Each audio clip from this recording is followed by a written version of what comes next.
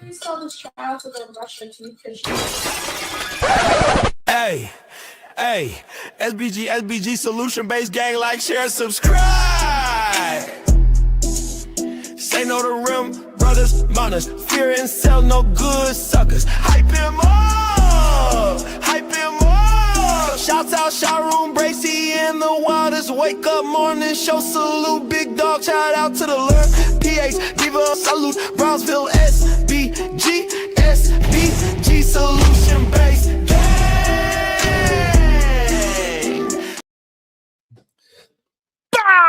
Let's go.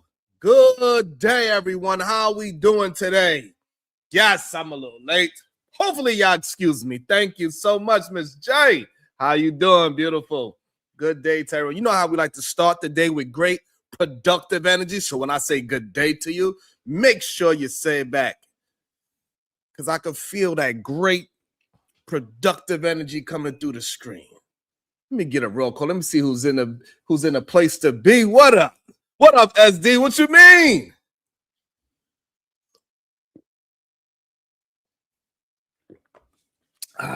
Water's so good in there early in the AM.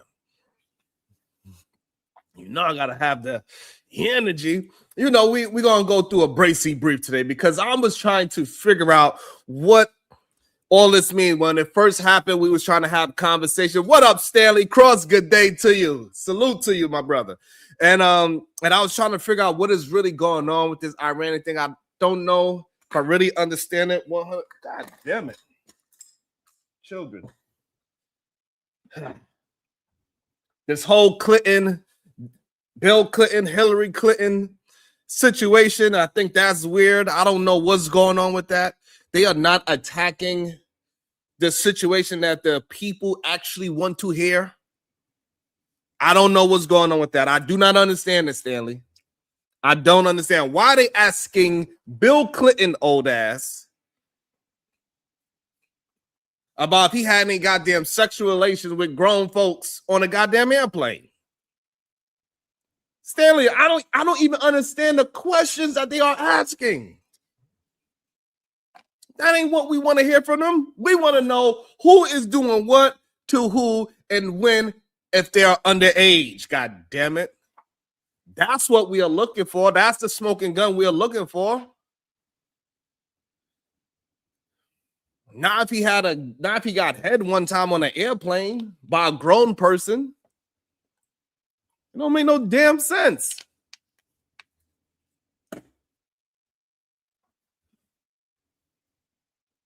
That's what they was trying to do, Miss J. What up, Bubba Homeschool? I did not understand the questions that they was giving the Clintons.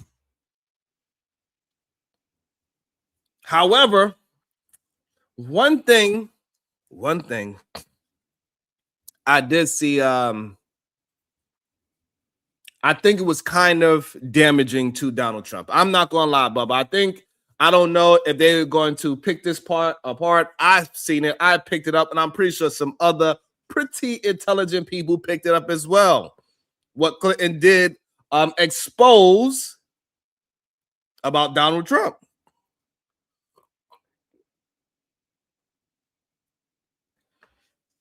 Most of the goddamn interview was just horrible. It didn't give us no information whatsoever.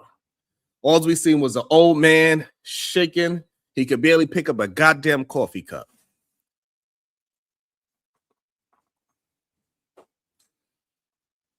And they was trying to ask questions that make him like trip up on his words. It's kind of like they was asking questions kind of like how these rim bros ask questions.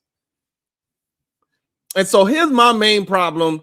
This is the main thing I seen from the deposition, especially from the Bill Clinton side, that he could have tripped up or make Donald Trump look a certain way. And it's all about the real estate deal that him and Epstein had a fight over. Because I ain't gonna lie, Donald Trump, he did some shicey stuff to Jeffrey Epstein. Jeffrey Epstein came to Donald Trump over this property in Florida. This big old mansion. It was a retirement old folks home, and he wanted to buy it and do some things. Right? It's huge. It was going into foreclosure. And Jeffrey was going to get it for a steal. So he brings Donald Trump in. He said, hey, man, listen, I'm got this property. I want you to check it out with me. I want to put a pool over here and this, that. So they was going over the whole thing. And Jeffrey told Donald, hey, look, this is what I want. And Donald Trump, sneaky ass, he said, oh, is it foreclosure? Donald Trump figured out a way to get $41 million and steal the property from Jeffrey Epstein. Not only the person that was foreclosing on the property also knew Jeffrey Epstein. So for $41 million, Donald Trump stole this real estate property in Florida from Jeffrey Epstein. And Jeffrey Epstein is pissed because he's trying to figure out who had the money to spend $41 million to steal this foreclosure property from him. Who knew that this property was going for sale? So Jeffrey was pissed, and then he found out it was Donald Trump that snuck the deal away from Jeffrey Epstein. How you doing, Brooke? Good day to you. And so what is interesting about it, and I think it is something that people can look into it. I can't prove it. Whatever. I cannot. I do not have the resources to prove it. However, make sure you're hitting that like and the share button. The like and the share button is just to say that you are here. It doesn't necessarily mean you like me or the show or the content. It's just saying, hey, I was here. That's all it means. It's like putting a little tag. I was here. Because I know people feel a certain way about the word like. I don't know why, but. How you doing, Irene? And so what's interesting about Donald Trump stealing this property from Jeffrey Epstein's TV truck, and the interesting part about it, when Donald Trump stole it for $41 million, he also then flipped it. He flipped it for $95 million. Good day to you, Rose. He flipped it so Donald Trump stole this property in Florida from Jeffrey Epstein for $41 million, and then he flipped it for $95 million. But the real question is who did he sell it to? Because he did not do any major renovations to it. And what it seems like, and what I think the Democrats should go ahead and do a deep dive. I'm about to dive in. What they should do, in my opinion, they should deep dive into, because he sold it for $95 million to a Russian oligarch. And what they could try to have an understanding why Epstein and Trump was beefing is because Epstein was trying to say, with all these goddamn emails, that Donald Trump was bringing that Russian oligarch into America. He was bringing that Russian money into America. Donald Trump is really the one that's in the bed with the Russians. He got a house for $41 million and flipped it with no renovation for $95 million. Double his money. Bubba Homeschool, they have something. I think that is the only smoking gun I see coming out of this whole deposition for the Clintons. And it's all he say, she shay, right? Because you got, the BBL teeth. Right? But that is the only thing I seen that really came out of it. That is, and it's still a lot of speculation with that. But that's the only thing I see that came out of this whole Clinton deposition thing, is that, hey, Donald Trump was in bed with the Russians a long time ago. Bubba Homeschool, he's defending it. Let's see what Bubba's saying. Make sure y'all hitting that like and the share button. If Trump brought a property out from under Epstein, number one, that's common. Number two, that's legal. Number three, that's smart. Stop saying stealing. My bad. You're right. If Epstein had a contract, then Trump could not have stolen it from him. You're right. My bad. But where did he get that $41 million from? That's the number one question. Then how did he find somebody that quickly to flip it for double the price for $95 million? And how is it so convenient that it was from a Russian oligarch? That's all I'm saying. That's the only thing I will be looking into as a Democrat, to try to have some kind of smoking gun. But other than that, I don't know why or what this whole Clinton and Hillary Clinton thing is if it's any good at all, if it's giving us any new information. Don't worry, AR. If you want to, I can talk about it, AR. It's much easier than this ish. So I gotta pin things together. Only if you want me to. And then also I want to talk to AR and my other peoples in here that's hitting the like and the share button. If you got 99 cents, I appreciate that as well. If you got more, hey, it made the vagina go, what up, Reese Cup? And so what is going on? I still don't really understand fully with this whole Iran war.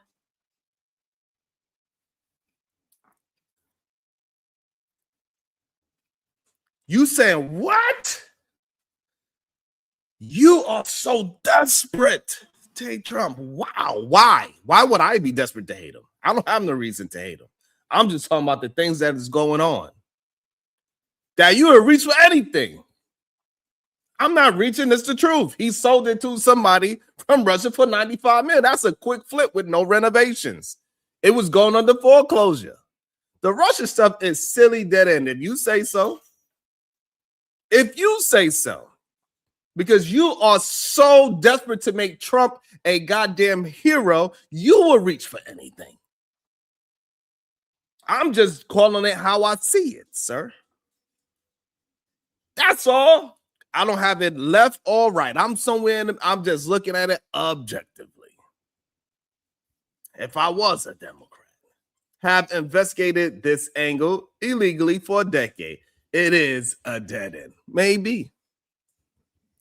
You're much smarter than me, so maybe that is the case. I'm just saying that's the only thing. All I'm saying, that is the only thing that came out of this whole Bill Clinton and Hillary Clinton disposition. I don't know what is going on with how they was questioning them. It makes no sense. If y'all want me to go over it, I don't mind. We could watch the video of Hillary or Bill. I just don't know if it's worth it for real, for real.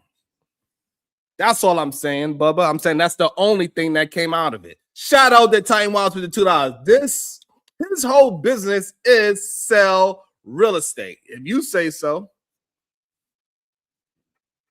If you say so. I don't know if it's to sell it or to destroy it.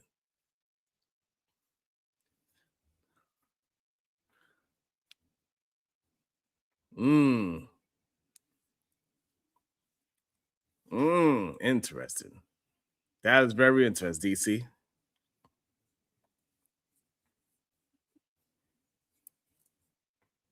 We know what a foreclosure is, Bubba. It's okay. Yeah, it is okay, Bubba. We understand what it's for. And so I was just curious to what is y'all thoughts. And then also we're gonna go ahead and go to some Marco Rubio stuff as well. But I want to give, while it's still fresh on my mind, my thoughts on the reasons. Can somebody give us the reasons? The reasons that we hear. The reasons for going to war.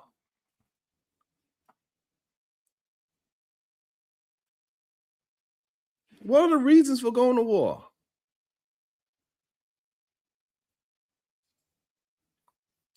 Always some dramatic ass Marvel movie explanations. We had to do it for freedom. Man, freedom must be tired as hell.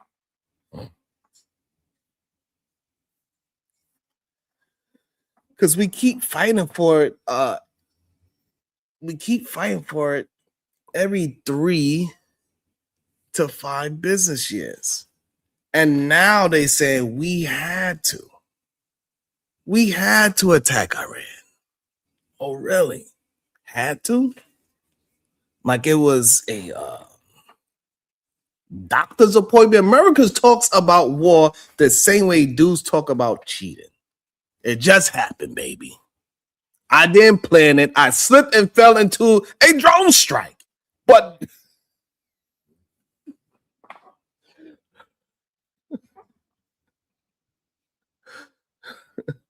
you feel what I'm saying, Rose? What you mean you slipped and fell into a drone strike? Shout out to Titan Walls with the 2-bar. F around and find out. TV trucking it be crazy, man. I'm telling you, they done slipped and fell into a drone strike. You know that's how the men be saying it, man. They like, hey, baby, I promise you, I didn't mean to. I just slipped and fell, and I just couldn't get out of it. It was just so slippery. I'm telling you, that's what happens. But then you watch the video, you know, and you just see people talking about the real reason, you know, like what is the real reason, and whether, you know, we like it or not, we have to admit, we got to admit what we are seeing.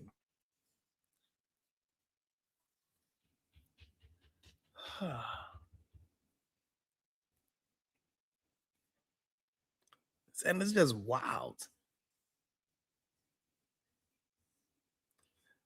You know, and I was trying to break the keyboard, right? And at the end of the day, what it seems like, to be honest, it seems like America is doing another country's bidding. We all, I don't like to say the name too often. We all on YouTube. Y'all know what country we all talking about. Seems like America is doing another country in the middle. It seems like it's doing somebody else's business. It seems as if Trump sold us out.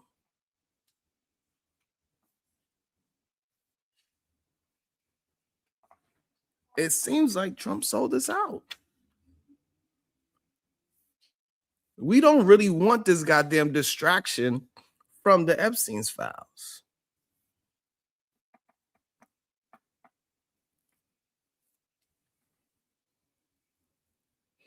And this whole thing is like, goddamn. This whole thing is like Thanksgiving dinner with no food. It's just arguments. You know how the Thanksgiving, you know when you get the whole family together, we have food and arguments. But this whole thing, we having Thanksgiving dinner with no food. It's just strictly arguments. This America's foreign policy is toxic. It's like a toxic relationship. America treats the Middle East like that's you know, like that's the ex you keep on texting at 2 a.m.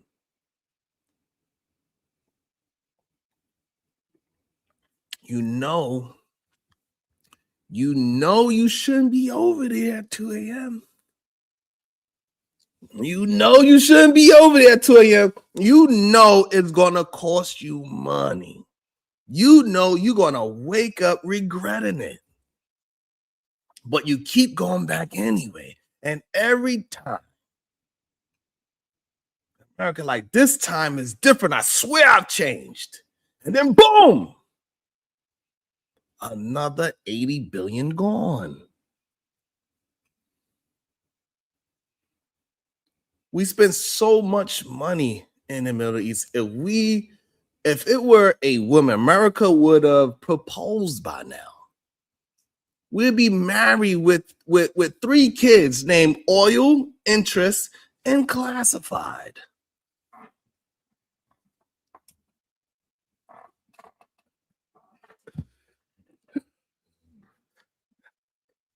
Boy, I be having some bars. Clip that.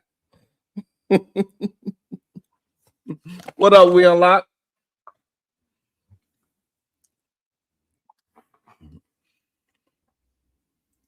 So what is the official story versus the real story?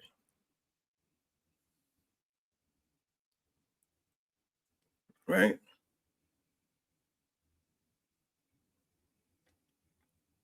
We struck Iran because they pose an intimate threat. Intimate, right? America think everything is that, right? You sneeze too loud in the wrong direction and they call you a national security risk. But here's the real story, right? And here's where it gets a little messy. Even though yesterday, Rose, what you confused about, Rose? What you confused about, Rose? I want to make sure Rose understand what I'm saying.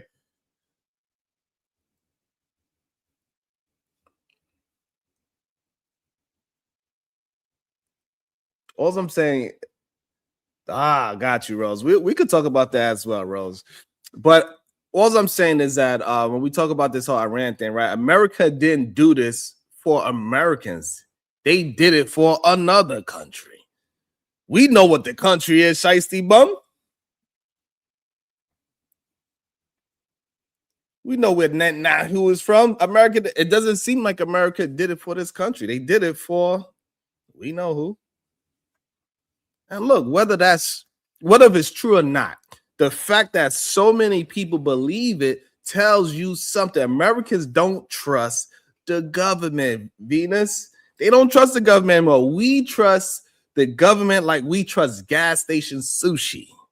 You can't eat it, but you probably shouldn't.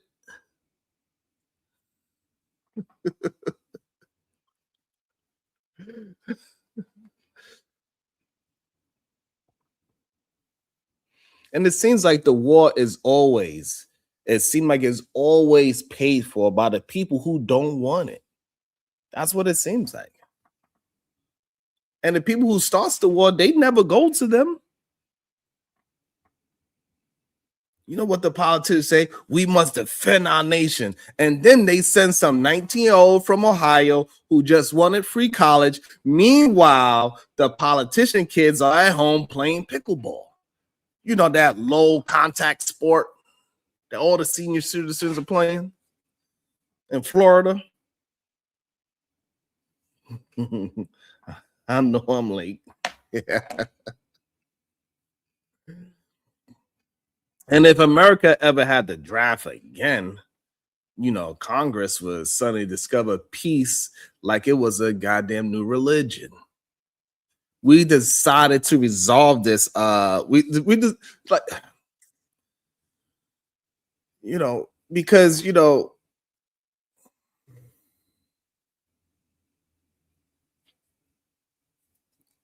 of a sudden, they decided to resolve these things, these conflicts with diplomatically. Yeah, because your son, Mr. Politician, because your son just turned 18.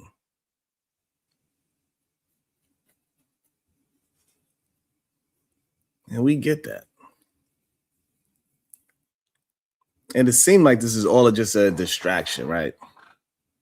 And this is all a distraction from the Epstein files. America loves distractions. We treat scandals like Netflix shows.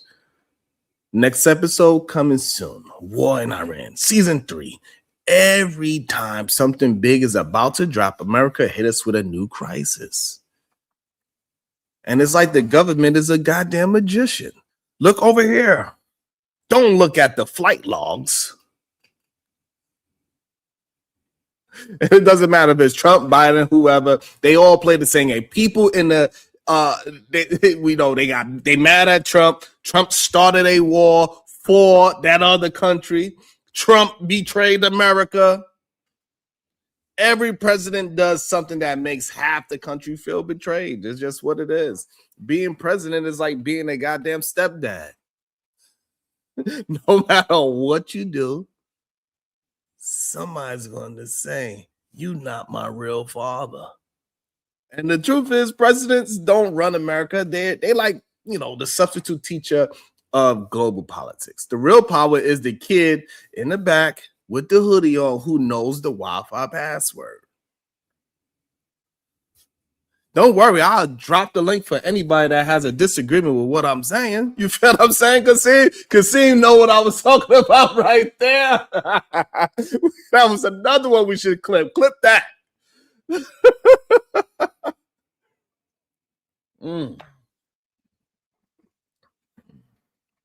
I'm cooking up over here. Make sure y'all hit that like and the share button. I'm just going through some thoughts that be just passing through my mind as I'm seeing this thing, because now that I'm getting more answers to what is going on, I have even more questions.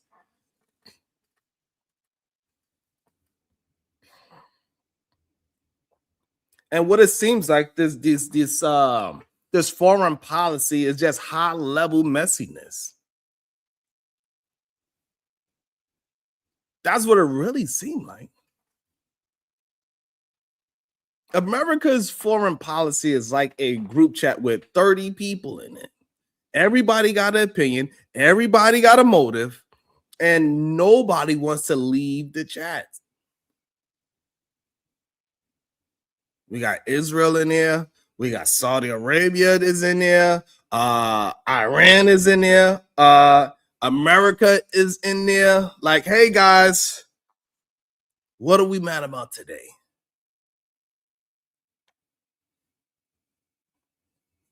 And the whole world, including me, is watching like it's reality TV. Previously on United States of America.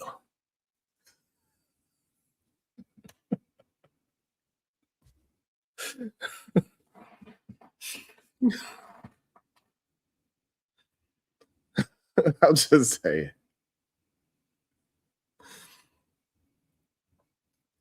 I just want to see the real America, not these speeches, not the press conferences. You know, I'm just tired of it, right? I'm tired of the wars.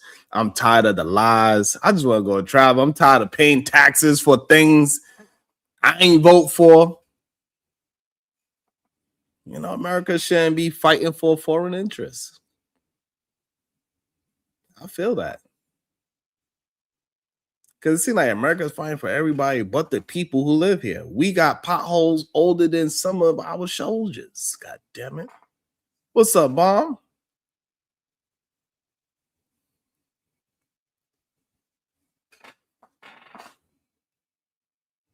Who ready to hit this link and get me some understanding? That's what I need. And America keeps going to war for reasons we never fully understand. That's the real joke. And people who pay the price are the ones who had nothing to do with the decision.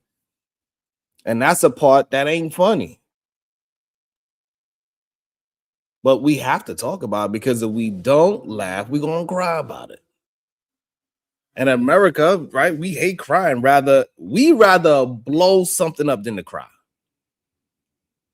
So yeah, maybe the U.S. attacked Iran for freedom, maybe for strategy, maybe for alliances, maybe for reasons we'll never know. But one thing's for sure: America always got a story, and the people always got questions. Like me, I don't know the answer to it. I ain't the smartest person in the room. Hopefully, the smart ones will come up today and enlighten me on what is going on out there.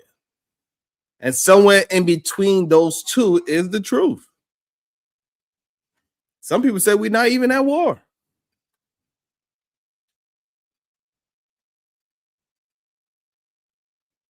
Okay. Some people say we're not even at war, but we do see Americans are dying. We see that is missiles being thrown all around. We see our, you know what? Let me drop the link. Because I need people that are smarter than me to have a conversation and educate me on what is actually happening, because I have no idea. Make sure y'all hitting that like button. Make sure you hitting that share button. Let's get it together. Let me get the smart people up here so I could have more better of an understanding.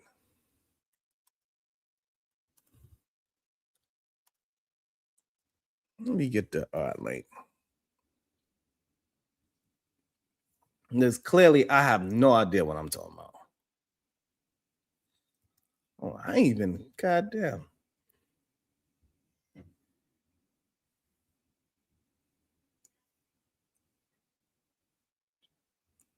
Let me fix that. I didn't even check to see how we are doing.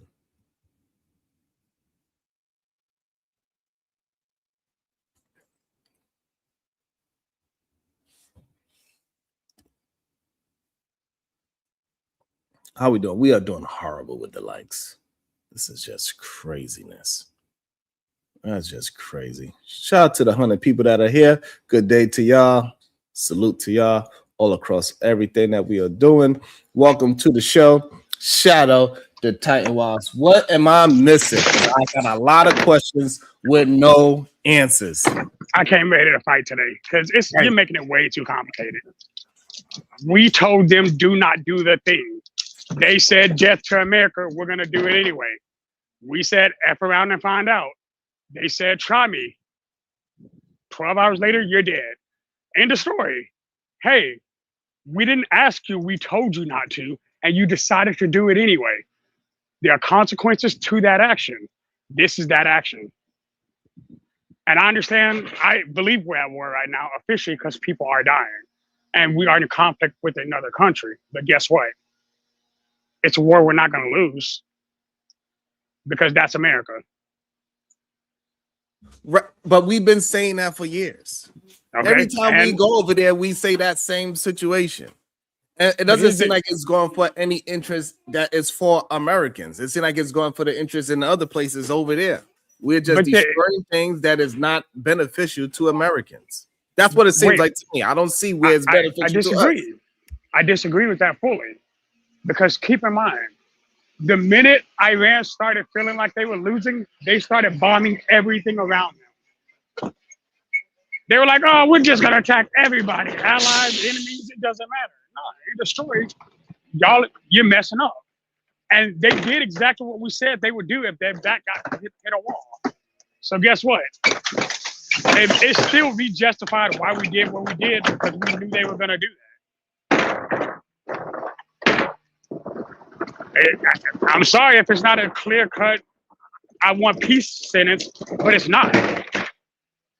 You're an existential threat. Will them, my opinion, turn Iran into a glass desert and move on. All right. So what about the people that live there? And what are they going to do? So the problem is, time to go. I don't think we should be involved in a regime change war. That is not, and clearly the only way we can win is we can actually execute regime change. And it doesn't seem like we are executing any kind of regime change. Did the leader just die? Right, he did just die, but also now guess who's in position now? It's three other people in position now. And it's and now is the Supreme's leader's son that is taking over. So it's not actually any regime change. So guess who's next on the list? That's how the problem is we keep half stepping. No, we're gonna stop. We're gonna stop one. Nah, take out the whole bloodline. Aren't you still young enough to enlist? That's what you should do today. I'm fine with that, but I'm a felon, so I can't be enlisted anyway. I don't mind going to look. I am not fucked up about it. I'm telling you, you know why he's not fucked up about it? Because he knows he's a felon. You see what I'm saying? It's almost. I will still go fight. Don't mistake those two sentences. Okay. So what I'm saying, Josh, right? So the only way for us to even consider this a win, even though American life has been taken, and we are saying that this is not a war, even though our buildings is being destroyed and Americans are dying. Regime change, right? Because that's what this really is, right? It's coming out to really show that it is a regime change war. But if the regime doesn't change, how did we win? Or how can we win? By making sure the regime changes when every time somebody pops up from that same bloodline, eliminate them. It took 12 hours the first time, do it again. That's crazy. Y'all hear this? Murderous thinking of people who not gonna go to war. So yes, if we didn't do like last time we bombed these people and we didn't get everything that they claimed we was gonna get, right? Remember the strike was unsuccessful. I'm not sure if you remember that, Josh. Wait, unsuccessful or partially successful? Which Those are it two was different statements. unsuccessful. It was, if it didn't get what the goal wasn't met, then it was unsuccessful. Okay, so but most of the goal was in fact met. That was confirmed by them. So I don't understand where you're coming. Wait a minute. So you're saying that even though we know they moved the stuff right beforehand, you saying all they had to do is say, "Yeah, you did get us." No, they moved some of it. How do you know that they moved some of it? How do you know that? The same way you know they moved all of it. What? The same way you're saying, no, they moved it all. I'm telling you, clearly they didn't, because they found the fragments of it. That place was dead. I understand that you're saying, well, we don't know for sure. If it was dead, why would they have anything there? What are you talking about? I'm confused on what you're saying. Let me clarify, Bob. I apologize. I came in with guns blazing. I'm on one today. So keep in mind, we only know what we know. There are people who know things that we don't know as civilians, right? In that context, they already knew. They already knew that things were moved already. But Trump don't want to listen to anyone, and we are striking on behalf of somebody else. So it really wasn't about that. They just claimed that it was about that. Right. Okay. I'm not getting into that because I don't know that for a fact, and I don't want to gossip about actual death. The CIA, you don't trust their? Absolutely not. Oh, of all the people I don't trust. Hold on, Josh. So what is it that you're trusting that is going on over there? So you trust that the regime is changing, but you don't trust it. That is mind-boggling to me. Hold on. Here, you just asked the question. I'm answering. What do I trust? I trust the people who are actually in charge of the actual war effort in America. The people, the Army, the Navy, the people who are in charge of those departments, who are actually seeing things boots on ground. I will trust what they're saying. That's the CIA. The CIA are investigators who even inform the military of what's going on. You didn't know that? I'm fine with that. But if it's coming directly from the CIA, directly from the CIA, which the CIA has a history of lying to the American public, yeah, I'm good. That's crazy talk.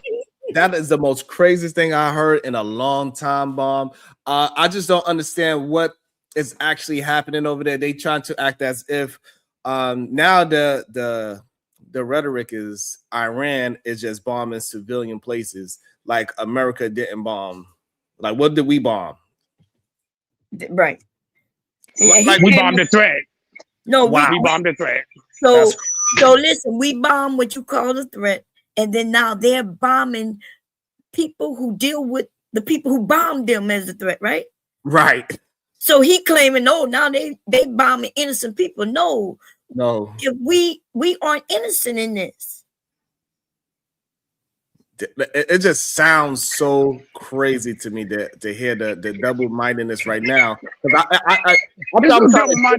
I'm trying to gather more information. I have more questions. I'm more uncertain than I was the first time. Welcome to the show.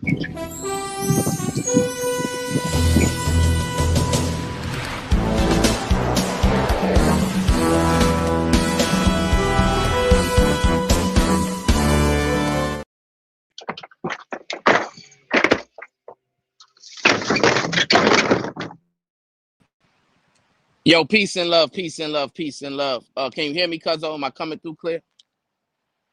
You on mute, so I can't hear you. Yes, we can hear you good. Yeah, man. Let me take my shoes off before I walk into your room, cuzzo. Peace and love to the queen on the panel, Bomb, Cherry, Juice. And then peace and love to all the queens in the chat, man.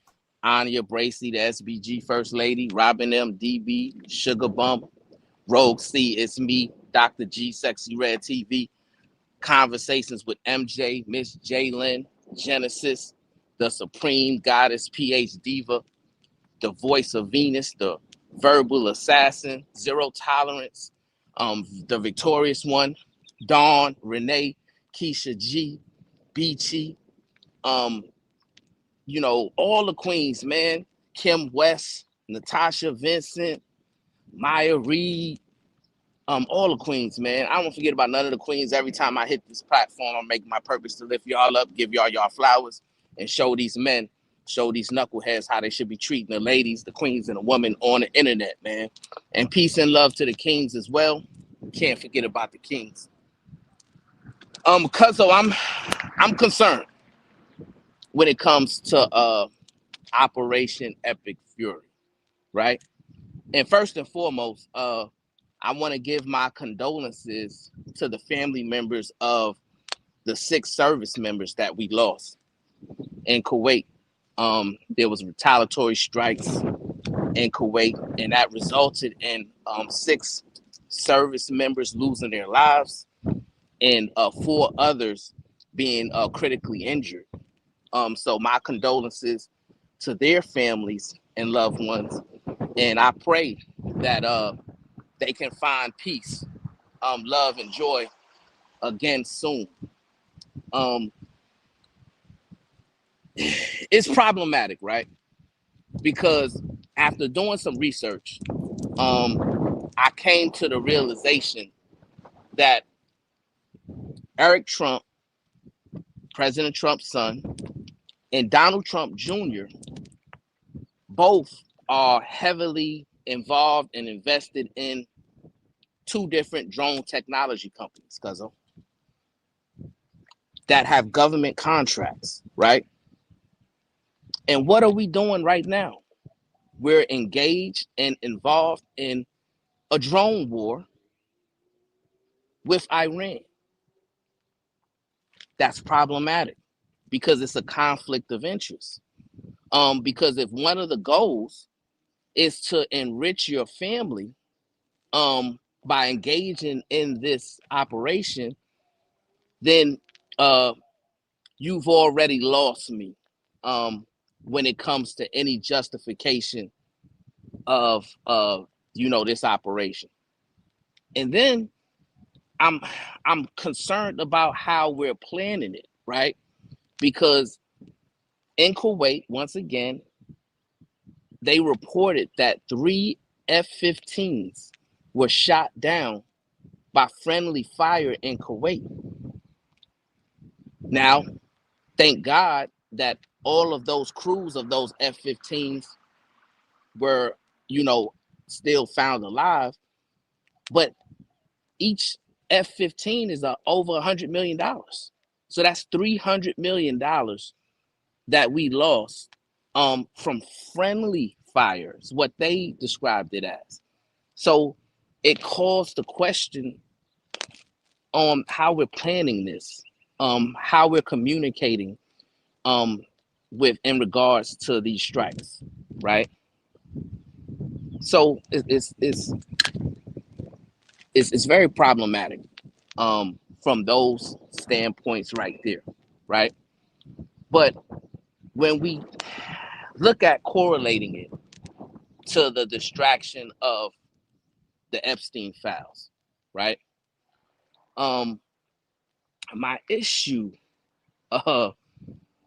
is I had to come to the realization, Cuzzo, that there's more people in our country that support pedophile behavior than I originally thought, right? Because I was thinking that, well, only a minority of people would support, pedophile activities, pedophile behavior, right? But then when you look at this situation, right, and you covered Bill Clinton and Hillary Clinton in their testimonies, right? And they're admitting to, hey, yeah, we took trips with Epstein and Miss Maxwell, right? They were taking trips with these people. And people knew. I mean, obviously, the general public probably was unaware of what was going on, but people on the inside knew these things were taking place, right? And then now you look at the Epstein files, and there's serious allegations on our current president in regards to having inappropriate conduct with children. And it seems like over 50% of the US population is okay with it. Also, Cuzzo, you got these conversations coming back up that these brothers had years ago on YouTube, right? Where they talked about that it's okay to date 12-year-olds, 16-year-olds, 14-year-olds. You even had Jack come up a couple of weeks ago talking about, oh, I don't know the difference between a 14-year-old and a 21-year-old. Different things like that. But then when I thought about it, right? Let me ask you a question, Cuzzo. So when those brothers was having those conversations about the age of consent, right? And they're talking all these egregious things about 12-year-olds, 14-year-olds, 16-year-olds, marrying them and things of that nature. Did these brothers, you fast forward back now, did they get more support or less support since they had those conversations? Definitely more support. So if these brothers, if they got more support by expressing pedo views, right? And nobody seems to care that our president is involved in these pedo activities, or at least not enough people, because over half of the country still supports him, right? And then you got the Clintons up there, they testifying that, hey, yeah, we was, going on trips with these people and all these things. I'm like, how much do we really care about the children? How much do we really care about the children? And I'm disappointed in Shadow, right? I'm disappointed in Shadow because he didn't mention the 6 service members who lost their lives and their families, right?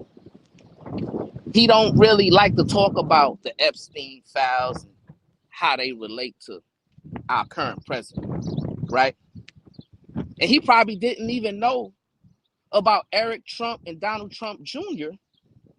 and their investments and involvement in these drone technology companies that we're utilizing right now in this war, Operation Epic Fury, and that's going to enrich the pockets of the Trumps, right? And this is a black man.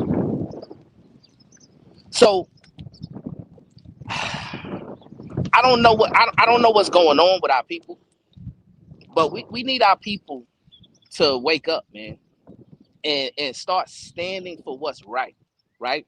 Do research, right? Because that's what I did, because you want to give the benefit of doubt to your leaders, right? So when they first came out and said, well, hey, we're going on these strikes, we're trying to get this regime changed, and I understand the dynamics of Iran and that they're enemies with us and they're working with our enemies, supporting them with their drone technology and things of that nature, their oil, natural gas, all of that, right? So, I'm giving them the benefit of the doubt and say, well, hey, if they accomplish their mission with minimal lives lost, okay, we can call that a victory. But then when I do my research and I discover these things about the Trump sons, and then now we're losing the lives of service members who thought they were coming home, and their families thought they were coming home, because when you get deployed to Kuwait, that's not a war zone. So you're thinking you're coming home, right? 6 of them aren't coming home. And then I think of these friendly fire incidents, that's a no-no.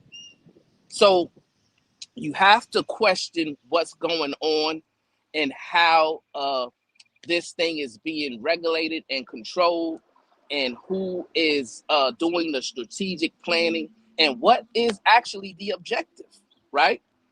Because I want somebody to tell me why the Trump children are involved in these drone technology companies, and why we're utilizing those same drone technology companies in Operation Epic Fury.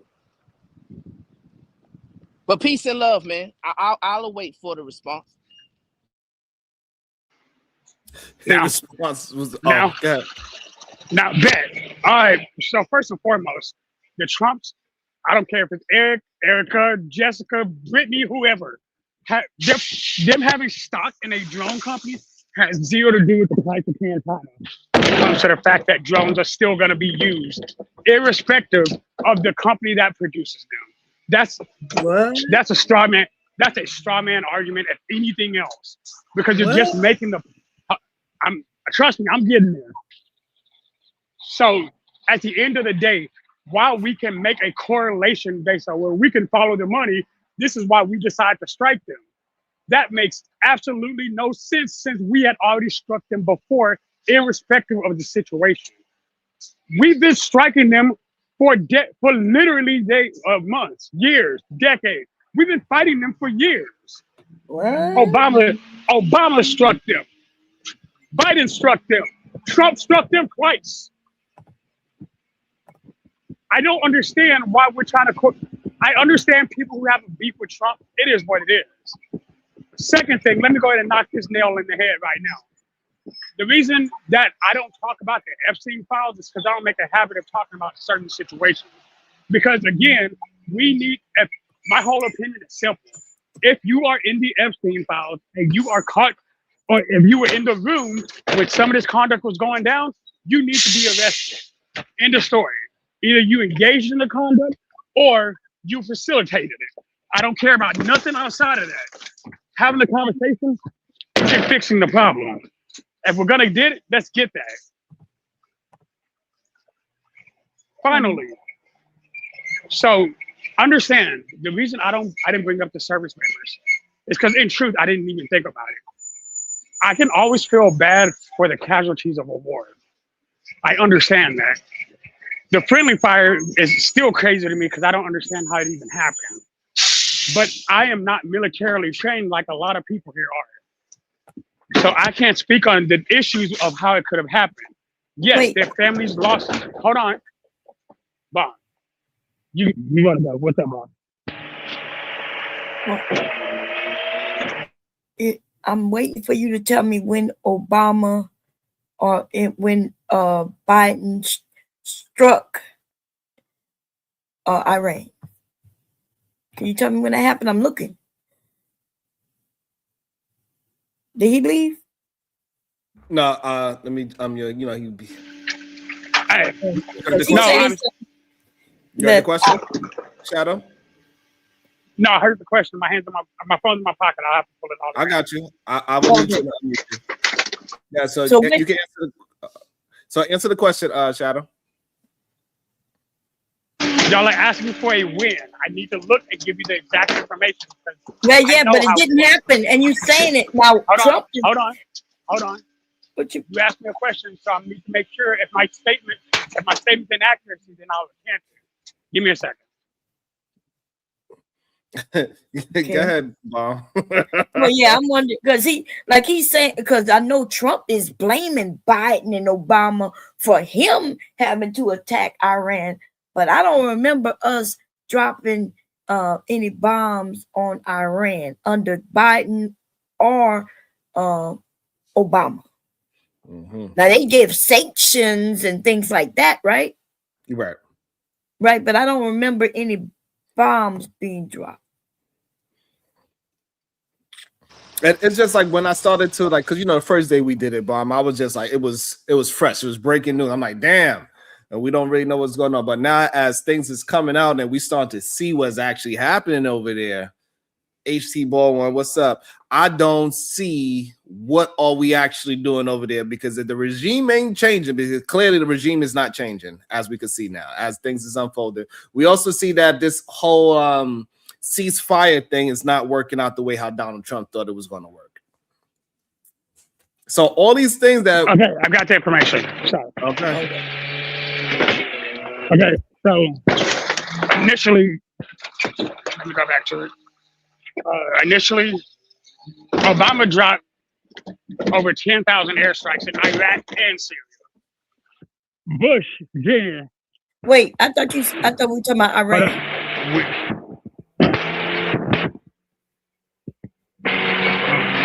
Iraq superior, Pakistan, Yemen.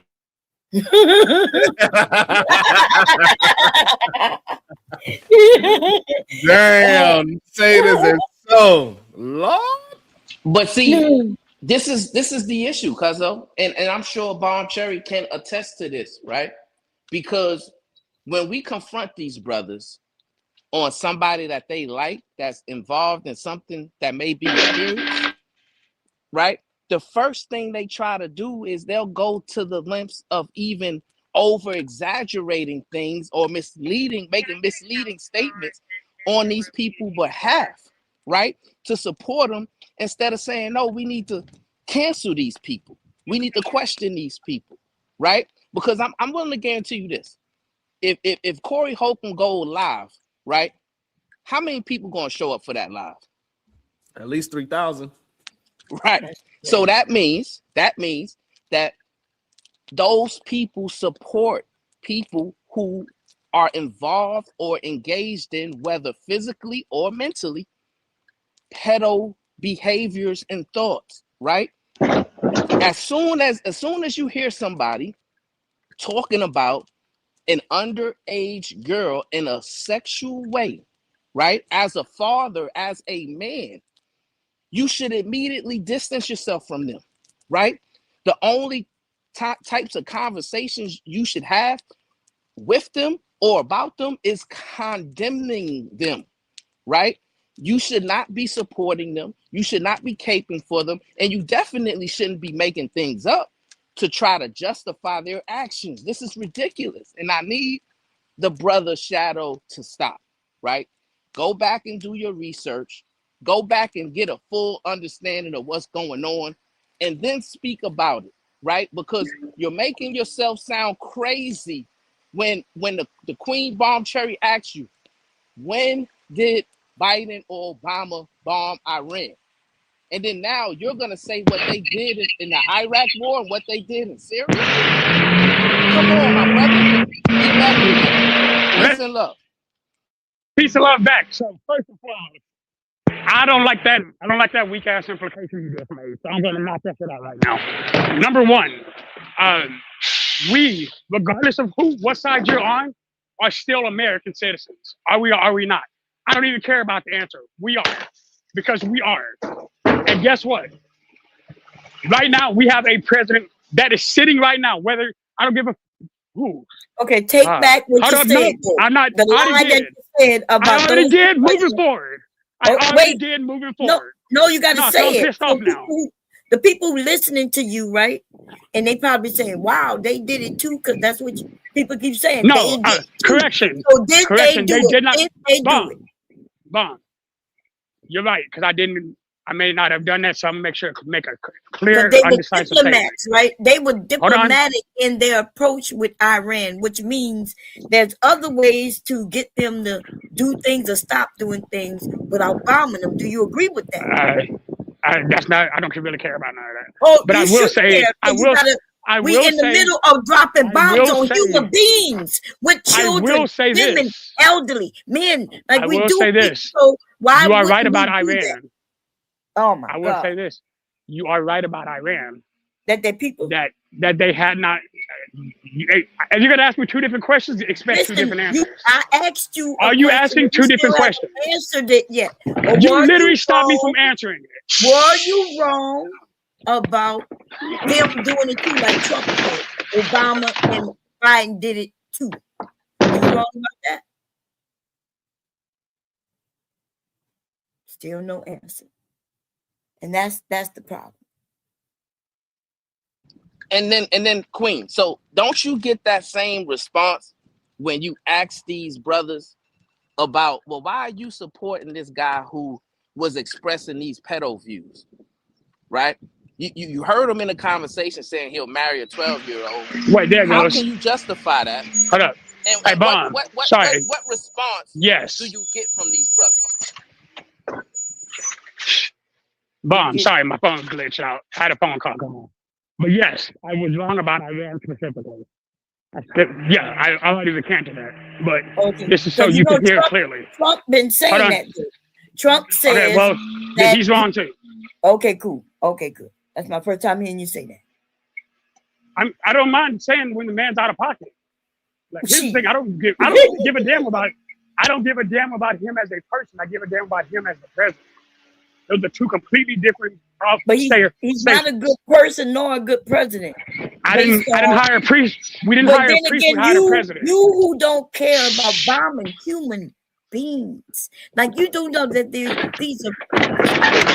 They have a heartbeat, and every religious, they have a soul, and all of that. And you are okay with him just saying, blow him up. So here's the sentence you're not gonna like. I believe at times violence is necessary. Yeah, unfortunately, I believe diplomatic. Did he do what Biden and Obama did do? But here's the problem. Right? And now here's the problem that y'all are missing. They actually did try the diplomatic way. That's been attempted over the last 20 years, including in Trump's first term. And it's been working. It's been working. Were they still enriching uranium? Were they still trying to produce a nuke? Were they still trying to produce nukes? If the answer to that is yes, if the answer to that is yes, then okay. But I don't know. But what we do know is that at one point we was able to go have people look around their facilities. You didn't know that? No, I knew that as well. Okay, so and if they saw something, then they reported. And then if they didn't see it that way, the CIA had boots on the ground. Okay, so Bon, here's the issue with that sentence though. And all the uranium that they were producing. Yeah, I'm muted. Hold on 1 second. This is not a pre-recorded stream, just for the people that think that it might be. This is live. You can hit the link. Anybody have agreement? Hold on. Relax. I'm running the show. To the people. I'm talking to the people, not you. You good? Okay. And so anybody that want to join the conversation, you can hit the link. It's pinned to the top of the chat. Hit the likes, hit the shares. That's what we really actually need. And if you have $1, I appreciate that as well. Go ahead, chat. It's wild that they said this was pre-recorded when we're live action arguing right now. Like, whether and all. It's okay. But no, Bob, so here's my issue. And like I said, I can understand where you're coming from. There are diplomatic ways to handle that. Their explanations for why they were still enriching uranium at first, well, we're enriching it for medical purposes. Okay, well, why are you getting so much? Oh, well, you can't tell us we can't. Actually, we can because of this deal. When they started going in access of the deal that they made, that they agreed to, then yeah, hey, you need to end up stopping that. Otherwise, we have much bigger problems. Yes, and then there was ways to deal with that, which we have been dealing with. They had talks. We sanctioned them, right? The other people was against them and sanctioned them as well. You don't go and just start bombing them unless another country wants you to, and they gonna benefit for it, right? So we do know what happened, and we do know that we are with those people.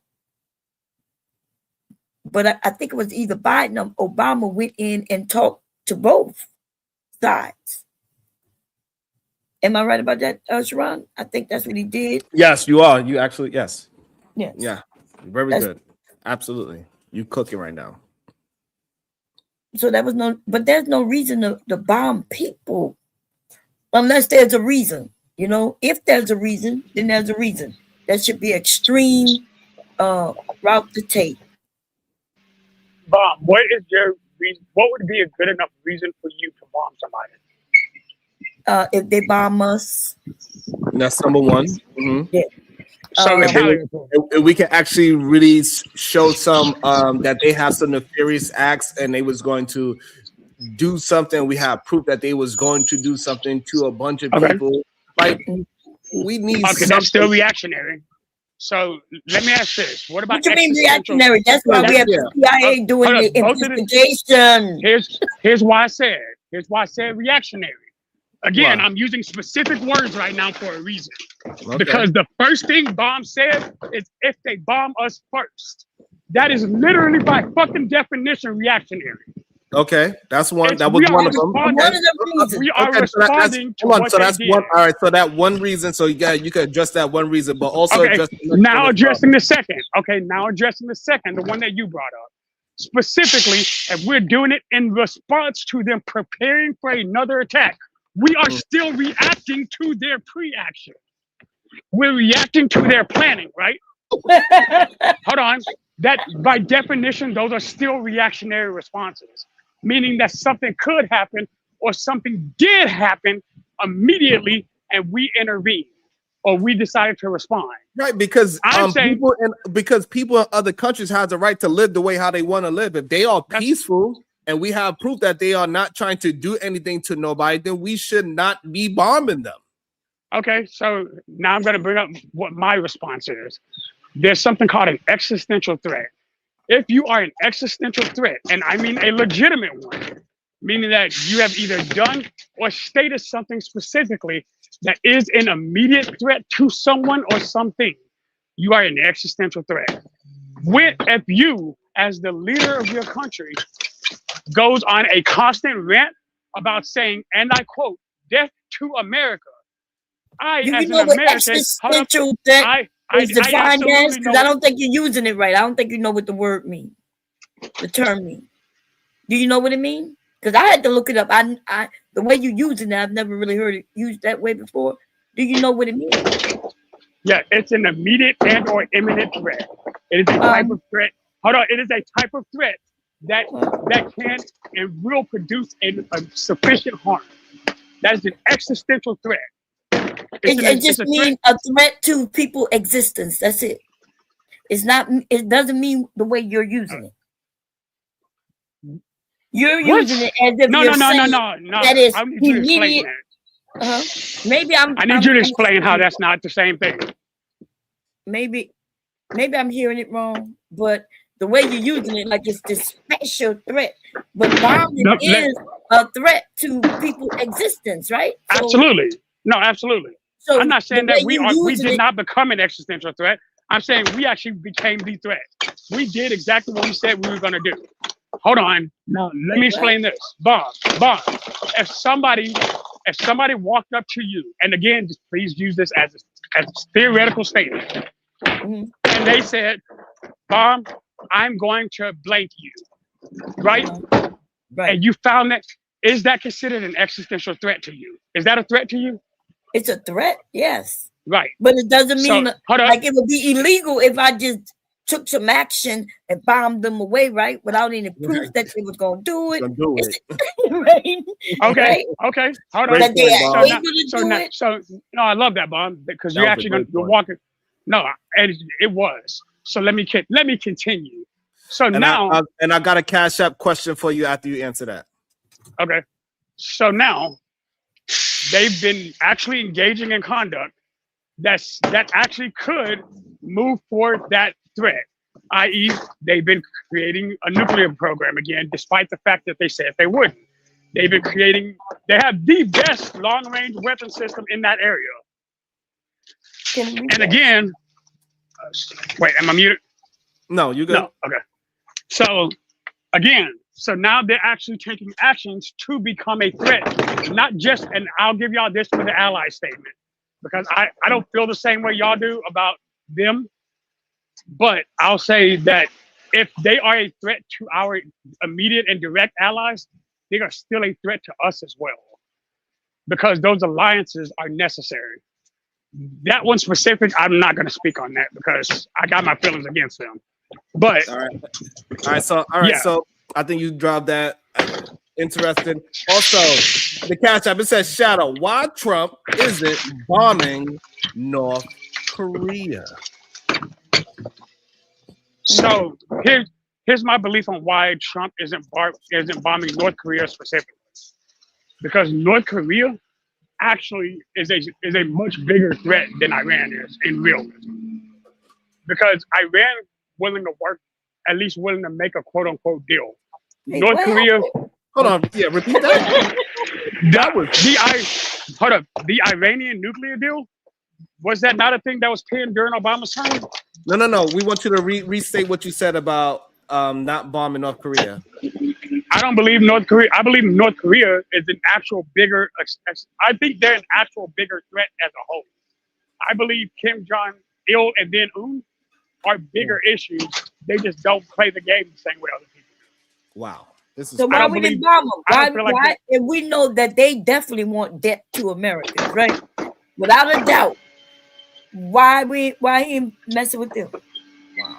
To my knowledge, I haven't seen them actually make any direct threats towards America in this term. That's my belief.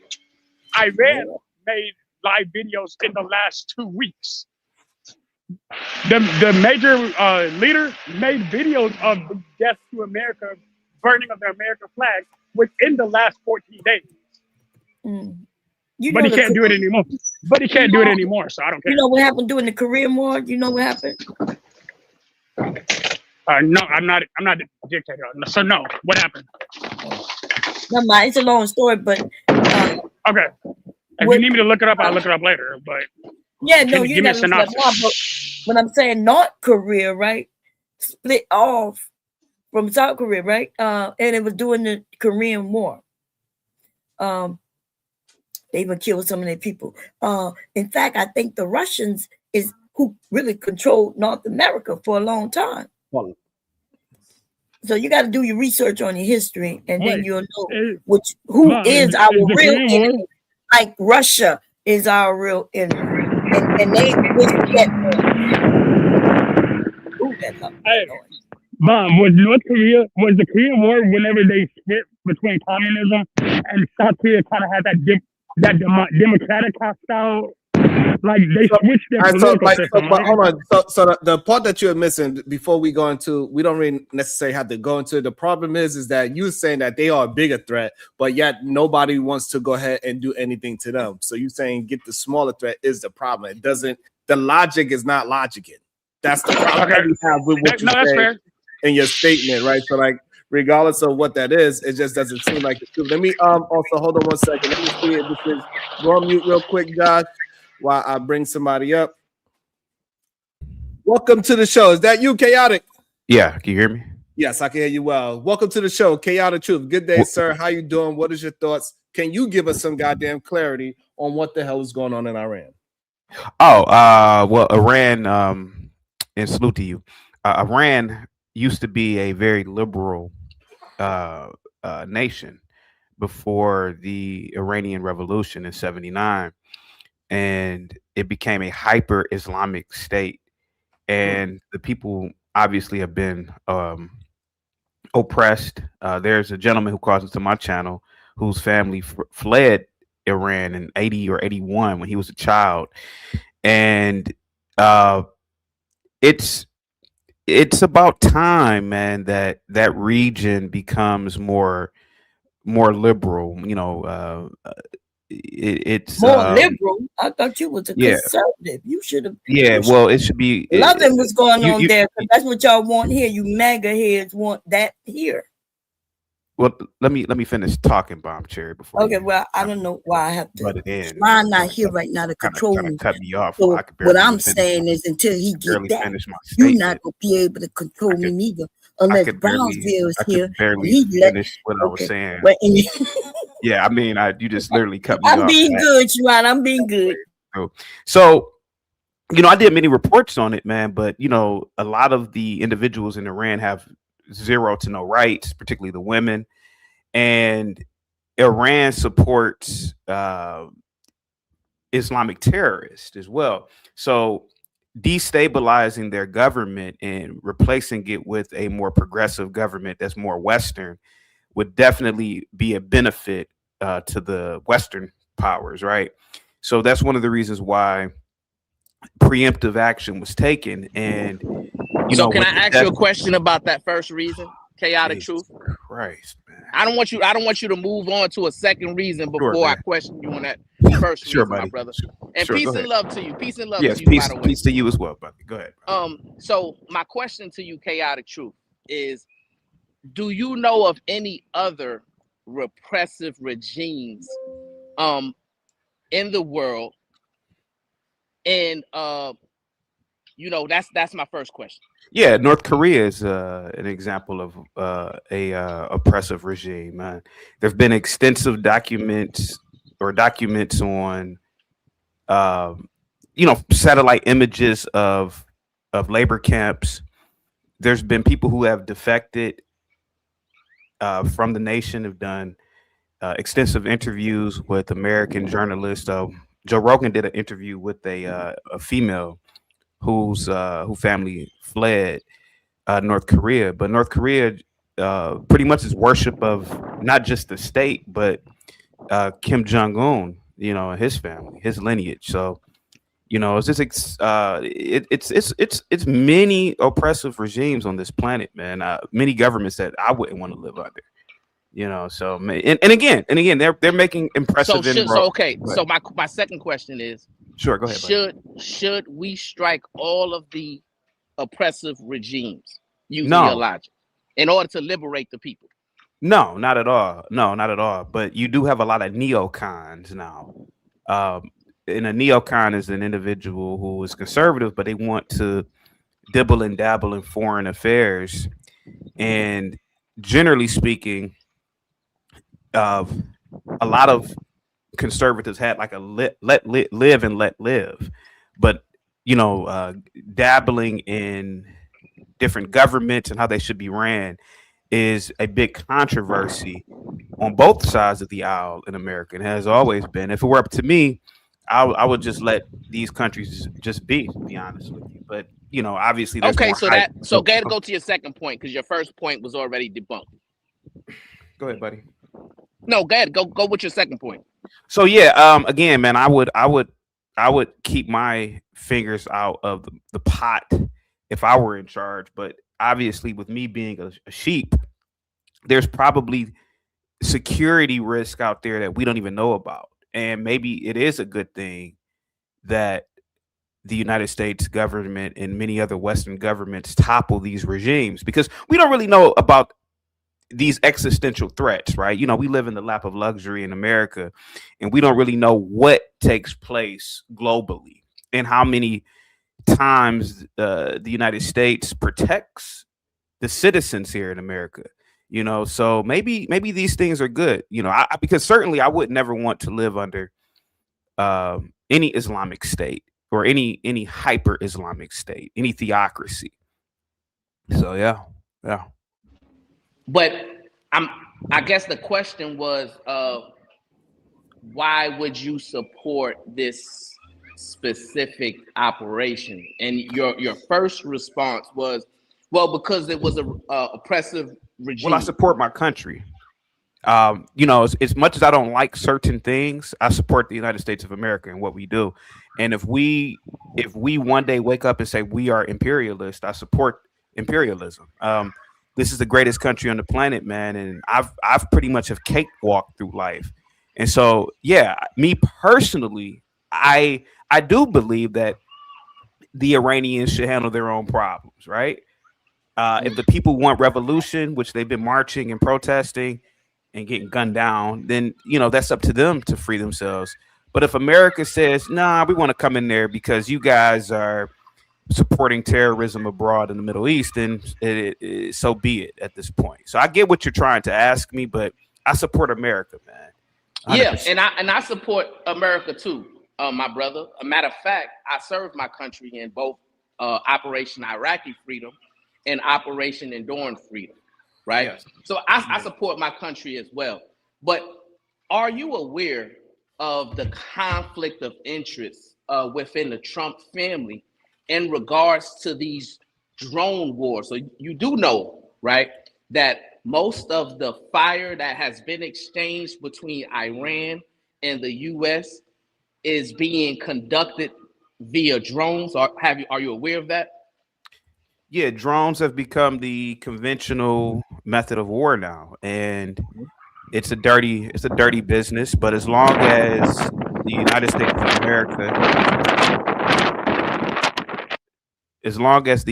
of America, is targeting, military sites, and they're making sure that civilian sites are not being hit, then so be it. And I'm going to take it a step further. as long as Israel is in the Middle East, the United States of America has every right or every duty to protect that nation from Wow. any Muslim state that poses a threat to Israel's existence. So Yeah. are you aware of the Go ahead. conflict of interest within the Trump family in regards to these drone wars? Like, did you know that both Eric Trump and Donald Trump Jr. are heavily involved and invested in two different drone companies with government contracts? Yeah, government Do you contracts. see that? Do Yeah. you see that as a conflict of interest? Yes or no? Yeah, I mean, yeah, it's a conflict of interest, but it's the same old gameplay. If I'm a weapons dealer, I'm not gonna just sell weapons to one side. I'm gonna sell weapons to both sides of engagement. You know, that's just me. That's just human nature.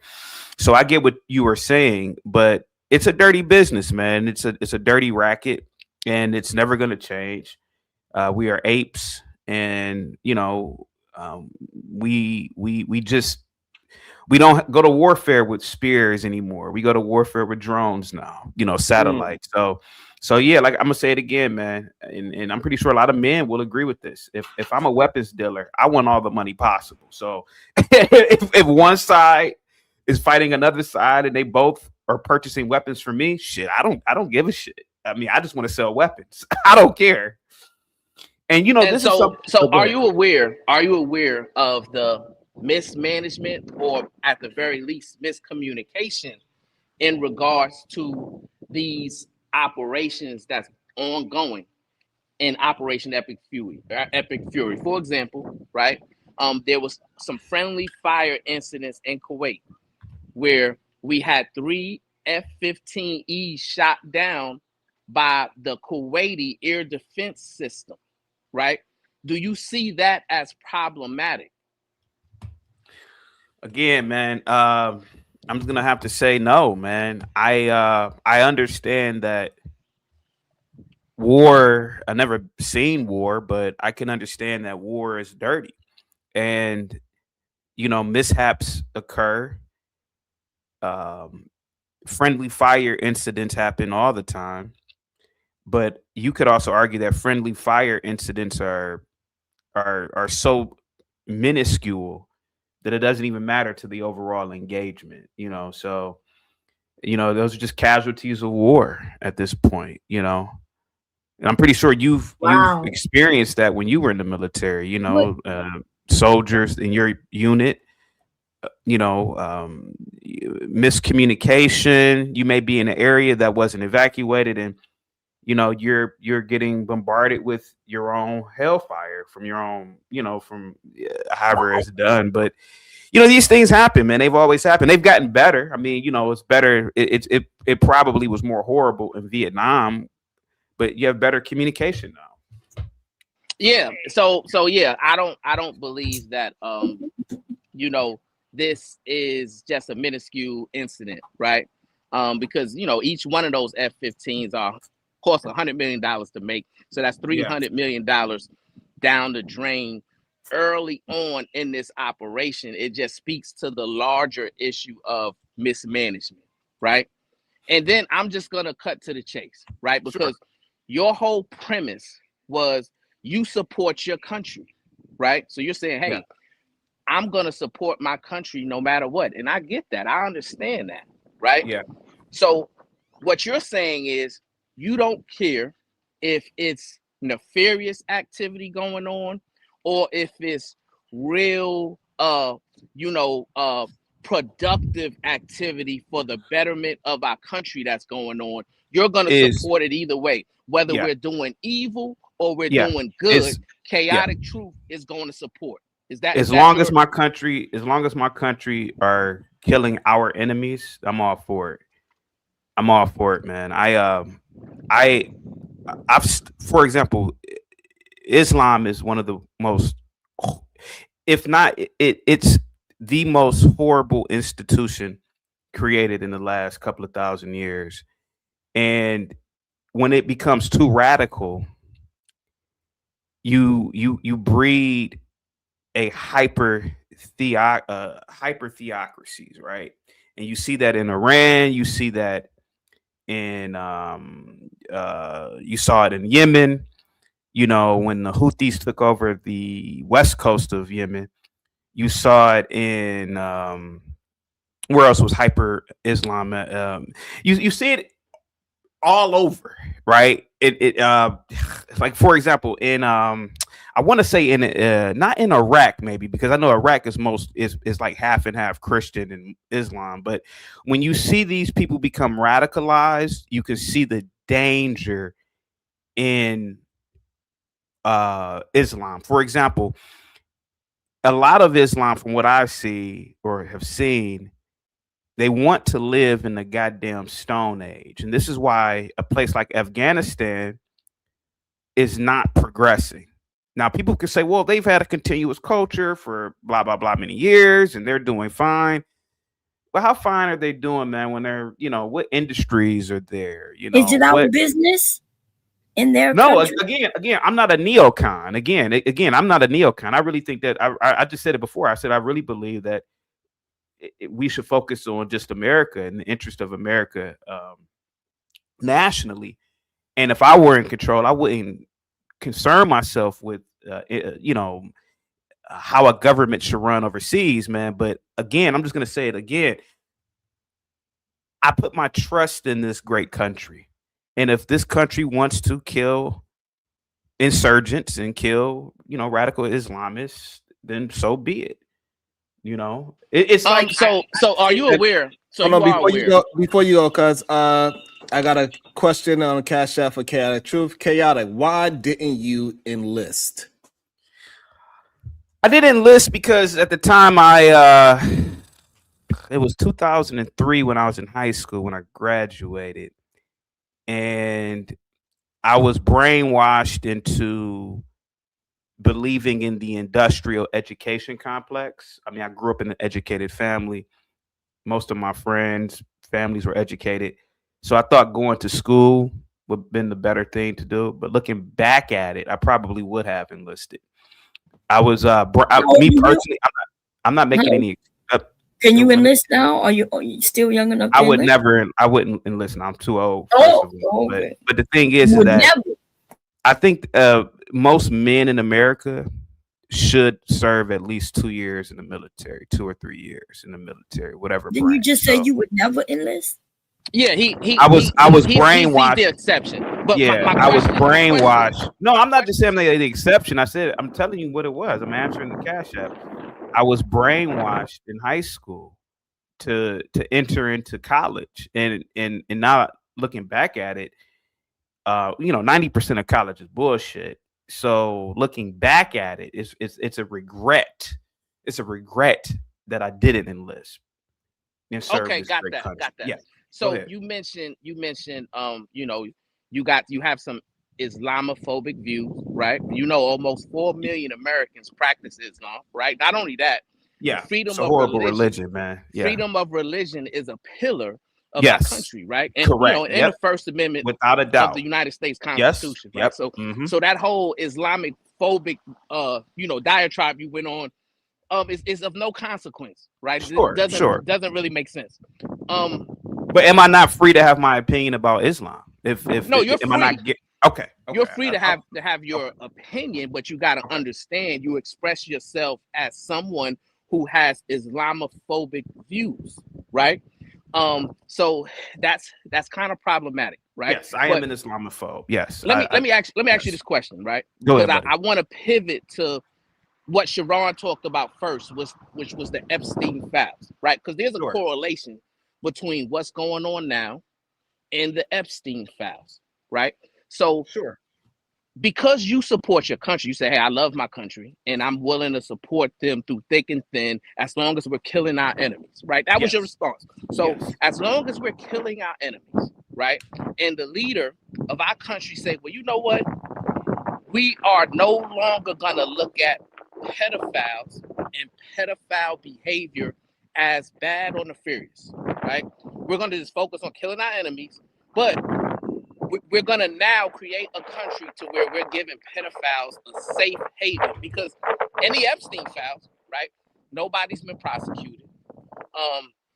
They don't want to, unredact everything so that we can get all the information, right? It's a lot of smoke and mirrors that has been put out. So what if that happens? What if within the next 5 years they say, hey, well, pedophiles are okay with us, but we're still going to kill our enemies? Would that be okay for Chaotic Truth? Yes. No, and I would immediately leave the country and go to an African country and live. I would never ever want to live in a country that supports pedophilia. Absolutely not. It's absolutely disgusting. So no, I wouldn't support that. Okay, and I appreciate that response, right? Because there's something strange going on in our country to where we're giving excuses for those type of jokes, right? For those type of conversations where men are getting online expressing views of dating and marrying 12-year-olds, 14-year-olds, and 16-year-olds. And me, as a father, I don't know if you're a father, sir, but I'm a father of a 15-year-old girl. So I find the direction that our country is going to be very alarming and problematic, right? So even though I support my country, there's certain red lines and there's certain things that when they happen, I have to speak out and rebel against it, right? Would you agree with that? Absolutely. That's you have the right to assemble. You have the right to protest. You have the right to redress your government. So absolutely. So if your government did something that went against your morals, then you have every right to protest the government and set up committees and set up institutions that can combat that. That's the beauty of this great country that was founded. So do you believe that everybody that's in those Epstein files right now that's alleged to be having engaged in all these different type of nefarious conduct with kids, do you believe we need to prosecute them all immediately? Yes or no? If you've engaged in any act against an underage person and it can be proven, then yes, you should be prosecuted, and the law should get you up out of here, to be honest with you. Absolutely. Also, and do you support, and the last question, do you support them to release the unredacted Epstein files so that all of America can see exactly who did what? Yeah, I mean, again, I was pissed off when I was looking at this files and every goddamn page had a black box over everybody and people and words. I'm like, why did y'all redact this? Just release it all. So yeah, you are correct. I would want to see a unredacted release of the files. Yes.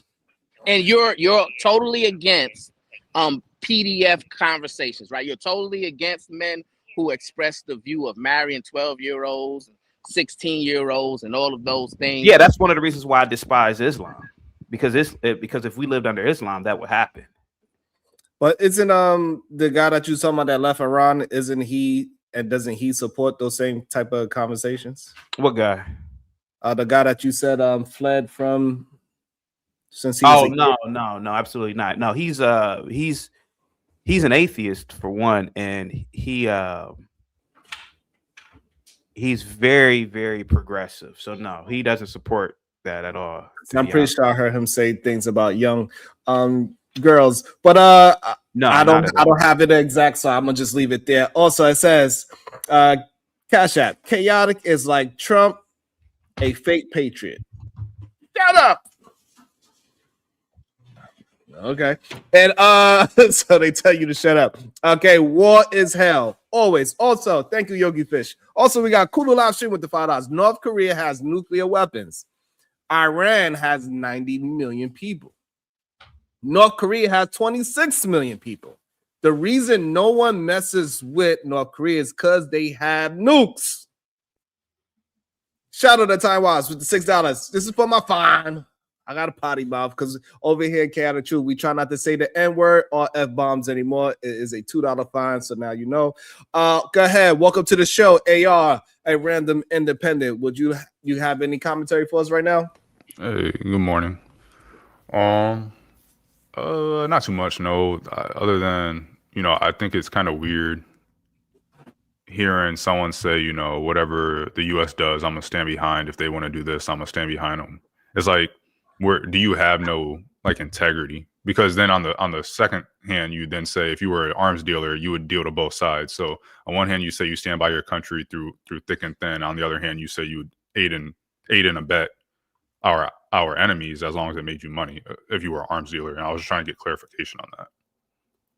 Yeah, man. I'm just gonna be honest with you, man. We live in a global market, and the very same technology that are in drones, right, are created by the Chinese or in Taiwan, and you got to think about it, man. They're selling drone technology to most, if not all, countries on the planet. We still continue to do business with them, man. To be honest with you, man. So it's a global market, man. If America was at war, yeah, I mean, I'm not gonna lie to you, man. If I'm a global arms dealer, hey, it is what it is, man. I'm gonna sell weapons, man. It is what it is, pal. So unless America wants to buy me out, hey, I have every right to participate in a global capitalist system. Yeah, but you were saying that so it sounds like someone just said a fake patriot, because that, to me, that doesn't sound like it. It seems like you put on well, it's not their opinion. You elaborate and you show us that what their opinion, I guess, is true. So it went from opinion because that was what they said, and then I asked you to clarify, and then you go, yeah, I am a fake patriot because I don't put America. I don't. You did. You just didn't say it in those words. But when you say, "Oh well, if I can make money off of it, I'm gonna betray America," like it's a globalized world, so I'm just gonna. I don't mind if my bombs or if my munitions are used to kill Americans because hey, I made money. It's a globalized world, baby. I made money, so who cares? That's what you said. Well, listen, bro. Let's be honest about it, man. Let's be honest about it. Yeah, we're trying to be honest, but you keep on backtracking. I know you guys in that little circle over there with the maggot hats and all that do this a lot, but kind of. You at some point, I would just expect you guys to make a stand or something. You know what I'm saying? And it doesn't seem like do you know how many weapons, or do you know how many weapons the U.S. exports to the Middle East?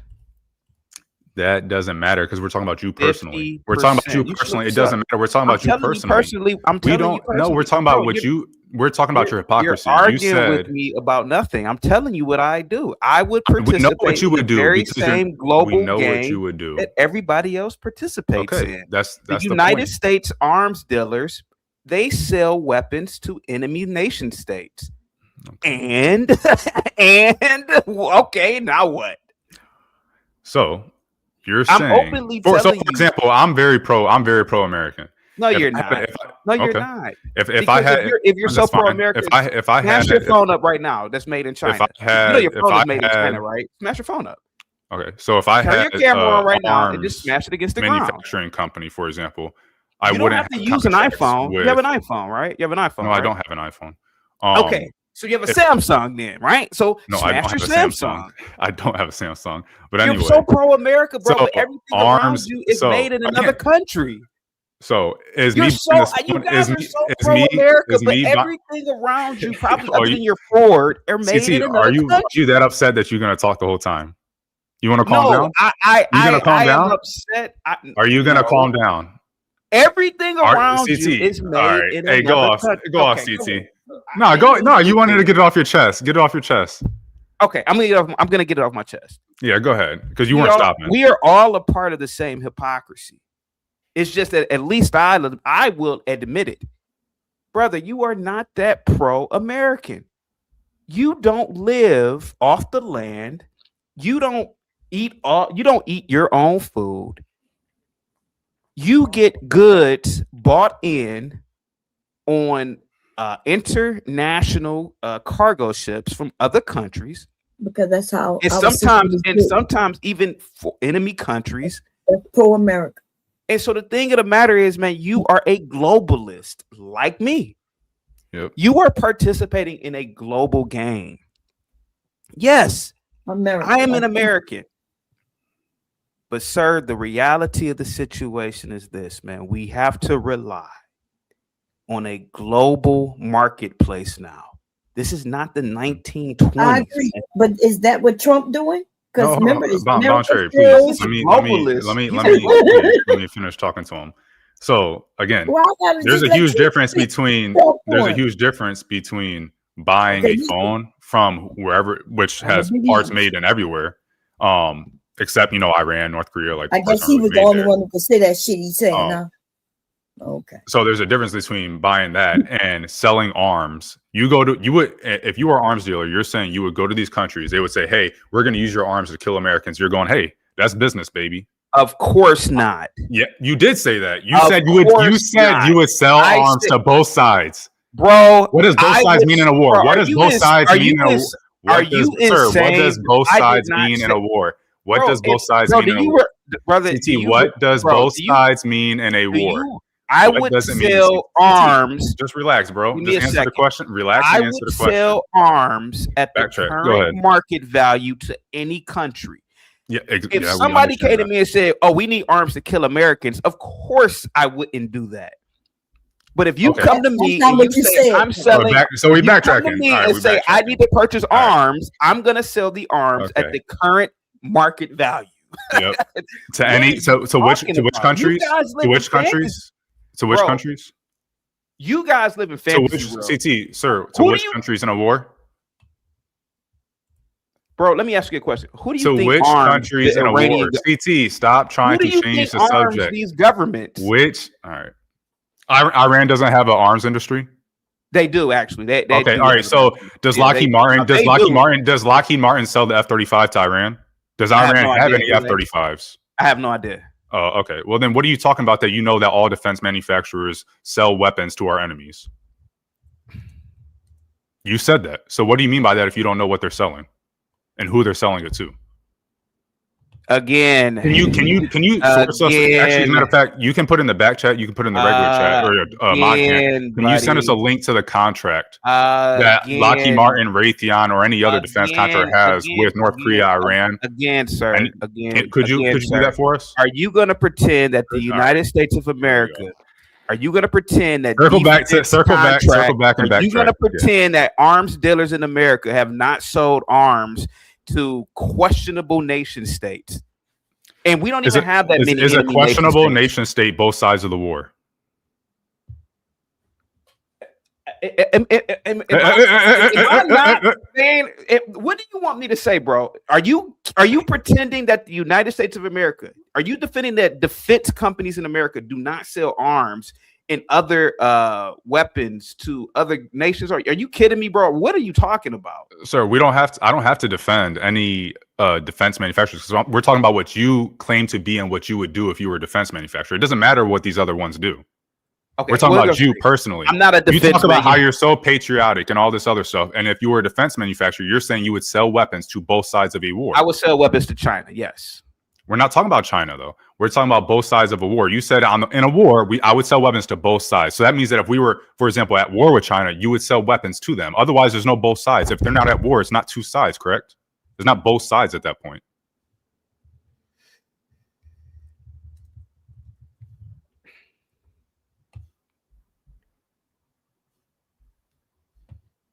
All right. Good talk, man. Let me. All right, Bombshare, you got it. Sharon, these guys, they live in a fantasy world. U.S. arm dealers are heavily regulated by the U.S. government, right? What on earth do these guys think takes place at a global level, man? The same technology that are in Chinese tanks are also in American tanks, in American submarines. The same technology. These people don't understand the world, bro. It's just like something as small as the food industry in America. Do you realize the food industry is tied to 2 companies in America? 2. So your cheese, all your cheese at Burger King, McDonald's, whenever you go out to eat, do you know it comes from just 2 manufacturers? Do these people not understand what's going on this planet? do people not just understand? yapping. Do guys not understand how this planet works? Go ahead. So CT, but the thing is we're not talking about what these companies are doing, because we know they are not American. They are damn near anti-American, right? They'd do anything to harm Americans. They would sell guns and arms to people or countries that's willing to harm Americans. And so if you are in a stance that you are American, you had the ability to sell arms. Let me be clear. Because what you did is dirty, Brandon. Because if you rewind it, I said two countries, and you brought up America. Okay. Sir, it is against the law. I brought up America, and then you agreed. Weapons. I would sell weapons to both sides. It's against the law to sell weapons if there's an active conflict between America and anybody else. So he was doing his Google. You could best believe. Okay, let me be clear. You could best believe. Try that. If it were not America, I'd sell weapons to two countries in a conflict. Of course, I would. Okay, there you go. That's better. Okay. You backtracked and you finally figured out how to get to the guy. You weren't clear the first time, and then you backtracked, and then you Googled, and you was like, how can I? So, I mean, yeah. Okay. Go ahead. Is that what happened? Because I didn't speak while you were saying it the first time. That's how I heard. Go ahead, buddy. Go ahead. Oh, okay. Go ahead. Right. Buddy. So I think that's where the fake patriot thing comes from. If you're willing to, it's not even just that, because it's also, if America doesn't, I'm not going to argue. Like, how is that American? America was founded on debate. It was founded on arguments. It was founded on Federalists versus anti-Federalists, and that was what America was: states' rights versus federal. Like, what are you talking about? If America chooses to do it, I'm not going to go against it. Like, debate is intertwined in America. That is what America stands for: differing views coming together and figuring out compromises and how best to move forward. Not, this is what we're going to do, so everybody fall in line. Nobody questioned it at all. That's not what America's about. So, it's a typical thing in that sphere where they, say they're American this, pro-American that, whatever. And it's really just they're kind of selfish. They see this leader, they kind of like him a lot.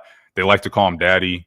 And they just follow whatever he says. So whatever they think that he would say, that is what they say. And then they say pro-America. It doesn't really make sense. Also, I got a Cash App. It says, CT love for the U.S. involves helping the enemy. Sheesh. That's kind of crazy. Let me read some. Did I read all the super chats? I believe so. Oh, nope. It says, AR the King. It says, Kimmy West, CT a tether, god damn it. What you tethering to now, Chaotic Truth? Kim West with the $2. AR is cooking. You guys don't understand the world. Okay, because let's forget about Sharon. The fact that to be fair, you brought up technology. Let's forget about the fact that the United States government. So who doesn't understand the world? The United States government left hundreds of billions of dollars of weapons, planes, etc. in Afghanistan. Let's forget about that. Let's forget about. Okay, so now I'm glad that you brought that up. So now you're saying that because you agree that we should have did. So you agree with this whole situation with Iran, correct? Because you agree that we should have did. Do I agree that Iran should be toppled as a government? Yes. All right. So now when we go with what happened before, that means we're going to bring in all types of equipment, leave it over there, hundreds of millions of dollars. As Browser brought up earlier, those two planes is about $300 million a piece. Like all of this stuff is just that's about $80 million to $80 billion out the window with nothing coming back because we ain't getting nothing back from the other ones. And as of right now, this is some kind of regime change war. And guess what happened? The regime ain't changed. So how is this supporting the war is pro-American is my question. Because we want to make sure that Israel is safe and secure, and Israel remains a buffer in the Middle East. There's a lot of radical Islam or Islamic factions in the Middle East. And we want to make sure that Western philosophy, Western civilization runs and reigns supreme. for the next 1,000 years. Let me tell you guys something, Sharon. Islam is a terrible thing. It's terrible, man. They want to live like it's in the 3rd century. Do you know that Islam, Sharon, the nation, the Islamic people, or the religion itself, were the biggest slavers in human history? Did you know that? What comes out of Islam? What's the relevance? What comes out of Islam? Religion. What comes good out of Islam? Just what comes good out of it? What's good about it? Well, Discipline. well, for one, you have the rights right now that you have largely due to the Nation of Islam and how they were able to congregate and get together to fight against the oppression that was going on in this great country right here, right? Are you aware of that? I'm sure you heard of El Hajj Malik El Shabazz, better known as Malcolm X, right? I've heard of the traitor. Yeah. Probably read his book. Wow. Yeah, he was a traitor. Yeah. That is insane. Yeah, I think you probably just need to do a little bit more research. Because you're saying he was a traitor. A traitor against who? A traitor against people who he was a traitor by the Honorable Elijah Muhammad. The Honorable Elijah Muhammad said he was a traitor, and people in the nation said he was a traitor. And Farrakhan, out of his own mouth, says if we dealt with him like he was a traitor, and that's what the funny, hell right? business is it of anybody else? Now so he was a traitor. Hold on. Let's slow it down. Hold on. No, because hold on. This is the problem that we have, right? So you say he's a traitor, and thank you, Beachy. I'm gonna bring you in very shortly. Thank you, Beachy, for bringing us on to Twitter. Thank you so much for your presence. I really appreciate you. And so who he was a traitor to is the question, because you're saying he's a traitor, because we are talking about nation and the country. Is he a traitor to the country, or was he a traitor to a specific person? I got a point because he brought up. Hold on. Chaotic Truth. I heard you. You brought up the honorable or dishonorable, however you want to call him, Elijah Muhammad. Right now, I find it ironic that the reason why Malcolm X distanced himself from Elijah Muhammad was due to the investigation where it was uncovered that he himself was fornicating with teenage girls. He himself, right? Who is he? Who's he himself? Is that Malcolm X or is that Elijah? Malcolm X was messing with minors. Malcolm X discovered, right, that Elijah Muhammad was fornicating with teenage secretaries who was working on his behalf, right? And you're still calling him the honorable? You still call Elijah I said Muhammad honorable or dishonorable, however you want to call it. Gotcha. Right, that's what I said. Right, so I'm noticing a pattern with Chaotic Truth. Right, so he sides with Elijah Muhammad, right, against Malcolm X, and then he also sides with Trump. Right, even though there's serious allegations in the Epstein files that haven't been redacted yet, that shows that he has engaged in conduct with underage girls in a sexual way, right? But I haven't heard Chaotic Truth distance himself from Trump. So it's all starting to make sense. You said, Chaotic Truth, you said you was against PDF files and people making incendiary jokes and people, having conversations saying they were married, 12-year-old, 16-year-old girls. You said you was against all that, right?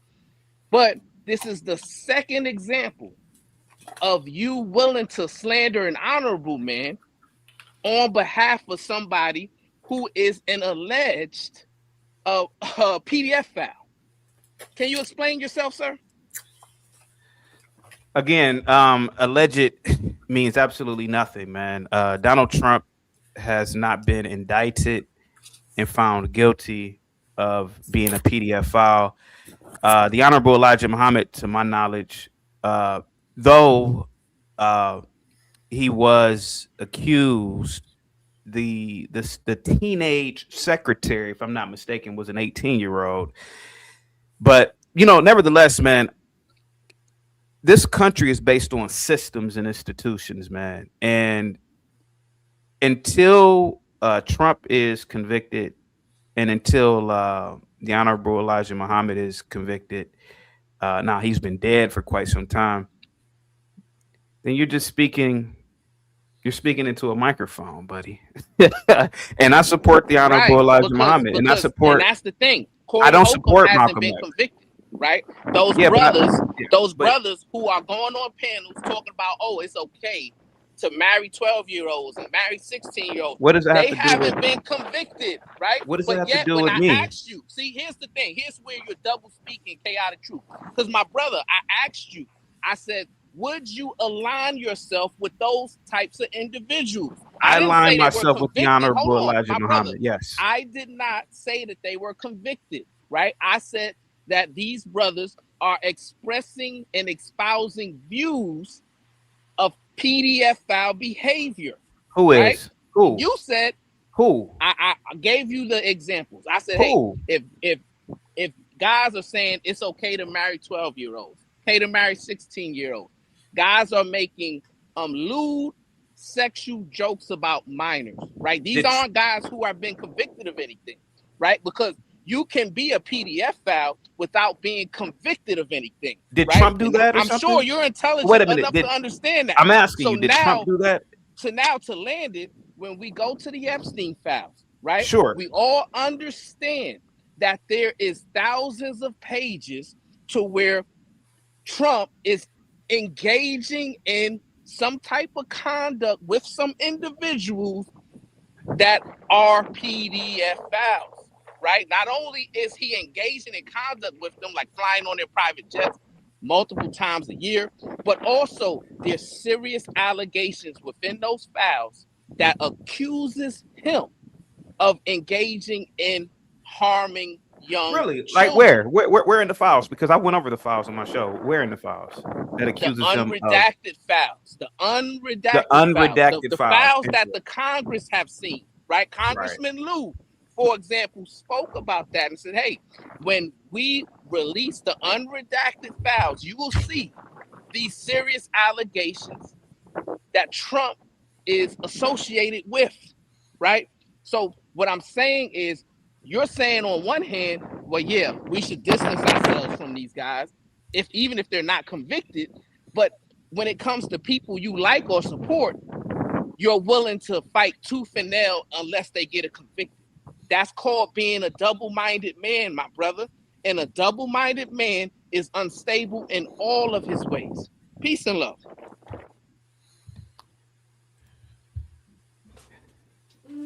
Okay, so I guess we good right there.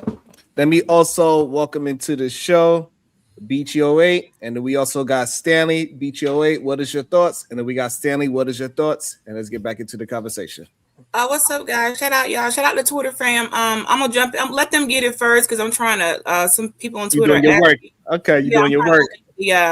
The people on Twitter are asking for your channel, so I'm trying to give them that. So if y'all can just go on, so I'm not distracted typing at the same time. Y'all, we're streaming verified on Twitter. Shout out to the Sharon Bracey Show. We're showing that Black men, people of color, have intellectual conversation dealing with politics as such, and we will be taken seriously. So just make sure that you understand that what you are saying right now is being streamed live via Twitter verified. So they are seeing and watching and hearing everything going on here. So make sure be very cautious, okay, on what you say. All right, you guys carry on. I'm gonna go ahead and put this link out here for the other people. And shout out to the 220 people that's watching collectively. Make sure y'all hit the like, the share button. That really helps the channel. If you can donate, that is much appreciated. Welcome into the show, Stanley. Good day, Stanley. How do you? Good day. What's your thoughts? I'm only going to be up here for a little bit. I was ignominiously timed out in your chat, so that prompted me to come up. I rarely do this, and I don't particularly agree with CT's position. However, I understand where he's coming from, and I'm going to piss some people off when I say this. The questioning, the AR in Brownsville, their line of questioning has been just shy of idiotic.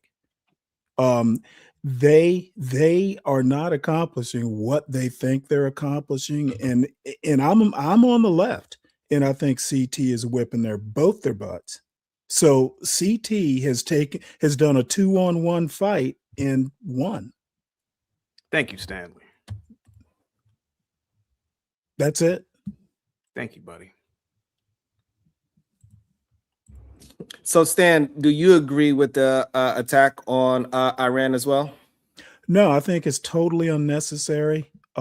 Most the polls I've seen pretty much take my position. I have no clue why Trump did it.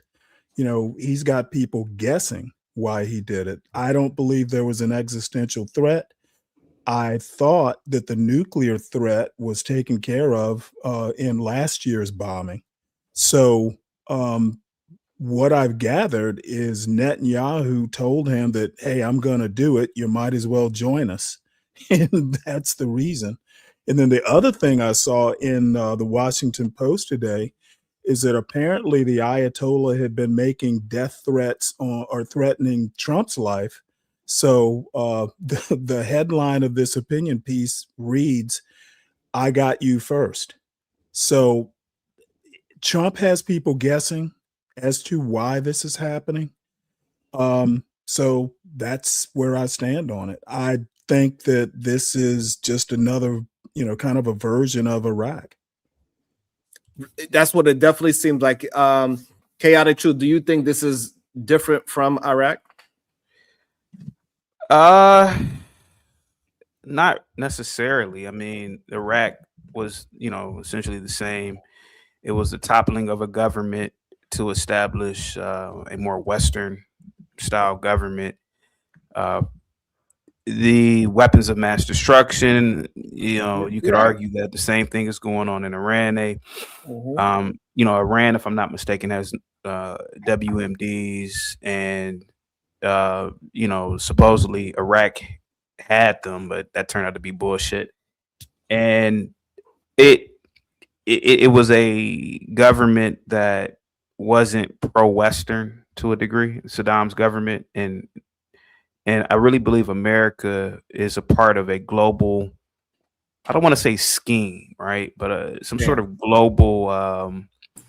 There's definitely an initiative of making the planet more Western, and it may take another 100 years, maybe 200 years, but I never served in the military, right, Sharon? So I'm willing to believe that there are individuals on this planet that are diabolically opposed to Western civilization.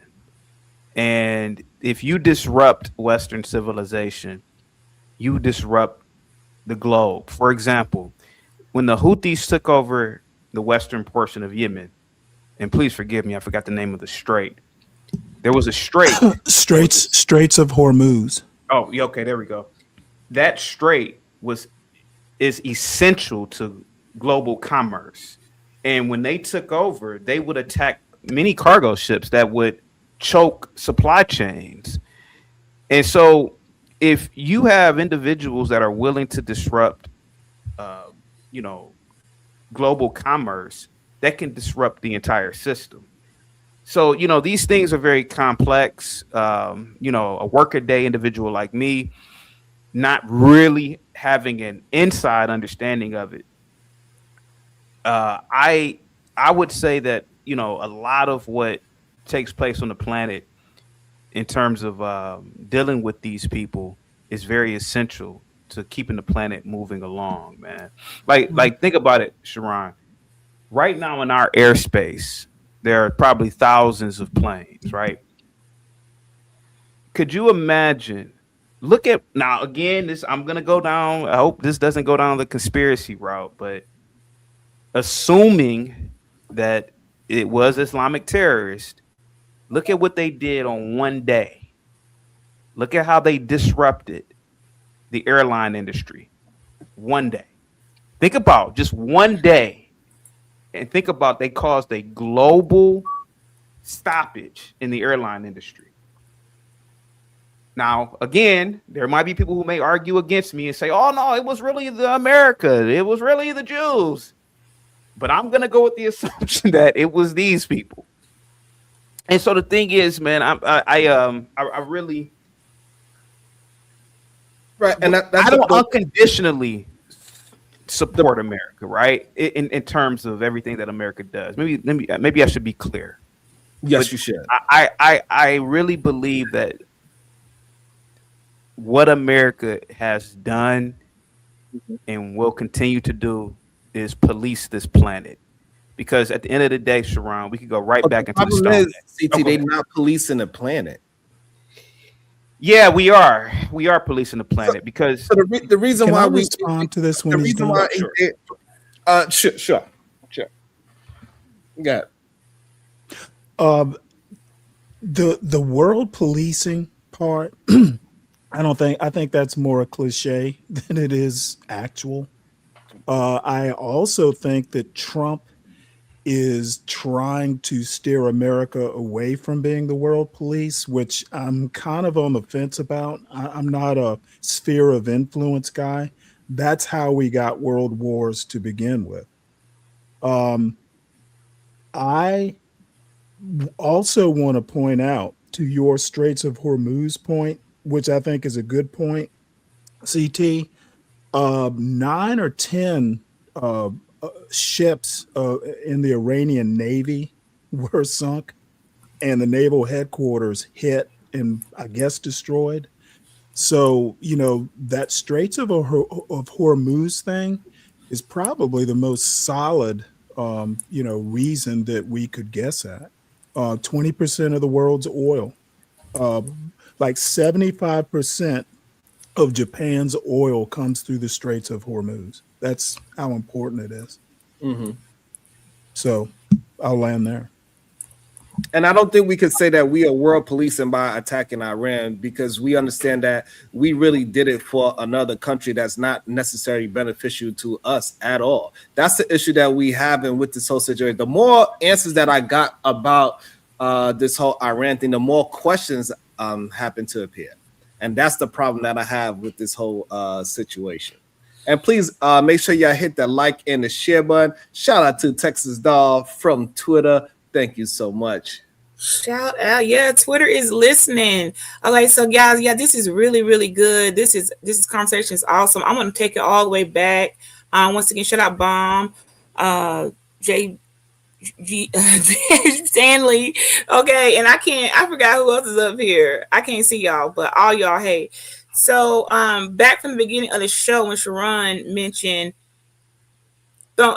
everybody look over here while we're doing this over there. Those are crap. That's the strategy of war. I know you guys probably don't tune in, or you may be anti-Masonic. That's fine, whatever. I'm not, because I understand the assignments and I understand the people that are needed to do what it is they do and how this country was founded on by those particular men. And I also understand how they operate.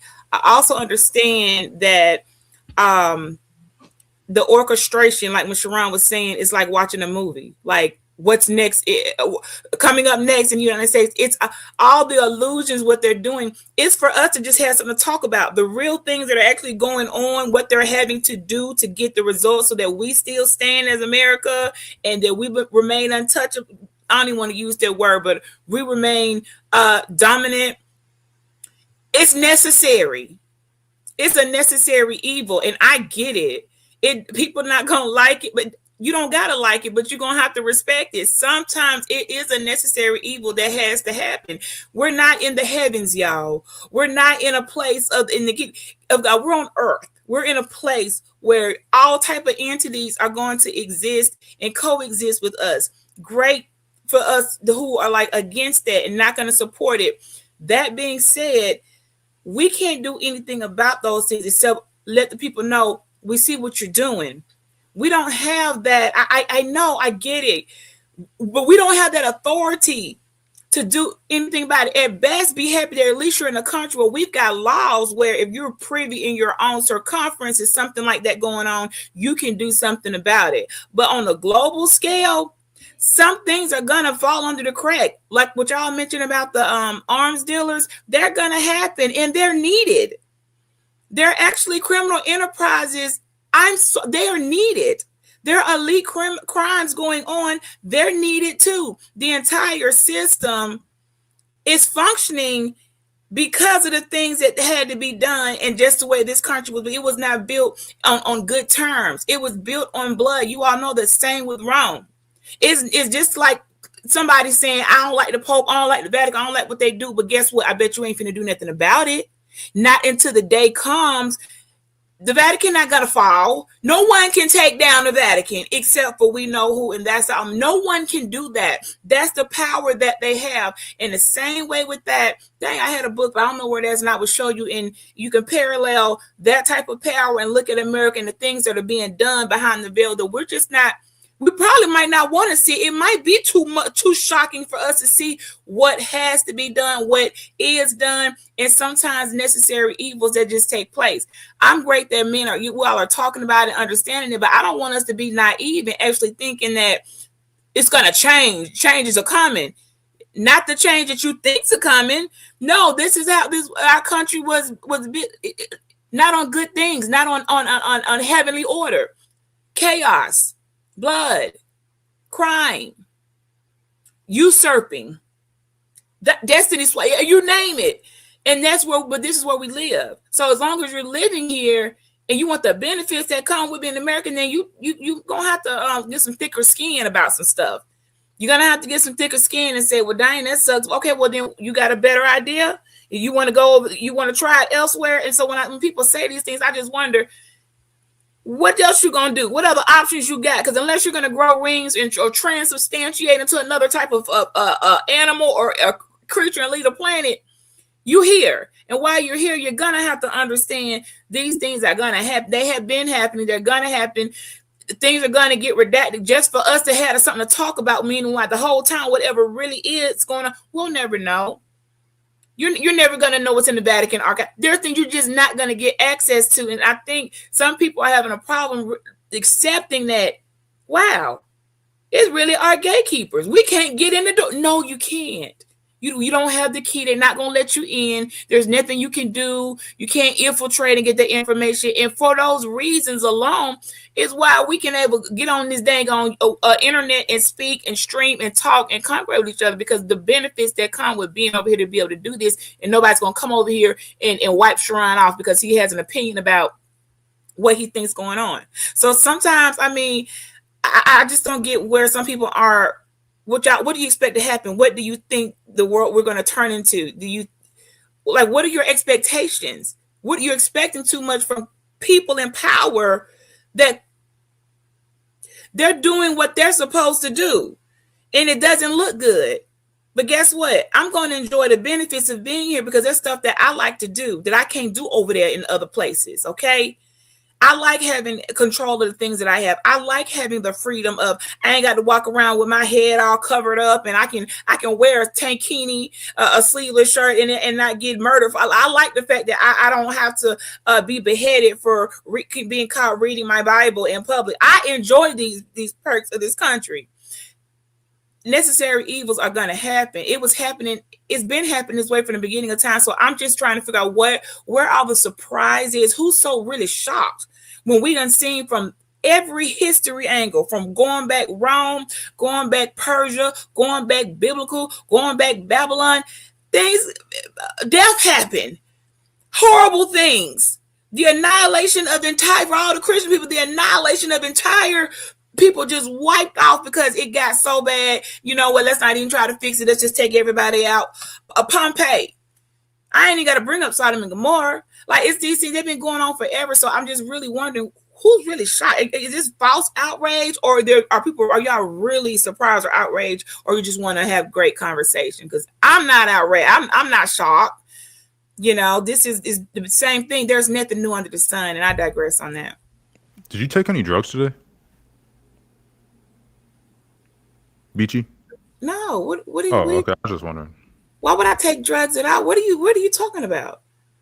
Is it the sunglasses because my eyes are burnt out from being the lights in there? What you're not making any sense. Why would you even bring that into conversation and ask someone who's speaking very clear about taking any freaking drugs? What are you coming at? What is your issue, sir? Now I feel a type of way. Because where you at? Why don't you come on camera? Let me see what you got going on. I don't. What does drugs or narcotics or anything? What are you insinuating, sir? Say what you mean and mean what you say. You don't got to speak subliminally. So what are AR you just has about? to say something every now and again. It's a form of Tourette's.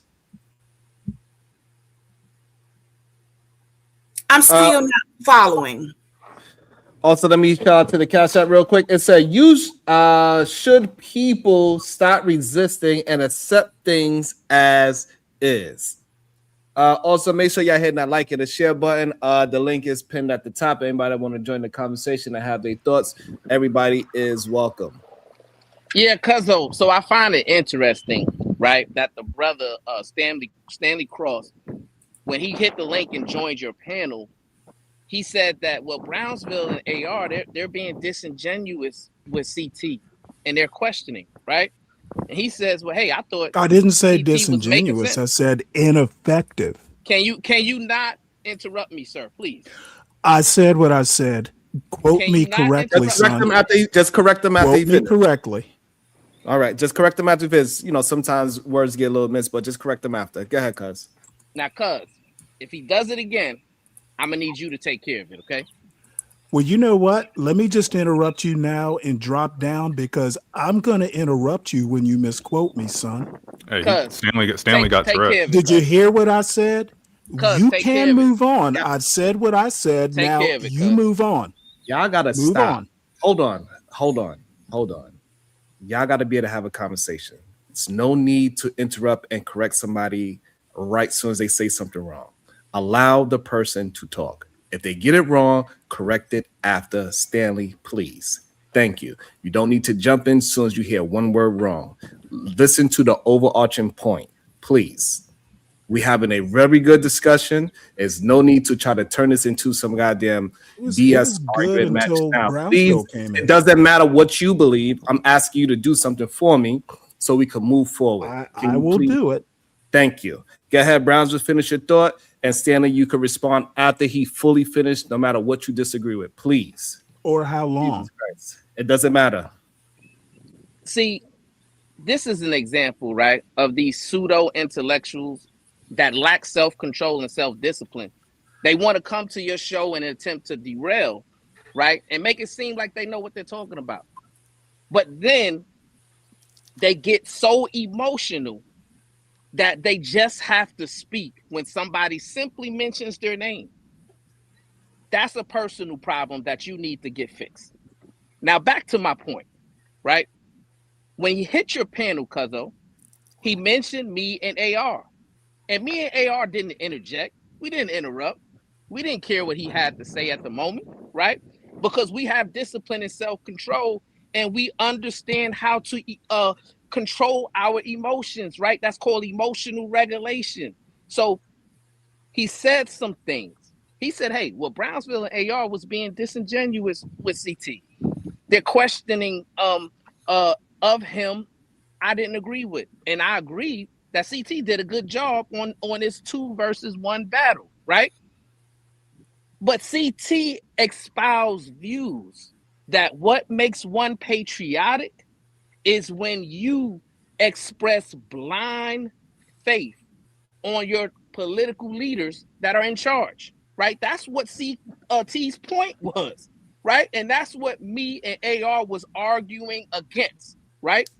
But then when you ask Brother Stanley Cross the question, he agreed with us.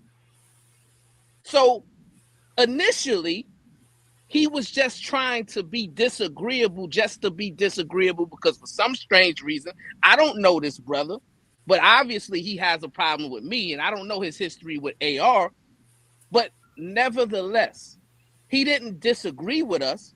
He just wanted to be disagreeable.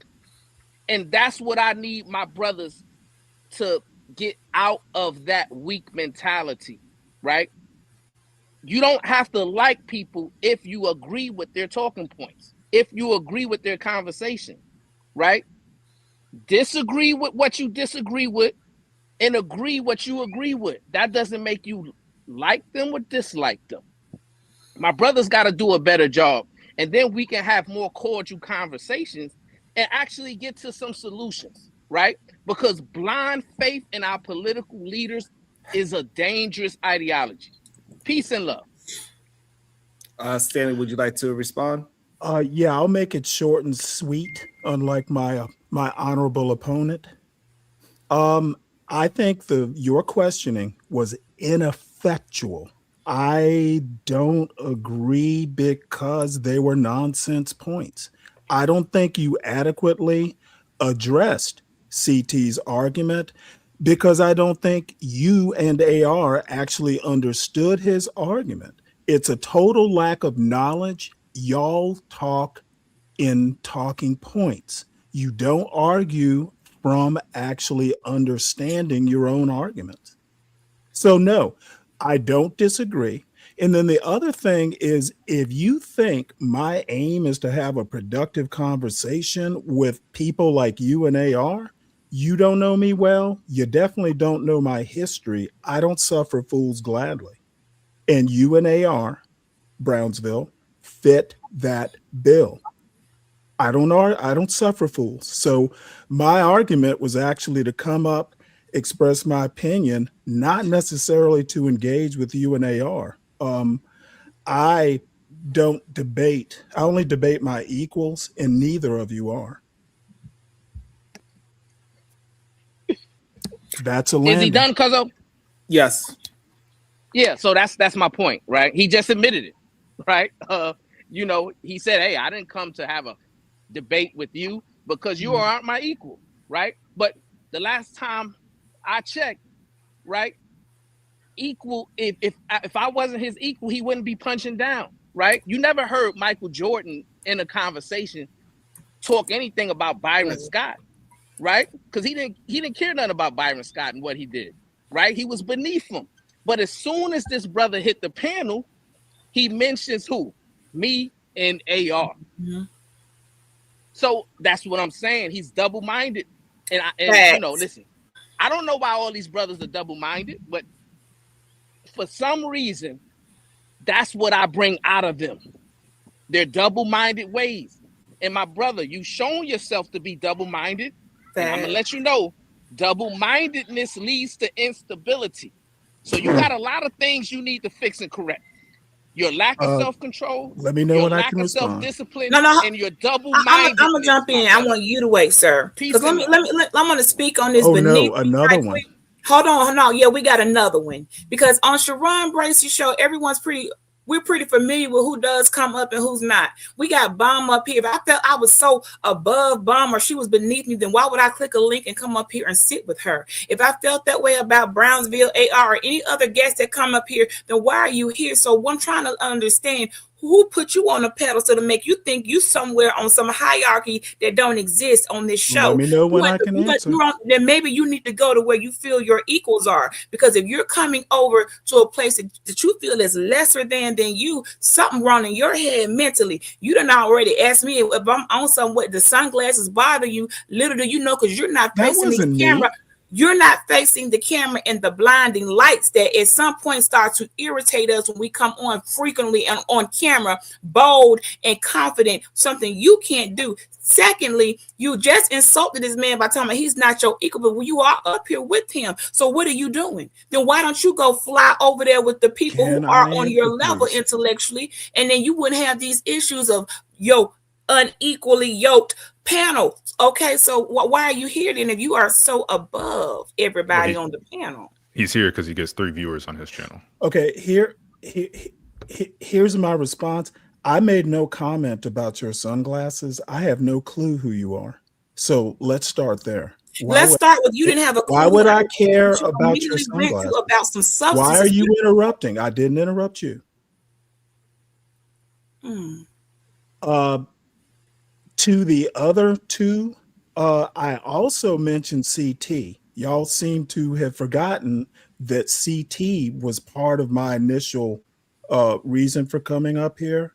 As I said before, I don't necessarily agree with CT's argument, the America right or wrong. However, I could follow his argument because maybe it's because I'm more familiar with his argument, but I am he left intellectual breadcrumbs, to use a phrase. I don't think the people questioning CT did the same thing. They were talking like, from a script. They weren't thinking, they were repeating. That's why I came up. Just to say that, nothing more. All right. And also, so it was AR that mentioned it wasn't Stanley, it was AR that actually mentioned the drugs and the glasses. AR, would you like to address it properly, because she was addressing it towards I think that was Stanley that said that. And I do, if I got the person wrong, I apologize. No, it wasn't. Beachy, I think you got the person right. I got you. Oh, I did. Okay. Yeah, Well, they lying to you, Beachy. It's hard when I can't see y'all. See, y'all, when I'm talking, y'all ain't got to worry with the bomb or Beachy, because you see bomb doing bomb on the camera, and you see me being me. We ain't got confusion. I can see Sharon, and I can see Titan. Shout out. But for those of you who we can't see you moving in real time, you got a partner. If we get confused with who's doing who good, that's why I forgive you. I forget. It was 100% Stanley that said that. Sure. When we cam up, we don't got to worry about who said what and how it was done. You can see it face to face. What I say, you ain't got to question it. So I apologize, but not for real apology, okay? Because I can't see you. I need you to be direct. Good luck with me, Cam. Okay, all right. So do y'all want to get back into the conversation? Y'all just want to troll? I'm confused now. I'm with you, Sharon. I'm mute up. You guys, the conversation at hand. Thank you for getting us together, because we was deviating. Because if we are going to have this always have a conversation, right, about that we don't want to have that conversation, and then the very people that are saying they want to have these conversations are the ones derailing it. It's crazy to me. That don't make no damn sense. I see, Shadow, you got back on camera. Do you want to add anything to the actual topic, or are you just in the moment relaxing? No, I'm ready. So, me and Bravo got into it earlier, kind of with the initial statement. I've reviewed what CT said, and I agree with CT, ironically. There's a few points where I can deviate from, like, just because I don't care about Trump as a person doesn't mean that I don't respect him as the president of the United States, which I'm American as a whole. I don't care about none outside of, hey, if it's to protect America, to help America grow, or to help America reach its fundamental greatness, I don't care what it takes. I want it done. And if that means turning Iran into a glass desert, if that means melting Russia into another ocean, I don't care. As long as at the end of the day, America is done. So, but the problem is, nobody is able to give any examples of how he is doing that in a way that is going to help America. Only thing that we are seeing is helping another country in the Middle East that doesn't help us at all. It shows that we have Americans dying on that have boots on the ground. We have airplanes being blown out the sky by so-called friendly fire. That's millions of dollars. Whenever we do go to wars over there, we take a bunch of equipment over there and then we just leave it there. It is nothing short but money being pushed out into the desert, and we don't get nothing back. That is the issue that we keep having with this whole Middle East, the peace in Middle East. I got a question for Shadow, right? Can you hear me? Can you hear me, my brother? Yes. So you just espoused a view, right? That you said, I don't care about the person, Donald Trump. I care that he's the president, right? And my question to you, my brother, is, do you believe that someone's ideology can influence their decision making? Yes or no? Absolutely. Absolutely. And that is why you should care about the person, right? Because if this person has a flawed ideology, if this person is engaging in nefarious activities that's unbecoming of a leader, right, then we have to understand that they could be consequences based upon his decision making. His decision making at that point can become flawed, correct? That's fair. No, I can agree with that too. Right. So this is why I want you and CT and other MAGA supporters to get out of the idea that you need to have blind faith with Donald Trump just because he's the president. That doesn't make you more patriotic. That just kind of makes you look foolish. Peace and love. Pause. Okay, bet. So you got to understand, even when it came to Biden, which even if I didn't like what he did, I still agreed with his decisions because he was still my president. Regardless of who the president is, we as a country chose to elect this person to lead the country primarily as the commander-in-chief. So if Trump is making a decision, whether I fully agree with it or not, keep in mind, I agree with what we're doing in Iran for a multitude of reasons. But even above all that, and Sean, I'll get back to that because you did ask that question, so I'll answer you in a second. But Brownsville specifically, it's not blind faith, it's blind respect. Because I'm going to respect his position. I'm going to respect his position as the commander-in-chief, just like I did with Biden, just like I did with Trump the first time. Keep in mind, we can't keep trashing Trump on it because not only has he been president, he's been president now twice. Again, it's clearly there's a reason for it. Whether we agree with that reason or not, he's still the president. Epstein files, again, if we're going to talk about Epstein, we'll talk about Epstein. But we're not talking about that. We're talking about what's happening in Iran and do I agree with it? I just found out about 15 minutes ago, my brother is on his way to Iran now. He's in the Navy. I'm not happy about that, but guess what? I understand what's going on and I support his station. It is what it is. And what I need you to do, my brother, real quick, is look up what blind respect actually means, right? Because then you'll find out. Just go simple examining the definition of what you said you believe in, right? You'll find out that the majority of people that show that blind respect are also doing it because of fear, right? Doing it because of just blind obedience, right?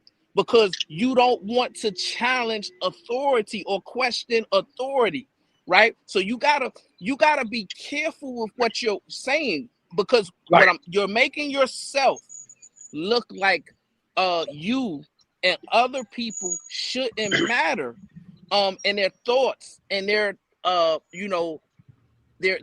however they believe that the world should go. It shouldn't matter because whoever the leader is, you gotta follow the leader, right? And with that type of ideology, right, people of North Korea will stay in bondage.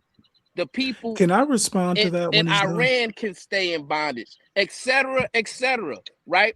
Blind respect should not have a place in American politics, right? It's literally because un-American. As AR articulated, right? This country was founded on debate, on hey, I have this thought, you have that thought, and let's see if we can find some middle ground here, so that we can come to a more logical conclusion, right? And what you just expressed is we gotta have blind respect because we are in fear, or we should just be obedient to authority just because. That's dangerous. Peace and love. All right, so wait, sure, can I go ahead and address that? So Shadow and Stanley both want to address what Brownsville said, so we're gonna let Shadow and Stanley both address Brownsville. Got it. Okay, so Brownsville, here's the thing. Blind respect is deferred specifically towards figures of authority. And there's a multitude of reasons for that, not simply related to fear. First and foremost, again, this man we do have the ability to vote the people that also agree with us in. But here's the thing. If the person who does win is against what I believe, that does not mean I should respect them any less. I still have to respect them because they still got their position of authority rightfully. And you have to understand, with that position of authority, there is a basis of respect that must come with it. Because at the end of the day, I have to respect you enough to make decisions on my behalf. That's why positions of authority matter. That's why hierarchy matters. That's why when you're the CEO of a company and you're actually running the company, the respect needs to be there, because if the people under you don't respect you, your company will bury with you, because you have to have respect in order to give your orders and commands. And so unfortunately, Trump is the commander in chief. It's not a MAGA point of view. It's a real point of view about respect. I don't care who the respect is to. Like in this case, even in this panel right now, Sharon's a position of authority right now. If there's something going on, and I will give respect to Sharon above everybody else on the panel. Not that I'm saying I will disrespect y'all, but I will ultimately give, again, I will give that same respect to Sharon. Because in this situation, that blind respect, because he's the president here. Just saying. It's a universal view. You don't gotta like Sharon, but as long as you're gonna respect him, as long as you're here. That's a nice way of saying it. Well said, Josh. But you that's cool. Hold on, cuz, so they both wanted to address you. Go ahead, Stanley. Let me address one at a time. Hold on, so this way you could address both of them one time. Go ahead, Stanley. So this way he could. I want to make sure that we separate the argument that that I'm going to critique here from the person. I want to say that outright. I think the argument that Brownsville used, the argument that Shadow made, it was essentially an ad hominem attack.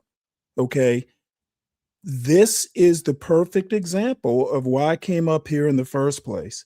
These guys do not know how to make an argument. Okay, you're essentially criticizing the man's character when you say blind allegiance and ideology and stuff. You gotta attack the argument. This is to Brownsville. I found his response to Shadow ineffective. I'm not criticizing the man. I'm criticizing the argument. But okay. That you good there? Oh, yes, sir. Okay. Go ahead, Brownsville. Willie, wait your turn. I got you. I'm gonna bring you in. Go ahead, cuz. Yeah, so obviously my brother Stanley Cross, he isn't paying attention to the discussion, right? Because if he was paying attention to the discussion, he would have heard Shadow say he believed in blind respect, right? So that's to his point. So his point is pretty much irrelevant because he didn't hear Shadow say that, right? So now back to Shadow's point. Shadow, I believe we should have blind respect for the office of the President of the United States, not the person who is occupying the office. The person who is occupying the office, they have to earn respect based upon their decision making and their policy, right? And if we find out and examine that their decision making or policy making is flawed, then we have a right to say, no, we don't support that, right? So I think you have it confused. The blind respect should go to the office, not the person. Peace and love.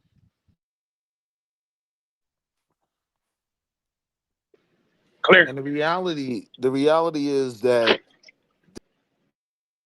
Go ahead. Let people finish their conversations. People, please stop trying to just join in on conversations that's not involved in you. Wall Street Willie, I said I would bring you in. Let them finish their conversation. My bad.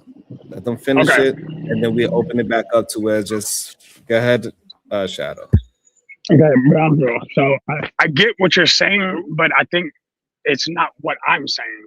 I'm actually still talking about the office because that person was elected by the people. Regardless of if you agree or support Trump or not, he is still our president. Whether it's me, whether it's you, whether it's Rick James or Charlie Murphy, it doesn't matter. At the end of the day, the man is still the president. And we, as a collective, we'll still have to respect his decisions, whether we're going to cry about it or not at the end of the day. We can still say, you know what, I don't really like the way he's doing that. But guess what? He still has the position to do it. That position, the presidency, is an important position on the world stage. We're talking Iran now. I support his decision because I understand the logic behind it. I understand if you want to stop an enemy, stop them now. And the way he did the attack, that's how I would have resolved. Okay, bet. Hey, we gave you a warning. You ignored our warning. Hey, I'll turn you into glass next time. And instead of threatening it for the next 20 years, he just did it. Keep in mind. Wait, hold on. Keep in mind, he had a bunch of people. This wasn't just a snap decision he made. He actually had discussions with people of both parties for 3 days before he pulled the trigger on it. Yeah, but the problem is there's no clear understanding of why he's over there and why he's doing what he's doing. This Sean, regime change war didn't. So the regime change war doesn't make sense for us over here in America. But that doesn't make any sense, Sean, because it does. If their regimes, and again, this is me speaking strictly from as a one civilian and two, somebody who actually sees what's happening right now. If someone is a threat to me or any other American, then Pause it is. there. Wait. What is the threat? So that's the problem. Now, people keep saying there's a threat, but it is no proof of any threat that Iran had on the American people. I'm going to use the smallest threat, and you can call it petty. But you burn our flag and say death to America, I have a feeling, I have issues with that. You crowdfund terrorism as a whole across the world, I have an issue with that. You are specific, you as the leader of Iran are specifically tied with multiple terrorist groups. That's fine. So, but hold on. The question. Right, I am. So, but I'm going by off what you're saying. So you do understand that over here in America, if you burn a flag, there's nothing illegal against that. Okay, that's okay. Fine. America is saying death to America is nothing illegal about that. Fair. Okay. I don't. Okay, so now we're you not can't arguing use legality. all right. So, but the problem is you're using those two things, which is legal here, to go ahead and blow up another country where we don't have no law jurisdiction at all, but yet in your own country that is allowed in your own country. And here's where consequentialism comes in. Just because you say, if you look at me and say, I hope you die, I could be the nice American and say, you know what, I feel some kind of way about that, but you have the right to say that. Or I can be my type of American, I'm gonna hit you in your shit. Because I take that as a threat. You threaten me verbally, I'm threatening you physically. And that's how now you understand how I see what happened. They threatened us verbally in mass. We responded physically, saying F around and find out then. Eventually, people are going to learn to stop making threats you can't back up.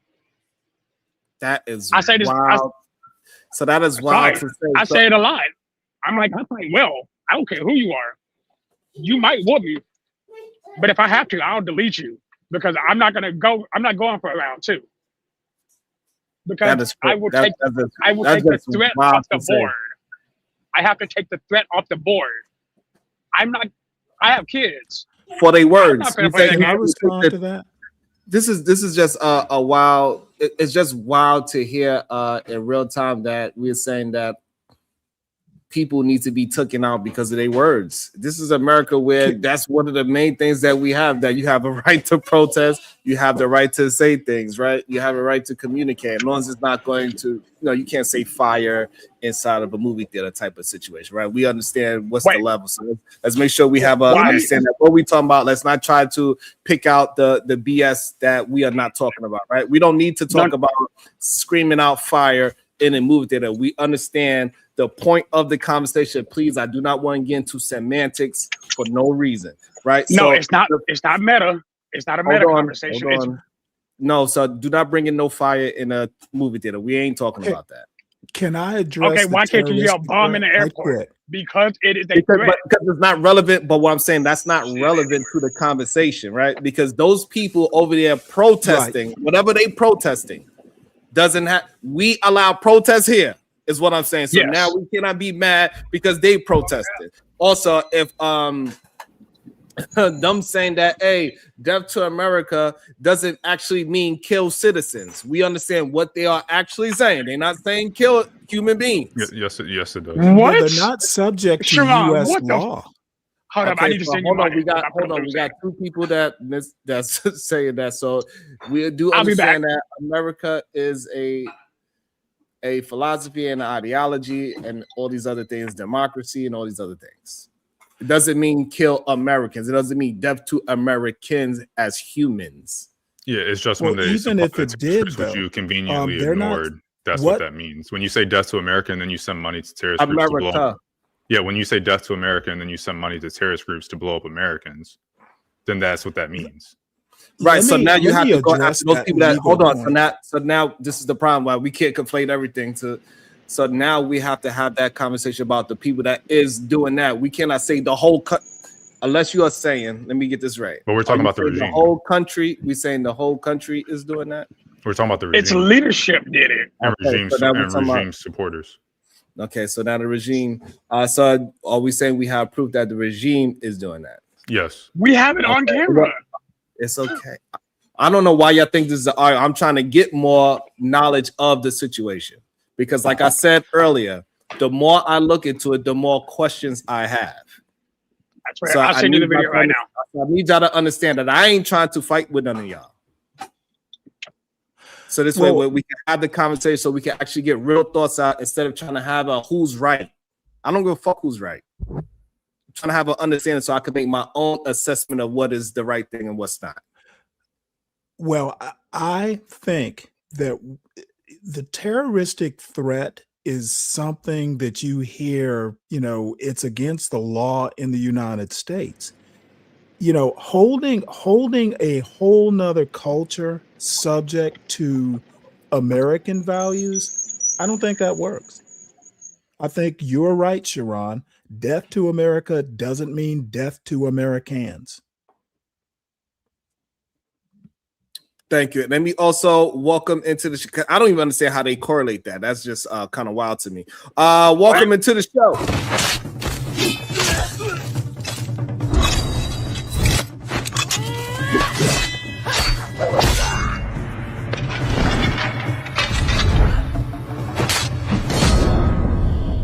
Good day, Supreme Vaginal Vessel. How you doing today?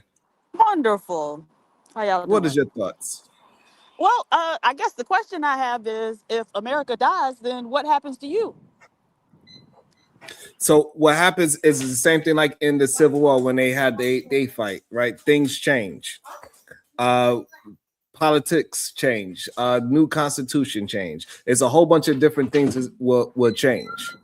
Not necessarily Americans dying. I think that's the problem that we're having with the correlation. Most people don't. People are more just afraid of change than actual people dying. Huh?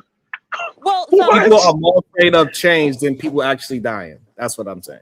Go ahead, Diva. The thing, so it would be a much more extreme change than the change that occurred during the Civil War, right? Just because, like, those people were still from the same culture in the same country. They were fighting against each other. But now, if you're fighting against somebody from a totally different culture, religion, whatever, the change is going to be very different. Right. So, but the change doesn't mean that we have to follow what they're doing. Yes, you do. No, it does not. Because who is and the reason why it doesn't, the reason doesn't mean that we have to follow what they're doing, because it could simply mean that we get rid of all of the corrupt people that is in our country, the way how it was supposed to be, the drain the swamp, so to speak. You think Iran has the? Hold on, hold on. Wait, so those, even given the way they treat each other around them parts, and you think that they gonna come and deal with you in a soft gloved way? So again, I'm not talking about them winning and taking over the country. I don't know why that is a confusion. Because that's what So they're saying. Who do you think they trying to say kill it? if our government changes their corruptness, that doesn't mean another country we're going to now all turn into an Islamic state. No, but so what I'm that's saying not what we're Death to supposed to be America draining the means. swamp, and we're supposed That's to be not draining what the Death swamp. to Then let it. America means. Yes, it does, because It the don't mean problem no is that damn drain the swamp. Why the fuck problem they give is why they give a the damn problem about the is swamp? way too much That's corruption crazy. going on. This is the reason why we can't get the goddamn Epstein Them files and all people this bullshit ass corrupt Pizzagate. It does. What you right, saying? and so you saying that they saying Death to America because of the corruption when they over Yes. there doing the same shit? Okay, that don't even make sense. I don't know how that doesn't make sense. That's That what doesn't the make argument sense. is, because they want to be left alone. We deal with our shit. Leave those other countries alone. Yeah, okay, that's fine. But because I'm not, for going and fucking with people to begin with. But my whole thing is I came in on the point where it was Death to America, and it don't mean death to Americans. But if they say all of this shit got to die, I don't think, do you know what death means? It's not going to be a changing of the guard and a draining of the swamp. It's got to die. So I don't understand what's your argument. So do you believe in the way how the politics is over here is not corrupt? That I'm not even addressing that. I don't know. But that's what I'm talking right. towards. I'm just talking about when I came in, you were saying death to America doesn't mean that. And I'm saying, yeah, it most certainly does. It most means certainly does. right. So They don't I'm want saying any that of it this shit means to survive. right, because we know Iran cannot do anything to this actual land. They want to do something to the philosophy of what America is portraying, right? And what they are actually doing. Those are two different things. We portray to be this moral situation, but we are not being moral. Just the same way how CT Kevin saying that we dealing on both sides of it. We sell, we make technology for ourselves, then we go sell it to our goddamn enemy that we actually shooting, and then they shoot us back. So again, when we're talking about Death to America, we're talking about the corrupt politics that is going on here. The same way how Browns were brought up earlier, that Donald Trump's children, they also invested in the same exact drones that is used as weaponry. That is the problem. Not that they are invested in drone technology, but the technology that they invested in is the same one that's used to hurt Americans. Wait, who said death to America? This is just the argument that these people are that Shadow and AR are saying. The supreme leader of Iran. I thought somebody actually Diva, had said the that. supreme leader I of thought that actually came from somewhere. Shut up, No, Shadow. that it did. No, it's in the comes from chat. somewhere, Diva. He said that. No, for real. don't let Sharon gaslight you. It's in the chat. In translation, that's what it's saying. Okay, so but they don't have an argument about what is being said about America versus Americans. They are conflating those two things, because one is talking about death to America's ideology, but what they're trying to translate the ideology part into actual human beings. That is the problem that we are having, and then this is why they are justifying dropping bombs on places that is supposedly military. We know those are civilian places that we drop bombs on, but they trying to act as if Iran is dropping bombs on civilians and United States are not, because they want to live in a delusion. So Sharon came on. You're just making shit up. You made all that up. Hold on. And this regime war, it did not change 10, 20, 30 years ago when we went to Iraq, and it's not changing now. Okay. Because guess what? They killed the supreme leader, and now his son took. Hold on, and then now his son took over. Y'all gotta calm down. Y'all want to get our chance to talk. Why do you think that we want to hear you cape for people that chant death to America and then say nobody actually said that? Nobody wants to hear you say that shit. Nobody wants to hear you cape. Okay, Diva. That's right. You literally mixed it up. To America. On multiple occasions, they've been saying it since like the 70s and 80s. Sharon's like, oh, they're just saying it because, they don't like that we're over there. Just ignoring the fact that they literally fund terrorist groups to blow up Americans. So they chant death to America at rallies and then send money to terrorists to blow Americans up. They chant death to Israel at rallies, and then they send money to Hezbollah and Hamas and tell them to go blow up Israelis. So when you put two and two together, instead of just, well, they said some words, who cares? And you actually look at what their actions are behind those words, we know that it's not just the idea of America, which even if you wanted to go with that, if they hate the idea of America, they don't want America to exist. They don't like Christian values. They don't like Christianity. They don't like democracy. Come on, y'all. They've stated no Muslim country has a democracy. No Islamic is under Sharia law, democracy is not compatible. So don't say, oh, they just say death to America and they just don't like us going over there. No, they hate most of what America stands for. Under Islamic law, you have to die, convert, or pay a tax. And that's just for Jews and Christians. Atheists, they get their heads cut off. Anybody else that isn't one of those three followers, they're gone. Okay. And so now when we have I'm not done. We listened to you, Kate. We listened to you, Kate, for 20 minutes talking about, oh, it's just this, it's just that, blah, blah, blah, all the other bullshit. Hold on. I'm not even talking to you. I'm talking to Diva. Hold on. For what? I'm not done talking. Hold on for what? I'm not done talking. Hold on. Just relax. So we understand that you're accusing of things. So now what do you say about Donald Trump kids that is invested in all this technology that is killing Americans? Okay, we're not switching the topic now. So again, I don't understand why it's so hard to just have it. I'm not trying to fight with you. I'm trying to have a conversation. I'm about to address that right now. I'm about to address that right now. You said you're not trying to fight, and then you sit here and say, oh, they want to believe in these delusions. I'm trying to direct the conversation so people can understand. It's not a conversation, and you're not trying to fight when you sit here and say, oh, they want to live in delusions. Oh, they want to do this. Oh, they don't know how to comprehend this. Those are fighting words. You are trying to argue. So don't say you aren't. All right. So then direct the conversation to what your argument is. Stop trying to jump in, please. Like y'all going to do better. It makes the conversation more difficult. Please allow everybody to have their full conversation. Please stop trying to jump in. Everybody will get a chance to respond. That's pretty much it. So now for the people that is in America that do the exact same thing, that is getting Americans killed, that is destroying America, what are you saying about those people? That's the problem that is the problem that's not getting addressed. What happens to the Americans getting Americans killed? Is that what you just asked?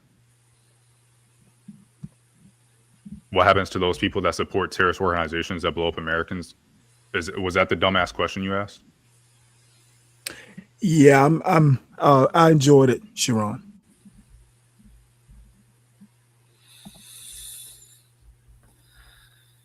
For some reason, I don't know what is the problem with people just communicating. No, the problem, so we seen Death to America turn into Death to Americans just the other day in Austin, Texas, right? As a response to the Operation Fury, we saw a brother from Senegal walk into a bar, right, and apparently took out some folks who were Americans, right, and now they're investigating it as a terrorist act, right? So, yeah, I have to agree with AR and Shadow. When those people over there say death to America, they do mean death to Americans.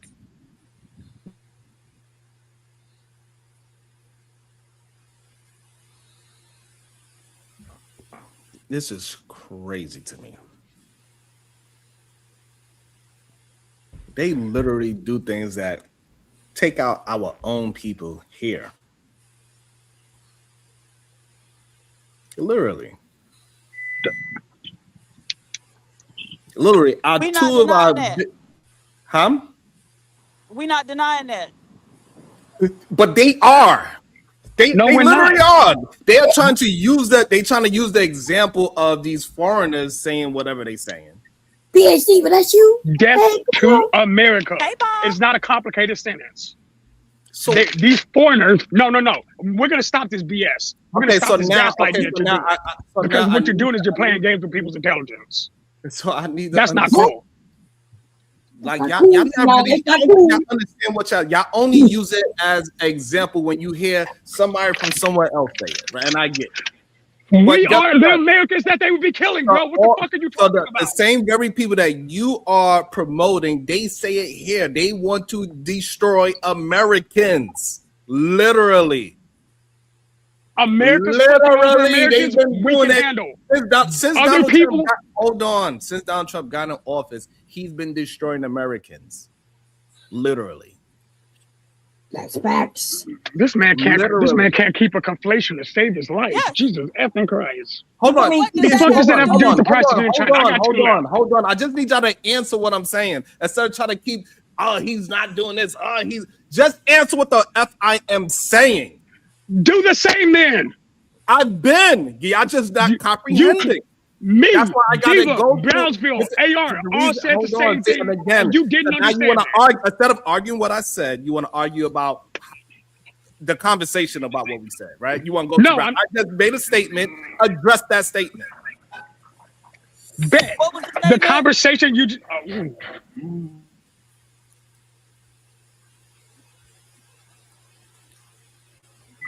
Sharon, can you repeat your statement? Damn, I gotta open this up. God damn. Oops. Tensions are high. Bomb done stabbed herself over there.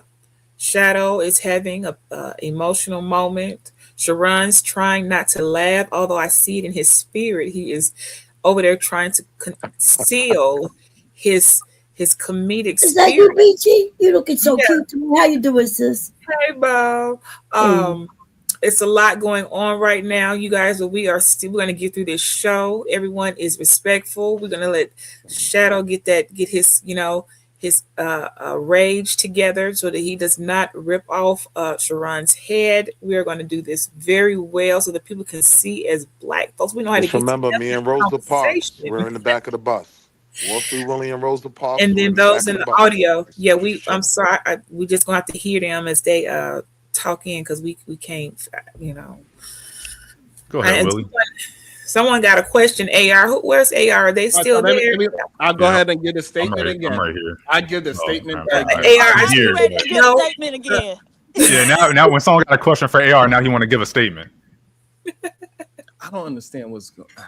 I don't understand. So, AR, I think some people from the Twitter other side are listening to you, and they do not seem to be impressed nor in favor of your commentary and your opinion. So just let that be noted for the record. They think that you don't sound very versed. I don't care what they think. I thought it was gonna be. I thought it was gonna be something uplifting me. You give me this negative news. I don't care what they listen. I don't care what them negative Nancy's say, man. Only come to me with positive news. If they not supporting me, then they're wrong. Well, I'll be sure to let them know that. All right, so let's let's get it back into perspective. Let's read a couple of super chats. You there, Diva? I'm here. Hold on. Let me see. I can't have C though. All right, Black. All right, Black. $5. Israel should pull itself up by their bootstraps and stop looking for handouts from America. Agreed. Agreed. What did it say? Lucy Popcorn. McIver. Huh? Oh, you keep reading. Okay, got it. I'm sorry. Ducey McIver, 1368, $5. He got his popcorn ready. Shadow the Titan Wasp, $10. Ready. Aaron to Lucas, $2. So whose government would you rather live under? Kulu live streaming, $369, $5. When Charlie Kirk died, you had thousands of MAGA wanting to unalive Democrats. There are more Americans unaliving Americans than Iran has ever did. Bar. I mean, it's not really a bar. Like, it's called proximity. No. So, of course, Americans going to kill more Americans. Aaron to Lucas, $5. You think Iran cares about our corruption or our way of life and structure? They corrupt too, right? They just killed 3,500 of their own people last month. I thought it was 20,000. No, they killed more. They killed about 30,000 by some reports. Was this per capita? I just want to throw that out there. Is this the per capita? Was this per capita? Because that's what everybody just say over there on the other side when they don't really want to break it down. Is this the per capita on the numbers that you guys are giving? I'm just asking. A lot of numbers. It don't matter if it's per capita. No, the per capita is the 1-for-1. The per capita dies community at a protest, it's a 1-for-1. Has nothing to do with per capita. Like 30,000. One person died equals one dead person. To Diva's point about the proximity thing, or to that Kulu super chat, what happens when an American kills another American? We go after them, and they get locked up. or they get executed. So you bringing that up and saying that's a bar? Yeah, it kind of is a bar because you're saying, because Shadow is saying we should do these things to them if this happens. And you're saying, well, it happens over here. What do we do to them? Well, let's look at what happens to the people that kill people over here. They get locked up. Okay, so you missed the whole point. Hold on. You missed the whole point. He's saying people in America are preaching that people should die because of the words that they are saying. Are those, and again, it's like, I don't know if you have. So do you agree with that part? Issue or what? Because it's not just they only chant words. It's they fund terrorist groups to then blow up Americans. So are those ones that are saying death to other Americans, are they then funding terrorist groups to execute Americans? Yes, they call the Republican MAGA Party, literally. Oh, okay. So which terrorist group are they funding to execute Americans? To blow up Americans? They are literally destroying. Okay, just dumbass. Like I'm confused. So are we saying that? Are we not understanding that they are literally destroying America from the inside by selling, by using the tariffs, destroying America, by taking away jobs from Americans, by giving schooling to other countries? We understand that all those things are destroying Americans, correct? Not answering the question. What terrorist group have they funded to blow up Americans? I just gave you the example. You just said, well, they have different policies that I disagree with, and I think that it goes bad and this, that, and the other. Well, I'm saying the comprehension problem, right? So, because you just don't want to agree that Republicans and MAGA supporters are the terrorist group. No, there's a difference between, having different policies. That's your opinion, and I'm fine with that. But now I'm giving you an example of why I'm saying they are and what they have done to Americans. You are just negating that whole point because it's not literally proven. It's not because you're saying that it's not literally. Because stop interrupting, please. You just interrupted me while I was talking. No, I did not. You asked the question, and then you answered. I said you're not answering the question. That's not a funding. You asked the question, and I'm trying to clarify why you want to make it literal. And this is when we know when people are just not being into an honest conversation where you want it to be literal. Okay. We can do both. You can be literal and you can do metaphorically. So let's talk. If we go by literal, the Republican Party is just a Republican Party. Fine. Okay. All right. So now let's go metaphorically. Oh, well, they have this policy over here that I disagree with, and I think there's some negative outcome to some Americans. Therefore, they're a terrorist group harming Americans. That dumbass logic. You want to equate funding school. Let's just take this, for example, because you said they're funding schools elsewhere. You want to take them potentially. That's not what you said? Okay, what did you say? This is the problem. We can take the tariff. Sure, we can take the tariffs. That dumbass argument too. You want to equate tariffs to blowing Americans up, and this is the issue. Yeah. This is the issue that the left has in America is destroying families. Like the price. Yeah, how many Americans have died because of the price of milk? It's oh my God. He said, and it's when we know that you're not having that honest conversation. Okay, so how many Americans have died because how many Americans have died because of tariffs? If you want, I could bring up the stats of how many people are dying from starvation in America. That's what you would like. Well, that's what we are going to equate it to. We're going to equate it to starvation. So go ahead. I beat my kids for wasting milk, just for the record. If they has America worked towards getting rid of starvation? Clearly not.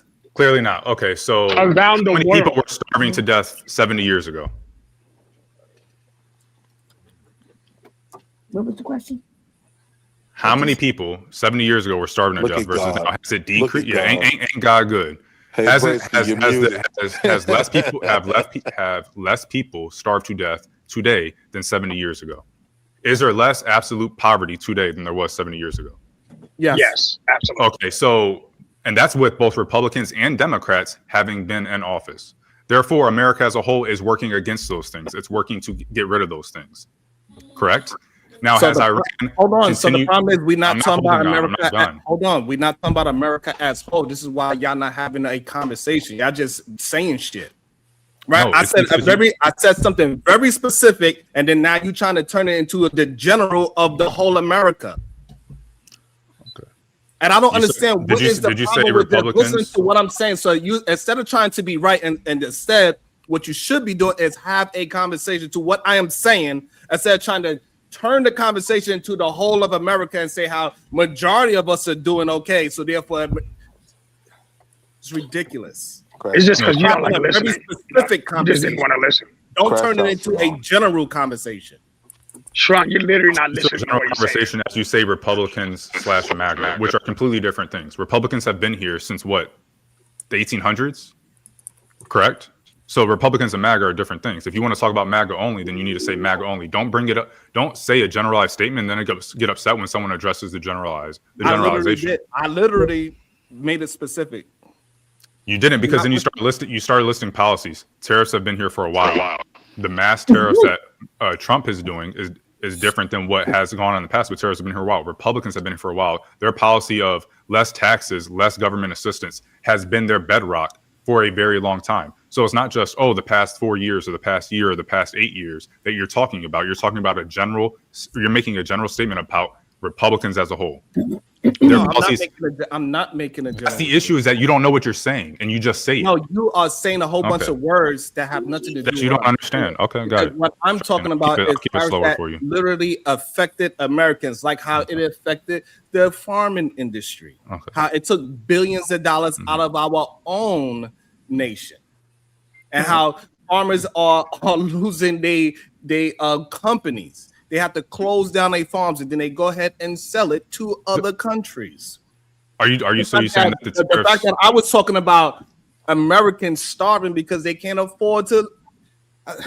I do not understand when people cannot have a very focused conversation. They want to jump back to the surface level to make themselves look right.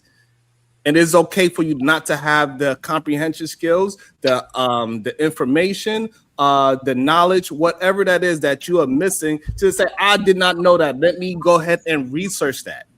And it's okay, because I do it all the time. This whole conversation. It's funny, isn't it, Shep? He's not here to fight yet. He keeps on attacking. Today, this whole conversation. Getting upset when he gets attacked. Today, this whole conversation, because I don't understand the full scope. And then when I'm trying to deep dive into something very specific, people want to turn it into a general conversation. We are beyond the surface layer of just saying America. It's different things. You are generalizing. You're generalizing, and then when he's responding to your generalization, I'm not generalizing. You're mad at it. I'm not generalizing. You said the Republican and conservative fucking party. Just real quick. No, I did not. Hold on. Hold on. Y'all really have a listening problem. I'm saying, I'm gonna go get the screenshot. I'm saying I know how to do this. Hold on. I'm saying very specific things. Very exactly. Specific. We talk about specific things, and let's not talk about specific things. Let's talk about general things. And then when I talk to you about the specifics I'm talking about, you started talking about things that I am not talking about to try to prove a point. So Sean, you do understand this is how it went. You're talking to someone that's not going to. I don't want to have a conversation about the conversation, please. He keeps on saying we don't want to have a conversation, and then keeps attacking us, saying we don't comprehend this, we don't comprehend that. We're doing this to try to make ourselves correct and all this other stuff. You turning into KT today. I guess you want to take KT to go spot. You want to talk about the conversation? I do. The conversation started because we were talking about them chanting death to America and them using that and then funding terrorist groups. He says, hey, don't talk about generalizations. Let's be specific. That is something specific. He then goes and says, oh, well, what about these policies that Republicans are having? Or what about this that MAGA's doing? And all that's a generalization. You're making it more general than that specific point we were on. And then you're bitching like a female about it being general. That is not general. I'm telling you very specific things. That's not in general. Okay, so here's why it's general. Here's why it's general. You're talking about general MAGA and Republican policies. That's what you're doing. We're talking about death to America, and you changed the topic. You changed the topic. Hold on. I gave specific death to America. I was talking about. Change the topic to what is happening. I did not just say. Hold on. I did not just say generally them. I gave specific things that happened in this country recently. Very specific. That's right. Mm-hmm. And was that intentional? It's not general. So stop saying that just because I say something doesn't mean it's true. When someone says death to your family and then they fund someone, well, not yours, I don't want to, speak that into existence or anything. So like, let's just say someone was saying death to somebody's family and then they paid some ops or some gang member to go, physically harm that family. You're saying that's equivalent to someone, let's say firing someone from a job. In your eyes, that's equivalent because if someone gets fired from a job, if an employer fires an employee from a job, they no longer have the money, so they can no longer feed their family. That's equivalent to someone paying someone to harm someone else's family. I don't know what the fuck you talking about. Yeah, this is the issue. Right, it's the same false equivalency. No, it's issue with not. comprehension skills. Let's talk to what I'm saying.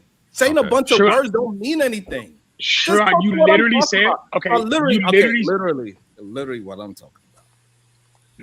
Is that at some point the reading comprehension changes. Right. For some reason in our government, y'all willing to give dumb excuses where they are putting literally harm to Americans. They doing policies that's doing harm to Americans. Now, where did that statement come from? Okay. But where did that statement come from? Shadow. What does it matter, Wick? I'm saying it. I'm saying it now. I'm saying it now. So just address what I'm saying now. Okay. Here's what. Because clearly, it's not the same. I don't fucking understand. I'm saying something. It's not the fucking same. It is not the same. I don't know why you decided. Okay, all right, so regardless of it being the same, and I just answered the statement. Okay, answer the question. It's not a general point then. Even though you're saying it's harming some Americans, it is not an act of terror. That's what you're trying to make the dumbass equivalency to. Okay, it's not the same fucking thing. Okay, so now since y'all think okay, so now them saying death to Americans, who did it harm over here? They're not gonna be able to answer that because saying words. No, you want to bet? Brownsville literally. This is the issue. Brownsville literally just gave the example. I can't answer the question. Just answer it. I am answering the question. Just answer it. It is being answered. You have number one. Hold on. We're gonna let Shadow talk first. You just asked. Y'all goes right after. So again, them saying death to America, where did that equate to Americans physically dying? Go ahead. Order of operation. Chance death to America. Funds terrorist organizations that attack Americans. Americans get attacked. Death to Americans. It is literally the order of operations of terrorism. Where? Okay, so your order. Nigga, I'm in Texas. It happened in Austin 2 days ago. 3-4 fucking days ago. What does that matter? I'm gonna send the fucking money. That's not the point. This shit's irritating me. Hold on. So again, are you saying that man in Austin is literally contracted by the Iranian terrorist group? I think his shit froze. Yeah, I think he went there. So if you're saying death, we're talking about the ideology. This situation in Austin, until there's more background, I doubt he was directly funded by, Iranians leadership or anything like that. No, it's the ideology. So you said, how does death to America end in result in the deaths of Americans? He gave you the example. They're screaming death to America. A dude over here, radicalized, says, yeah, death to America, and then kills Americans. That's how it is. That's the quote unquote order of operations he was showing you. Now, if you want to say directly funded, you can go to literally pretty much any Shia group in the Middle East, Iraq, the two black National Guard members from Georgia that were killed a few years back when Biden and Jordan. You can go to Kuwait, the Kuwaitis, the 6 service members, rest in peace, that were reportedly killed in Kuwait. You can go throughout the entire Middle East and see when they get attacked by groups funded by Iran. So, you sit here and you say, hey, I'm just trying to learn. These are easily Googleable, verifiable facts that they fund terrorist organizations within the Middle East that then launch drones, that then launch mortars, that then kill Americans. And they do that in the name of death to America. So don't say it doesn't exist, and don't say there is no. So now, what?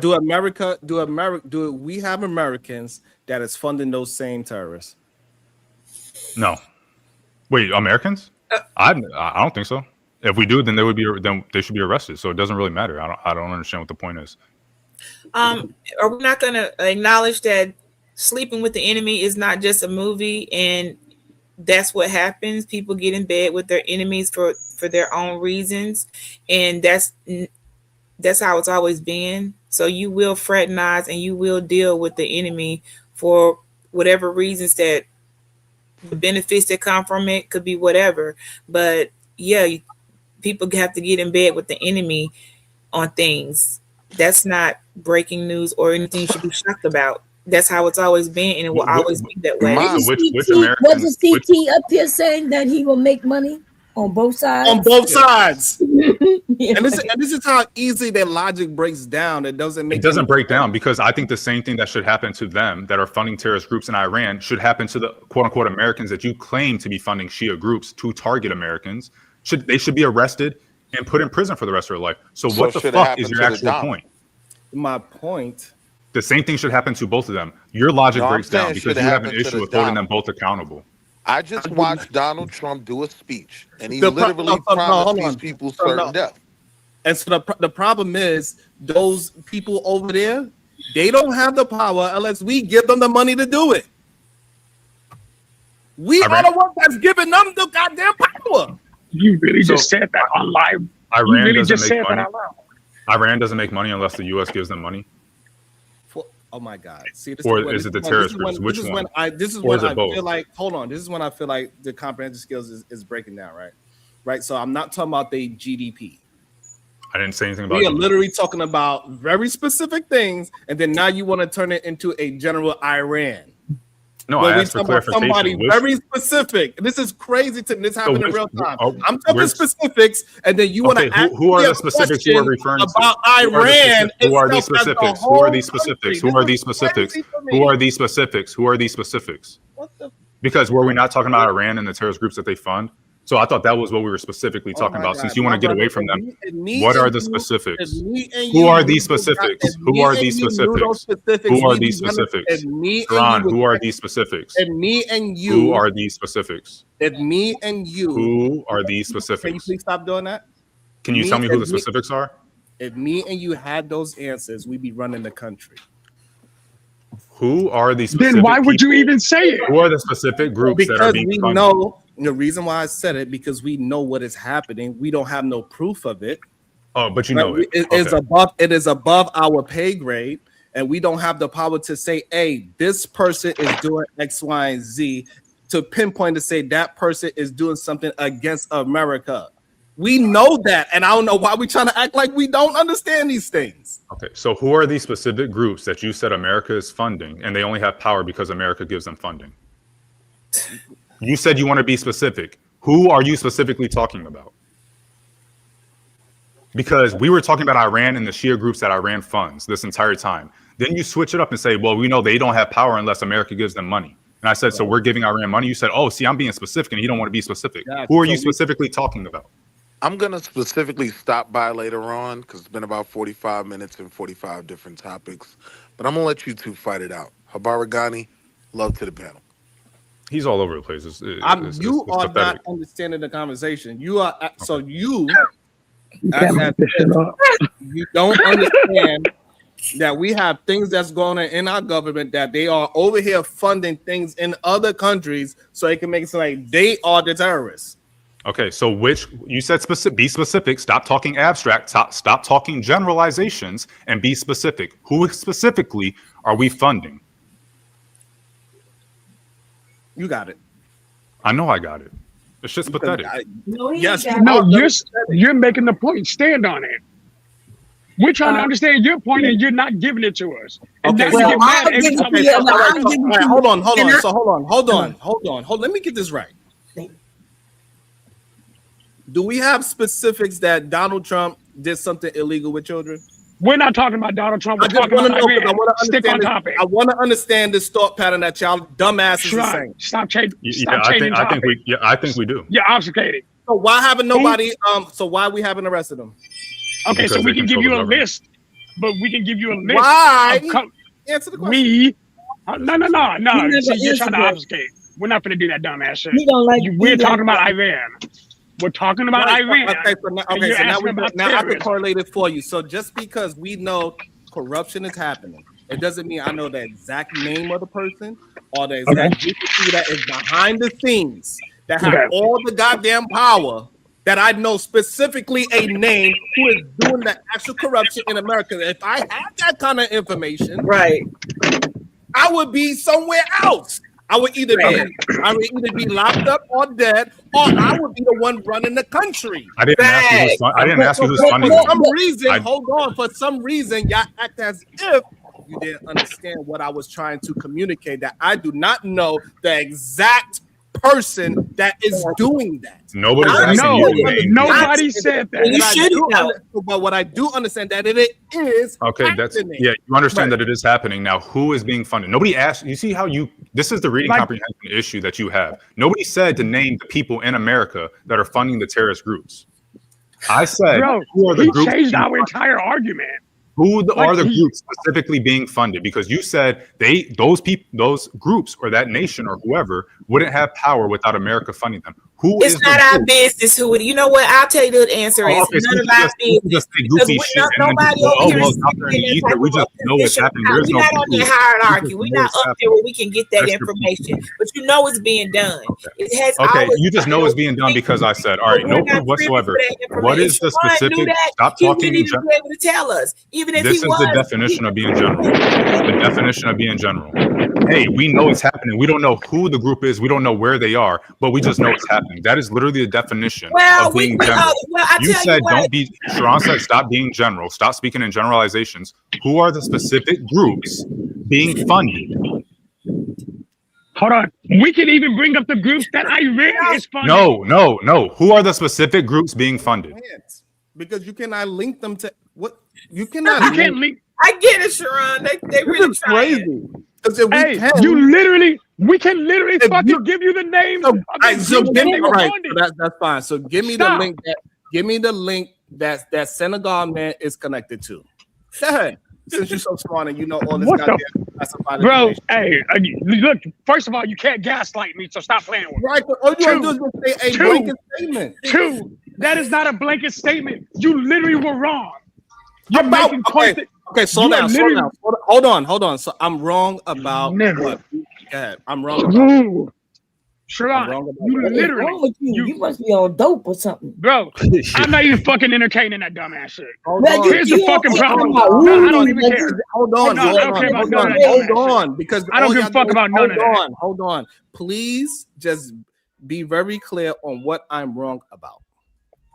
Sharon, the thing that you're wrong about and what you stated earlier was the fact that we can't pinpoint who Iran is funding directly, which was not the conversation.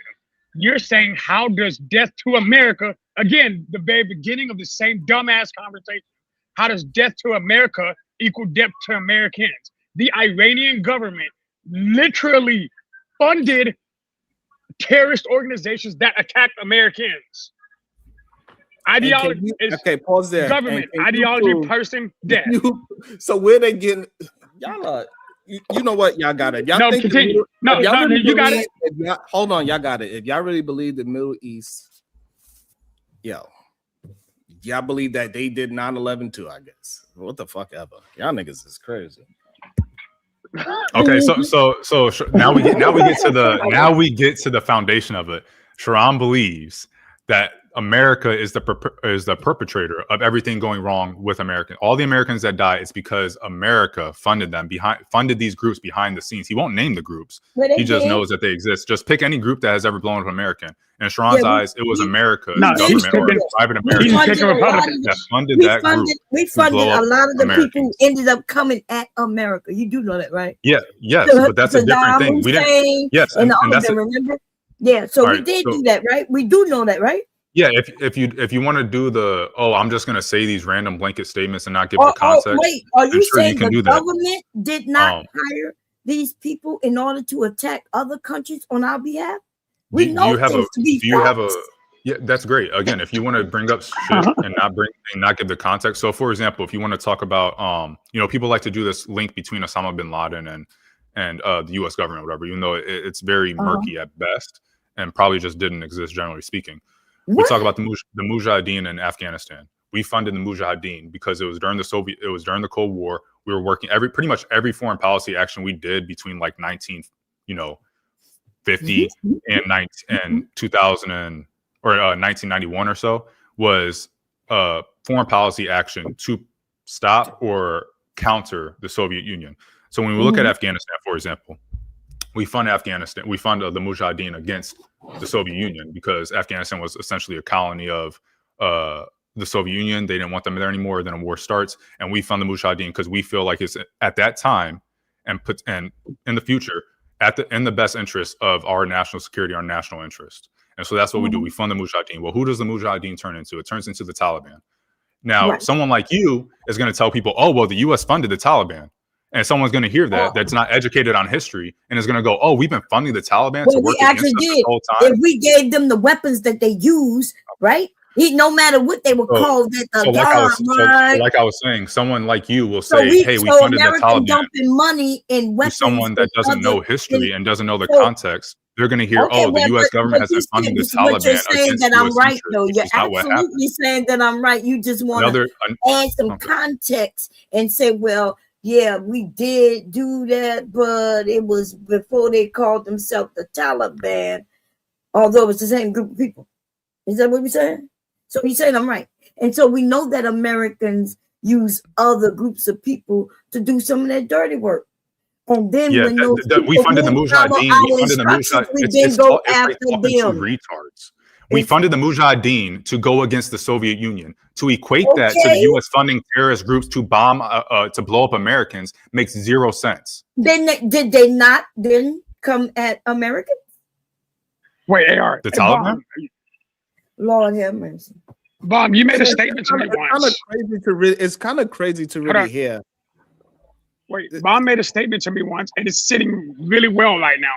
Bomb, didn't you say if two things have changed even a little bit, they're not the same? So the Mujahideen and the Taliban are not the same, based on your definition of what the same is. I'm just giving you that same, wait a minute. I'm sorry. They're the same group of people, but they changed the name. Is you saying they're not the same? So are they still the same? The same group are of they people? Intent? This is a problem with y'all. This is the hold on. This is a problem with y'all just asking questions and questions and questions. We never get to actually what's going on, right? Right. Instead of just making a statement. You always jump in right when that question got asked. That was a good question, though. But it's going to take it away. That's a whole nother conversation. Right. It's not because it goes into what AR is saying right now. AR literally had you heard what he just said? He said when they would. The problem is that it is not. They're not the same fucking people. They're not the same people.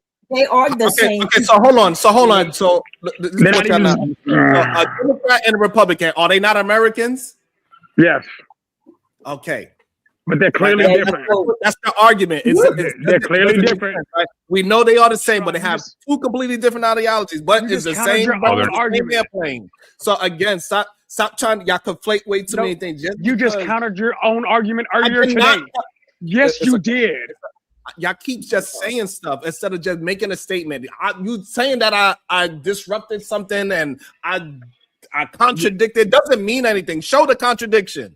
Stop saying okay, here's the contradiction. It doesn't make sense. Hold on, just catch me up in the conversation. Don't just say I did something to you without ever being able to explain it. Again, every time we start explaining what you're doing, you stop us. The problem is that if we knew exactly who the people were that was playing both sides of the fence, those people would probably be in jail. If we knew that. What does that have to do with anything?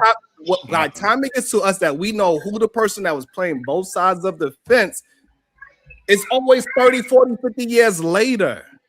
So how is funding the Mujahideen against the Soviet Union playing both sides of the fence? Asking me how. Yeah, how is that playing both sides of the fence? Boy, if I'm asking a question that you don't understand or that you can't comprehend, you can just say that and we can move on.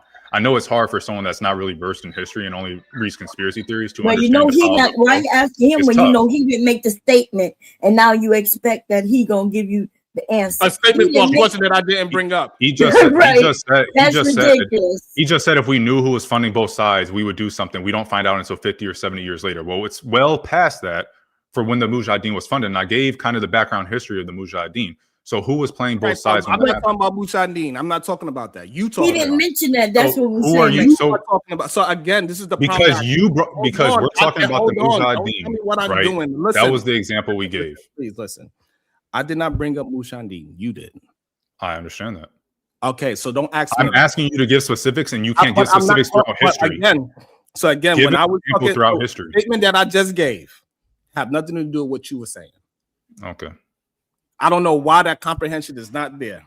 Okay. You just want to be right about whatever you want to be right about. That is fine. Well, you was just cheerleading when Bomb Cherry was talking. You was cheerleading. You was over there with your pom pom. Oh yeah, right, Cherry. Right, Bomb Cherry. Right.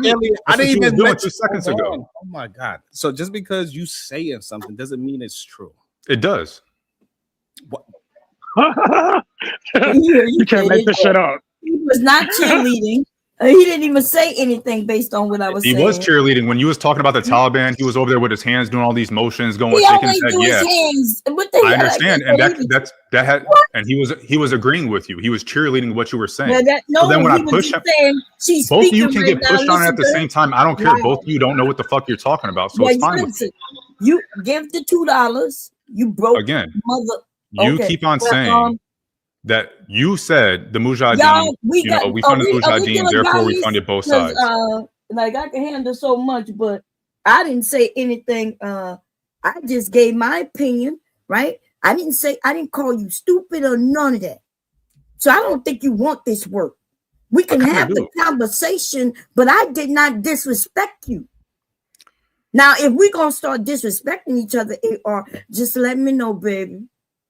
Because I promise you from now on, every time I see you, we going to have that type of relationship. I never came at you that way.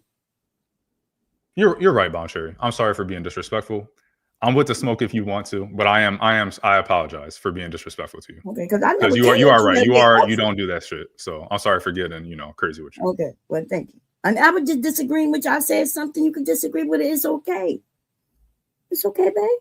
You might be right. I can look it up, but I ain't got time right now.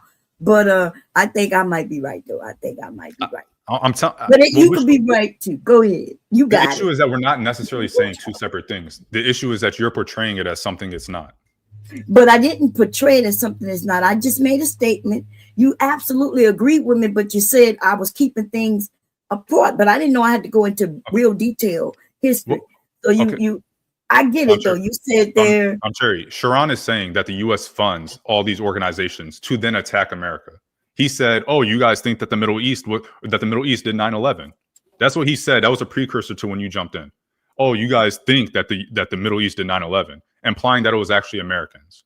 So then when you come in and you talk about, say, oh, well, America funds both sides, or you say something like, well, America funds the groups that then attack Americans, you're essentially co-signing what he is saying, which is essentially America. The only times that bad things happen to America is because America funded the groups and told them to do it. Well, I didn't hear that. Okay, well, that's what he said. Let me tell you what I heard. I did hear him say, hey, he mentioned 9/11. You think that whoever did 9/11 did it, but there was somebody else who did 9/11, and America do support them. Right now, you take it to mean that Americans did it. I don't know. We gotta hear what Sharon said, but I didn't hear him say that. I didn't hear him say Americans gave money for 9/11 to happen. But that is one of those things that out there. It's just because it's out there doesn't mean it's true. I get that. But that's not I don't subscribe to that, and I'm not sure if he does. But when I broke in, I wasn't saying that. I wasn't saying American. He's okay, Brown Cherry. Earlier, he said the only reason that these groups have power is because America gives them that power. That is what he said earlier. So if he then goes and says, oh, you guys think the Middle East did 9/11, whether he's talking about America did 9/11, a different terrorist group did 9/11, Israel did 9/11, he's saying the only reason they have power is because America gave them that power. By virtue of that, that means America did 9/11. America enabled it. America supported it. We kind of did enable it, right? If we was the ones who was teaching these people who was flying them planes how to fly, but never taught them how to land the planes, and nobody ever said, well, damn, like they're gonna get in the air, and like, so that was Americans who taught them how to do that, right? Gave them access to the planes and everything, right? They never taught them how to land. Yes, you didn't know that. If you're asking if someone, they didn't care about learning how to land planes. They only wanted to get in the air in planes. If you're asking if the Saudi pilot or whoever the nationals were of the ones that piloted the aircraft into the ground, into the Pentagon, and into the World Trade Centers, if they took classes, if they took flying classes here, hold on one second. Yeah, as far as I'm aware, most of them did. But you have to get a flying license to take that. You still have to land. Hold on one second. Hey, look. If y'all want to keep conversations going, we got 200 people building. Y'all gonna have to support the show financially. We need at least $40 more to keep the show going. Because I ain't gonna keep having all these risky ass conversations. Yeah, it is kind of. We said a lot of trigger words. Play the music, Cuzzo. Play the music, man. Yo, y'all gotta support. I'm not gonna keep having these difficult conversations. A lot of things that neither one of us can actually prove, because if either one of us had the ability to prove these things, we be in a different position in life. We be politicians, we be goddamn senators, governors, and possibly even presidents type of situations. We be in the places where everything we talk about is classified at the highest level. We have information that the president don't have. Hey, Sharon, are you saying that nobody up here belongs to the cabal? At least I believe so. So we don't get that information, okay? We just Sharon, there's the first half. There's the first half. Like, you need 20 more. You know what I mean? So when I'm having a conversation towards it, right, I do need to understand that I do not have the exact people and the exact organization that is doing all the nefarious things, right? I do not have that kind of information. And I don't have the resources to go ahead and find what LLC was made that is not really a goddamn real LLC, and they are doing something else nefarious over in other countries. And I don't have that kind of information or have the time or resources to find out that information. But we know it is happening, and we know we are the main ones doing a lot of the things on this side of the world. I don't know why we trying to act like we don't know things all of a sudden. Now, we don't have one of the strongest intelligent enforcements in the world. And now all of a sudden we are dumb to the other side. We literally topple governments. And also fail at toppling government. And also sometimes to topple a government, we got to make it seem like they did something to us so we could go over there and start to do whatever we need to do over there. That's a strategy. That's how it's supposed to be done. I'm going to make up a reason to go over here and beef with you. Meanwhile, I just want to come take and steal your stuff. I don't know why anybody's surprised. Hey, BG, how long have we been beefing with Iran? Hold on, but before we go into that conversation, because y'all act like we had to make something up in 2020. Like this is something new. But you could just make it say what I asked the question. But before we get to those questions that you got, we had $25. Y'all need to keep on showing that y'all do want to have interest in these conversations. I could barely get y'all to hit a like button. I've been asking for the past 3.5 hours just for the like button. Y'all couldn't do that. And then now that I'm asking y'all for $1, some people are going to be in the chat probably saying some nonsense. But for the past 3.5 hours, have I asked for $1 or was I asking for likes and shares? Asking for likes and shares. So now we at this point that y'all couldn't even do that because y'all hard-headed for whatever reason. I don't know why. It's strange to me.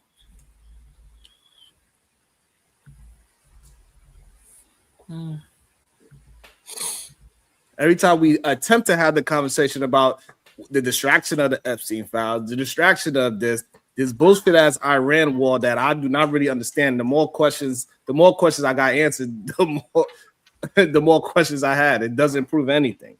And neither AR or Shadow is showing a shadow of a doubt why we should be over there blowing shit up. Don't use me as a pun, Neither one of them is showing that we are just blowing up military bases, because we are not. We're just masking it under the fact that, hey, this a very important person was at this building, so therefore that building we needed to blow. Nobody even questioned what building it was. It's not just one person. Like, it's okay. It like 12 of them. It wasn't meant for you to react right away. Well, I thought you just asked the question. No, all I did was say your name. Question marks. No, you used me as a pun, sir. That's it. I used it as a talking point just now. That's.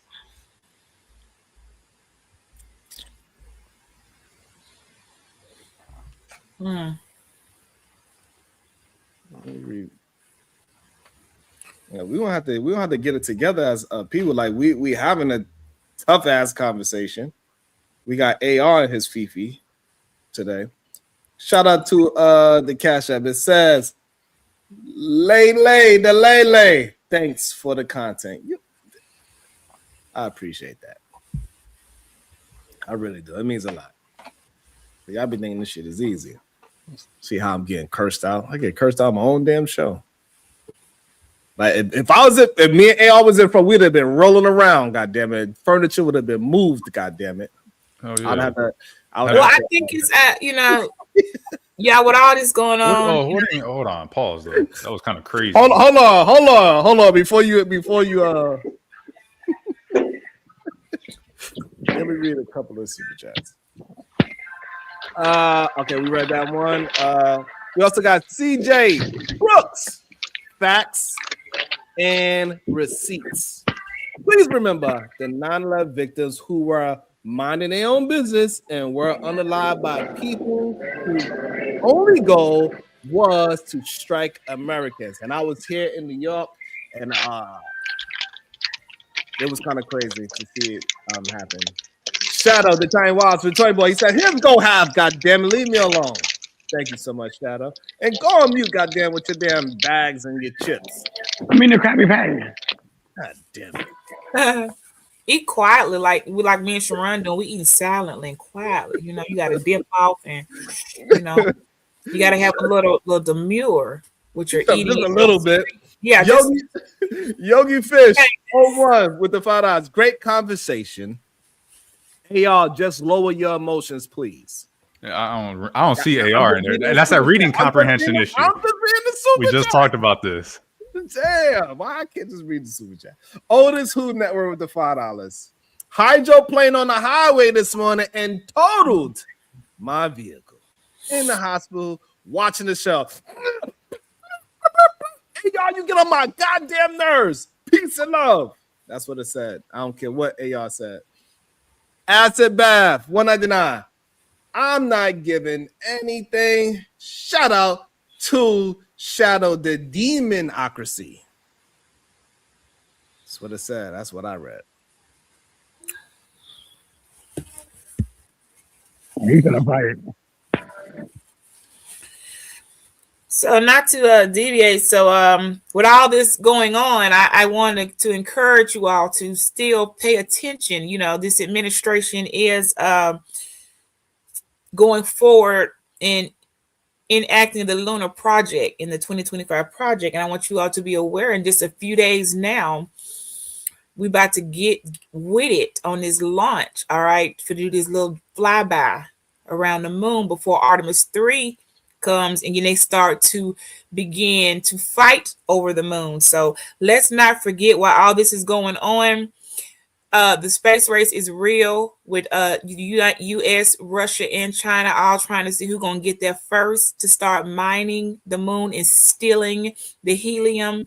Okay, so although I don't support us defiling our moon in that order, I am still Team America, because if somebody gonna get there first and start doing these things, I would like our country to be the first one to land. So make sure you all support, okay, Artemis 2 and 3 on this mission, because it's serious business. Okay, this administration says they will be the first to start mining that gas, since they ain't worried about Iran like y'all think they are. They gonna take it by any means necessary, including mining our moon. So please be informed that is going on currently, and in just a couple days the flyby will go on, and then from there all three will be rushing to who lands there first, and first dibs. That's whoever gets there first gets to mark their territory on their part of mining the moon to bring those resources back to Earth. That's how bad they say we want the gas, we want the oil. Okay, we'll tell you what, we're just gonna go up there and take it from the moon.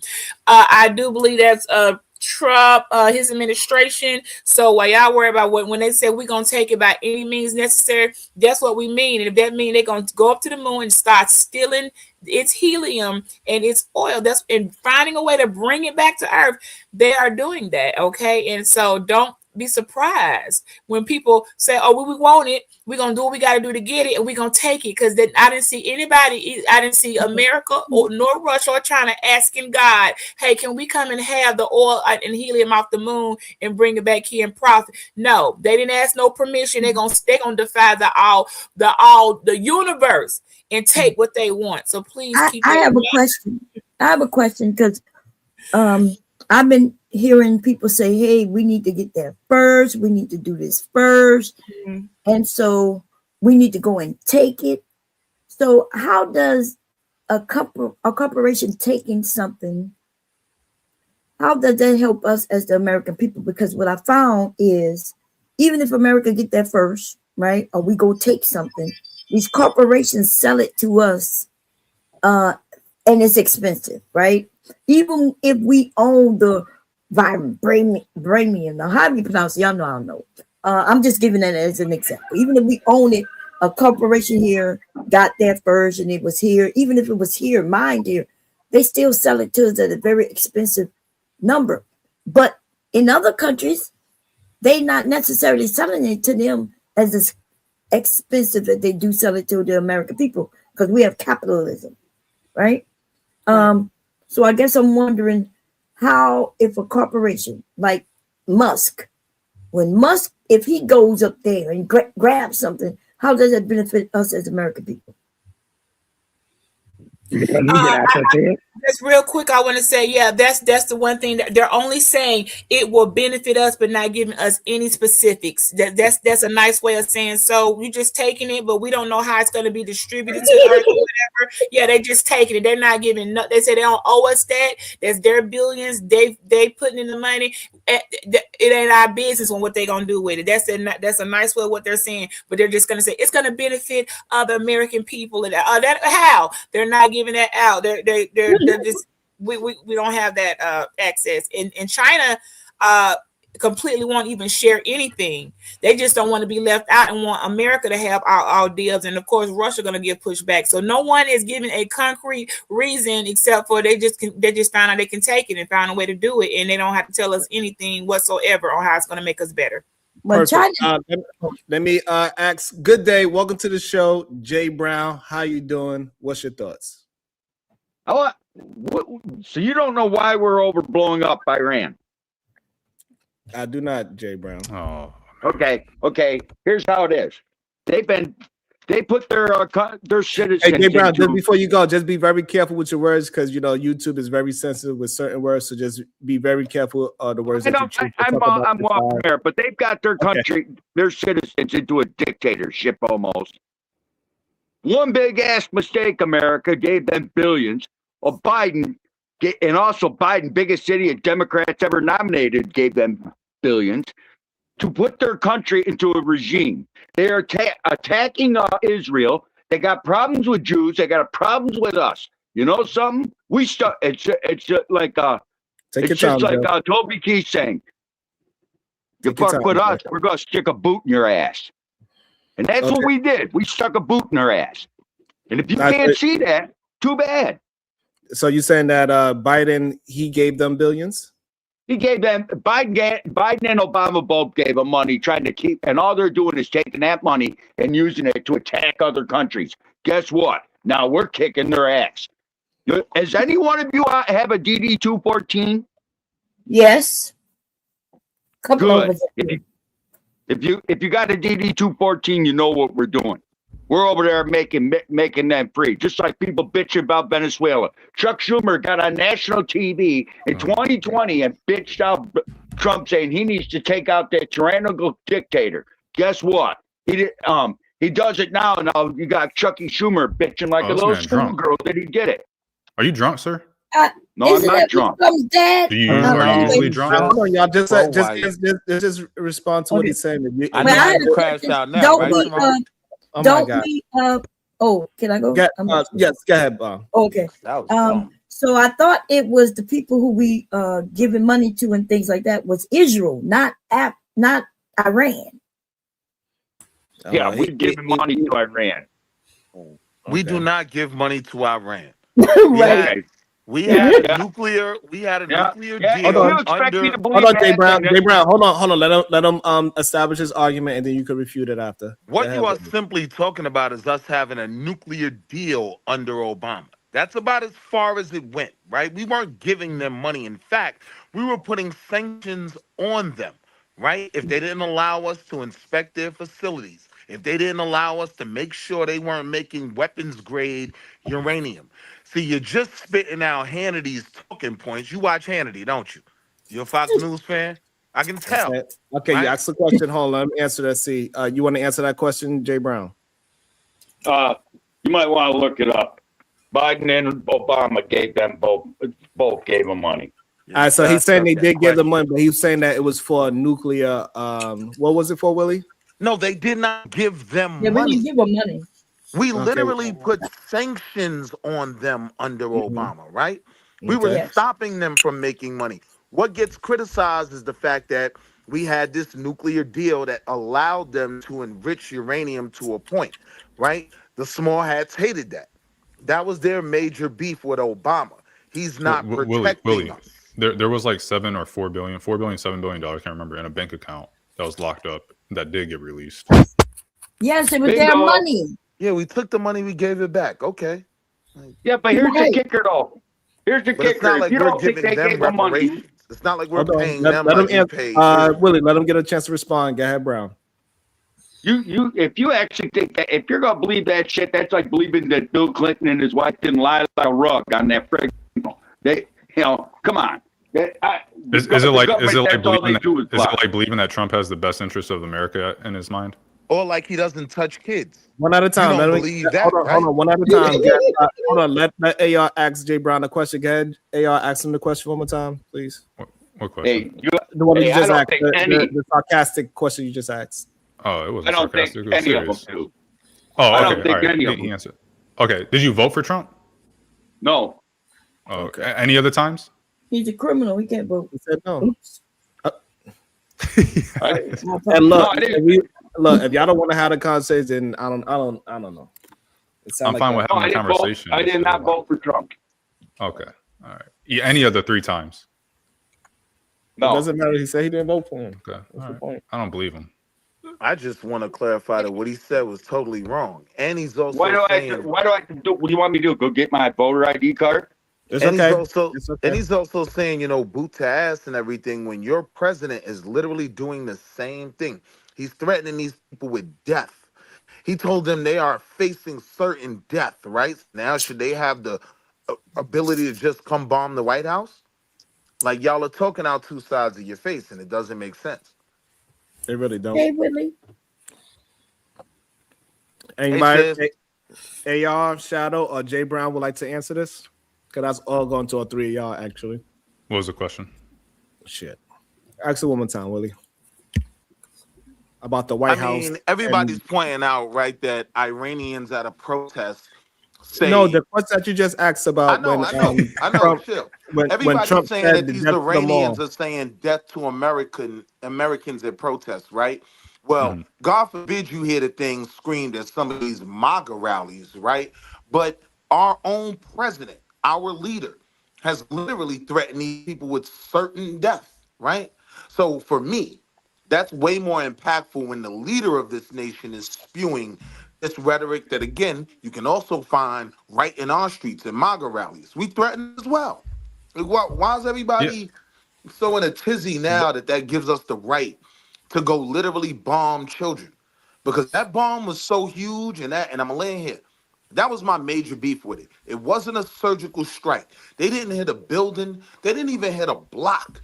They took out a zip Just let the code. taste out of your mouth. I'd like to see you try.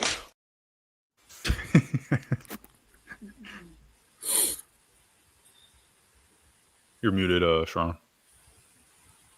The next time we Shadow the Time Wasp for $20.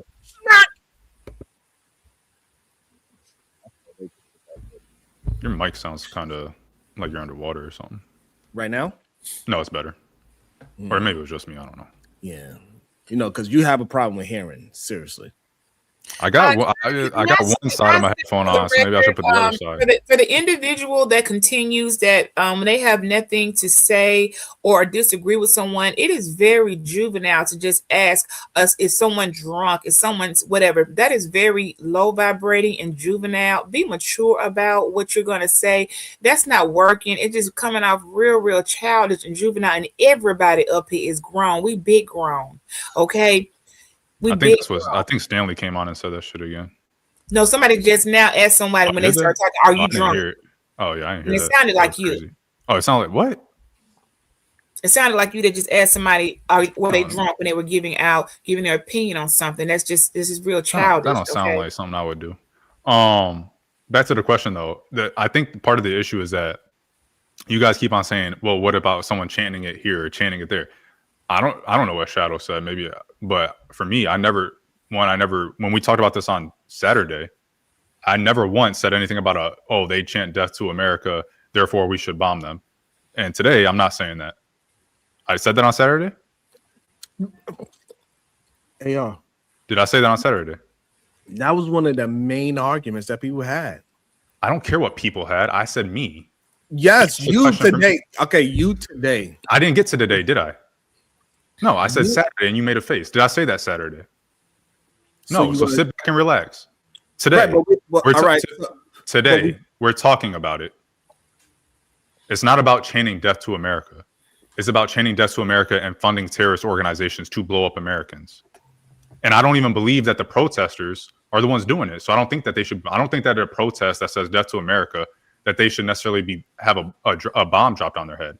But the funders, so the leadership, the ones that are actually controlling these terrorist organizations, chanting death to America, and then going and giving money to these terrorist organizations, I have no problem with them being taken out. When it comes to these maggots that are in the U.S. saying extreme things about other Americans, I think they should be arrested.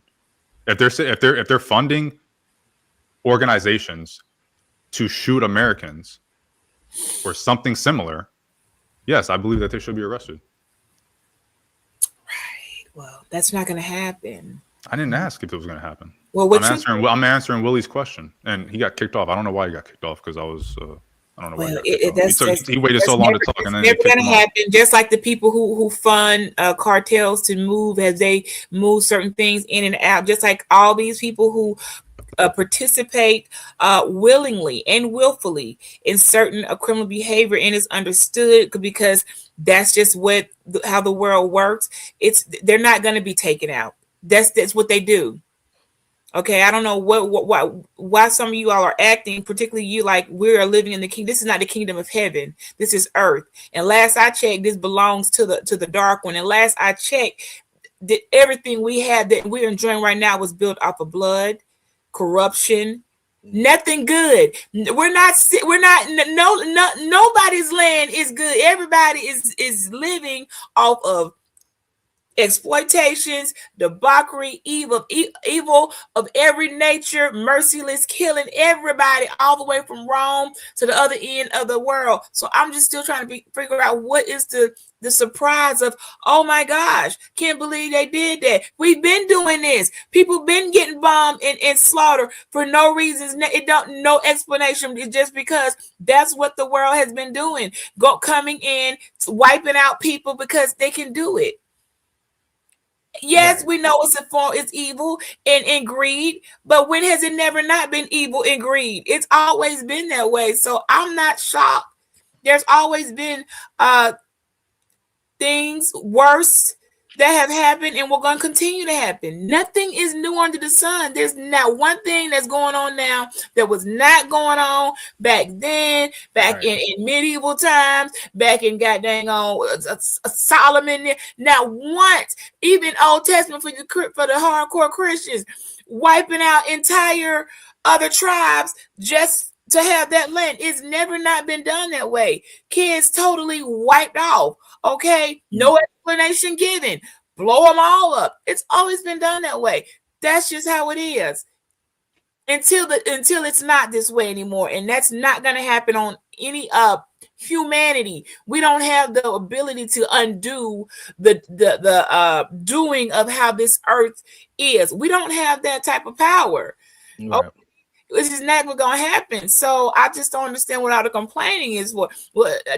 They wasn't complaining back over there in Pompeii. Oh, well, you just got wiped out. Acting that way. The Mayans, their whole civilization with how they got down, nobody knows what happened to them. They got taken out in a way that to this day, no one has any clue they just were all gone. But we do know they were indulging in very, very sick things with children sicker than what we're hearing. And maybe that's why they just woke up gone. Okay, that's what happened. Nobody knows what happened to them, but we do know they did very sick, twisted, and past demonic, just straight up devilish things with children and infants, unspeakable things. They're not here anymore. Okay, and whatever power entity had that authority to do that, they did that, and that'll be the same case here. When it gets to that point, we will wake up and not all be here. We'll be somewhere else, and wherever that is, good luck to people. I don't know what folks So do. do you think it's the U.S.'s? I'm Do you not think surprised. the U.S. is a I'm Christian not nation? shocked. I haven't heard one thing that shocked me to say, I can't believe this is going on. Do you It's think been the U.S. is going a? Do you on. think the U.S. is a Christian nation? No one's a Christian nation. Okay. Christian is not even a real type of word. So you're not. What is that? So when you say that this belongs to the dark one and something about the high one, what were you referring to? Was that a specific religion, a certain text, sacred text that you're referring to? What are you referring to? I'm referring to just about everybody in most faiths understand. Well, I guess if I'm using a biblical terms, then it's specifically said who this kingdom belongs to, who the prince or who runs this show, and it is the dark one. It is said, like, why are we? So the Mayans were wiped out. So the Mayans were wiped out, and you said that was done because the high one chose it to be so. No, I didn't say. Well, now hold on. Now repeat that. Now let's make sure you're saying correctly what I said. Repeat that last thing about what I said. From what I heard, it sounded like you were saying the Mayans aren't here anymore. They were doing all these devilish things to these kids, and the high one, they were gone, and that's when the high one deemed it so, and it'll happen to everybody else when the high one deems it so. That's essentially what I heard you say. Is that incorrect? Okay, I'll take that. Okay. So we can go back. Y'all want to take it back? So that was great. No, I don't need you to keep yapping. Let's go back to Egypt. How about the Mayans were gone. So the Mayans were gone. So let's just use history. Hold on. Let's also use Christianity again. Do you believe that the U.S. is a Christian nation? Let me finish. Let's use history. Well, I'm trying to ask her going to take Christianity out of. I'm not even going to use Christian. You're about to bring up the Egypt firstborn, which comes from the Bible or the Torah. So do you believe that the U.S. is a Jewish nation? I'm going to use history. In Egypt, in the books, whether you believe in anything, at one point in time in Egypt, all their firstborn were wiped out. You don't got to believe in nothing. That's in history. What history is that in? Something happened. What is that in? And all those firstborns were wiped out. So whatever part of history is that in? That we know that happened. Yes, it's sad. People's babies was gone and whatever. She's on drugs. But that's what it was. Okay, and that's what I'm saying. And then she acted offended. Like, how you don't know why people think you might be on drugs? Who's gonna check? What I'm trying to say in a nice way is, who you think y'all checking? Who gonna check?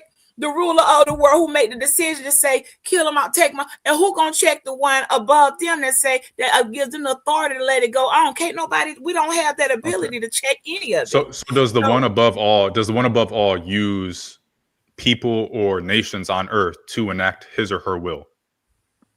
Absolutely. Absolutely. All right, you don't have to keep on yapping. So how do you know when the one above all is using, how do you know when the one above all is using a nation or people to enact his or her will on earth? Because nothing gets done without his permission. So if he says, if the U.S. invades another country, that is the will of the one above all. So you should always support it. You don't gotta like it. I'm asking a question. Nothing. Let me tell you something. Nothing happens without his permission. Yes, somebody in another higher place gave permission for another entity of dark to do evil. Let them do it.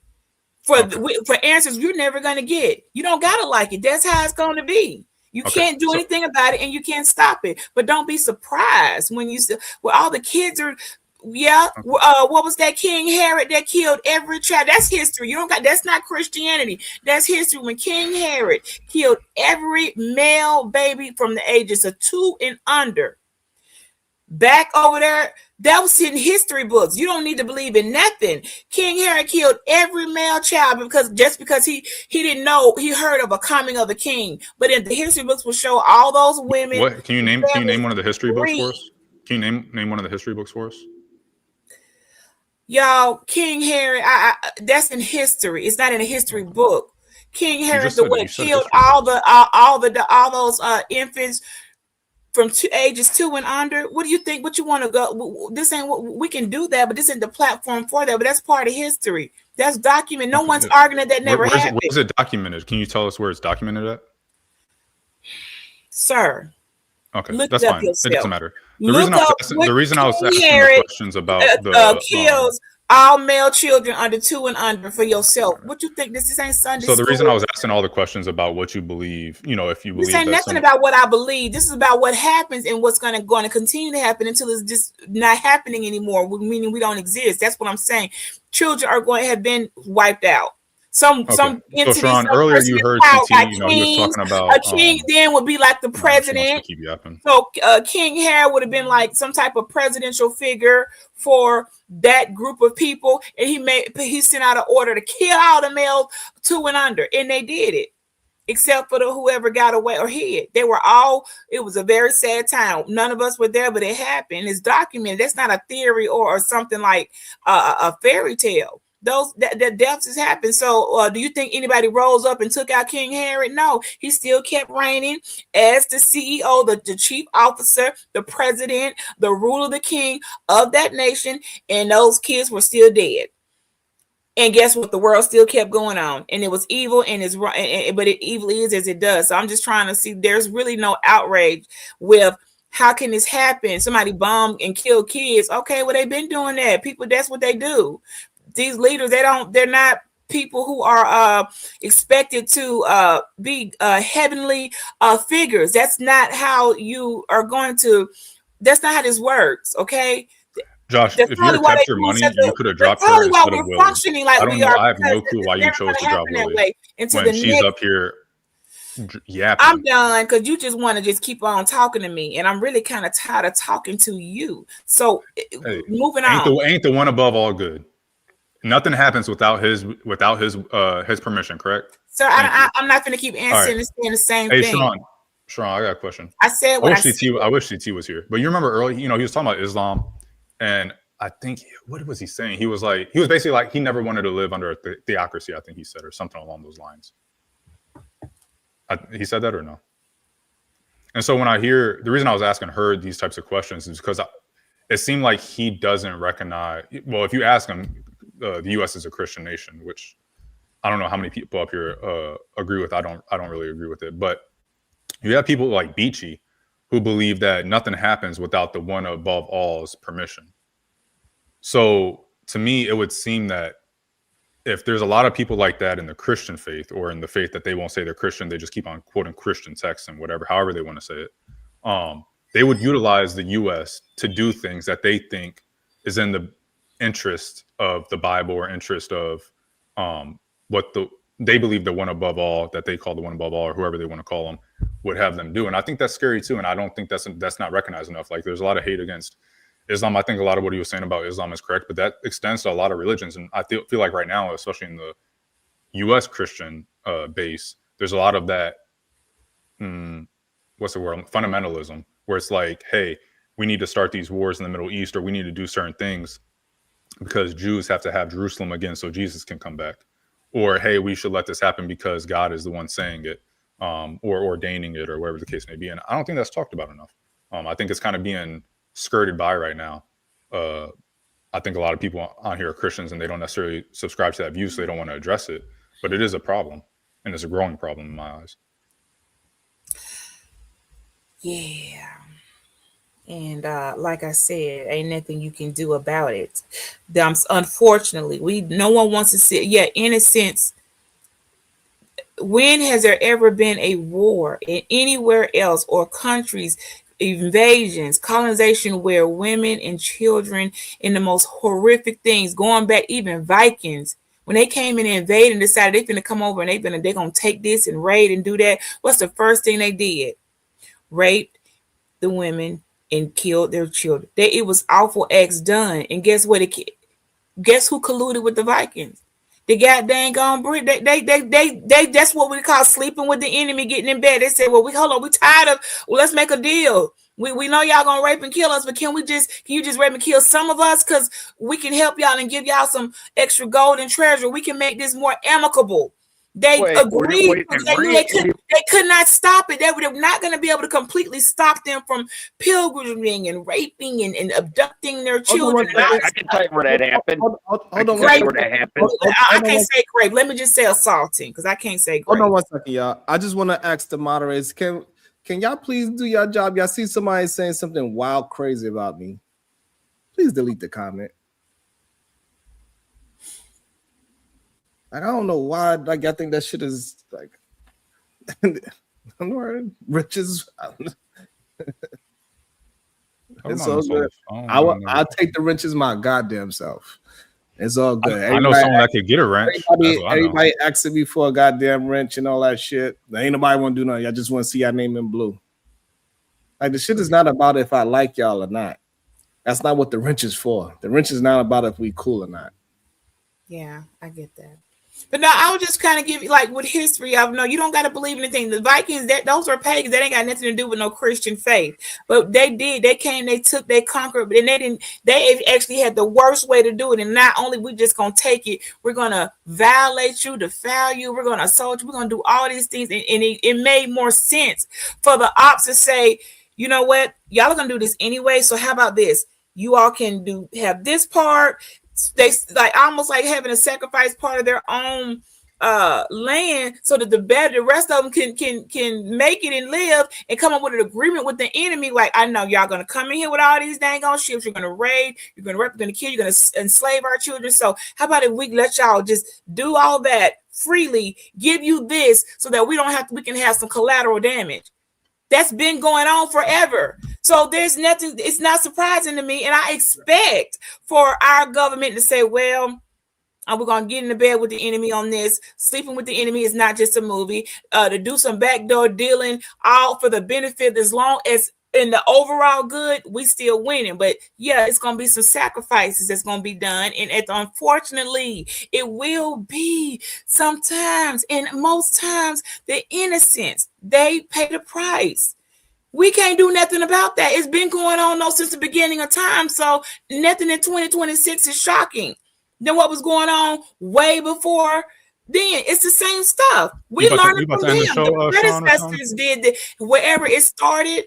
The predecessors, this is how they conquered, not just divide and conquer, divide, conquered, kill, rape, everything evil they could do. That's what they've been doing. So nothing's new. This is the same stuff.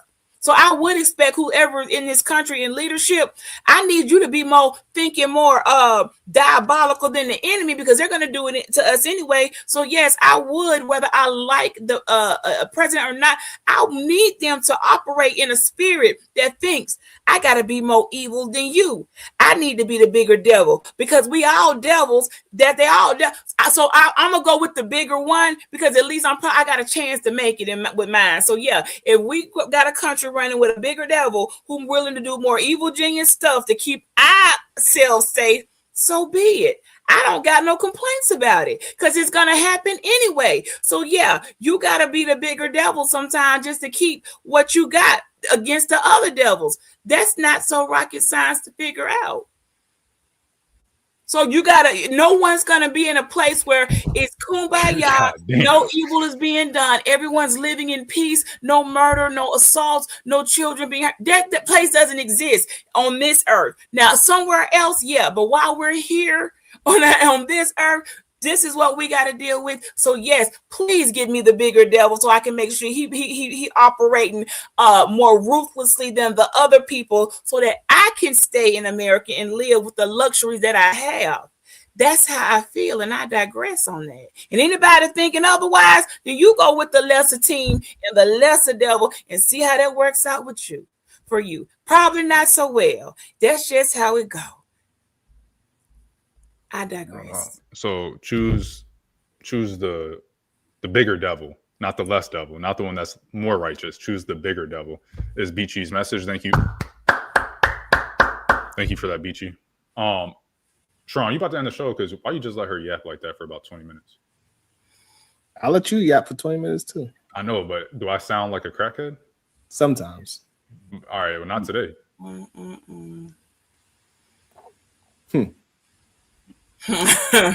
That's the same thing I can say too. I would say we said the same time, Sharon. You said hump. I said the same thing. I said, here she go. Because I know he get it.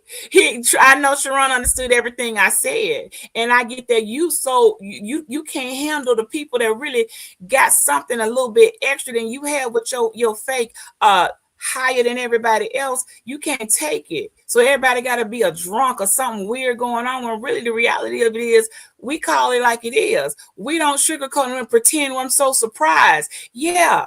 This is how it's been, and it's gonna be this way until kaboom, it ain't this way. So it ain't nothing nobody can do about it. So be happy that we have the luxury in America to sit here and talk about it and engage in a healthy dialogue. Be happy that we have that here, because I'm pretty sure elsewhere in other places, they can't even speak out on their people without somebody coming in there beheading them. No one's going to come and bust up in any of our houses tonight and behead us because we had difference of opinion about the administration. That is the luxury of living in this country, and I'm not willing to trade it for nothing. So guess what? Yeah, some people got to go. So be it. People have always got to go. When do y'all think is never going to not be death? When death is here, until the time when death is conquered, death is here. So what is the shock? I'd rather be with the winning team, and we're winning. We are on the winning side. I'm going to go with the winning team. I don't care if I like you or not, or voted for you or not. I need to be with the winning team. And America is winning. Anybody that thinks otherwise, go move somewhere else, stay there for about 5 to 10 years, and then let us know send us all the documentary how you winning. You know how quick you're going to be flying back over here, because other than a vacation, nobody actually wants to live in those places. You might want to vacate real quick, dip in and dip out, have a quick couple little pictures, but nobody really want to stay there. I don't really want to live in Dubai where I can't wear a tankini tank top just because it's hot. I don't want to live there. But I have no problem going for a little vacation and coming back. So let's be honest about that. Who has moved up somewhere else and came back and said life is so much greater? This is the best thing ever. This is great. No, they're not. No one has that story. Y'all be in the chat talking something. We all need to just leave America. We just need to look. Okay. Well, no one's stopping you. But when you get the E. coli from that dirty water, or you find out the healthcare system ain't doing what it's supposed to, or whatever, or the discrimination now that you got going on. So we understand America discrimination on brown people. Go over there and see how they finna treat you living in Japan. See how that work out. I'll say one thing. You got one hell of a set of lungs. Set of what? Lungs. Well, I don't smoke. So yeah, I do. For the non-smokers, I do got a good set of lungs. I appreciate you complimenting me. But y'all have had plenty of time to sit here and say something, but you ain't got nothing to say right now. You can have the floor. No one's been able to say anything for 20 minutes. I've been feeling in the time because maybe y'all so goddamn. I'm a redneck, man. We call that talking like the flapper on a duck's ass. Listen, what I need you to do is go fix your avatar, because that white dot really bothering me right now. Why can't you have at least a picture like somebody else? That white dot throwing everything off. I need you to exit out, fix your white circle, make it a picture, any kind of thing, and then come back and try that again. Because talking to a white dot, I got a question. It don't feel so good. And I digress. Y'all can have the floor. That's double standard. Don't ask me nothing. Talk to yourself. That's double standards, because before you were bitching about people complaining about your sunglasses, and you said that was your right to wear them sunglasses. My right to have a white dot. I have a right to have a white dot, just like you have a right to wear them shades. Those shades don't bother me, so my white dot shouldn't bother you. That's double standards. Yeah, that's crazy. How's that grab you? If you don't like my white dot, then someone else didn't like your shades. You know something? Don't like it, don't look at it. That's the way. That's my motto. I rock with your white dot, J Brown. Yo, what's up, panel? What's up, Sharon? Bomb Cherry, B. You missed the craziness. Yeah, man. I'm listening. So, like, real quick, I love America. I think For us to be able to question our government, speak on our government in any type of way, outside of obviously, threats and stuff like that, I think that that's what makes America America. That's what makes us, in my opinion, the greatest country on the planet. And to answer BC's question, I wouldn't want to live under like no other government, not Russia, not China, not nobody, right? So, but as an American, and with what I just said, I don't think that this war is necessary. I don't think that the 6 members who passed away and the more that are going to pass away should have passed away. They should be home or alive if we wouldn't have gotten to the situation in Iran, right? And just real quick about the death to America part, right? If I say death to MAGA, that's not me saying, right, I want MAGA people in America to die. That's me saying death to the ideology, death to the culture, right? Death to it's the spirit of MAGA, not necessarily to actual MAGA individuals, right? So I just wanted to just address that point. And then my next point is that when it comes to happened earlier, we can disagree with each other, right? Me and Sharon can go back and forth. Me and AR can go back and forth. But when we start like throwing ad hominem attacks or shade or calling people feminine or the B word or whatever, like that kind of gets disrespectful, and it's not really like a good faith conversation anymore, right?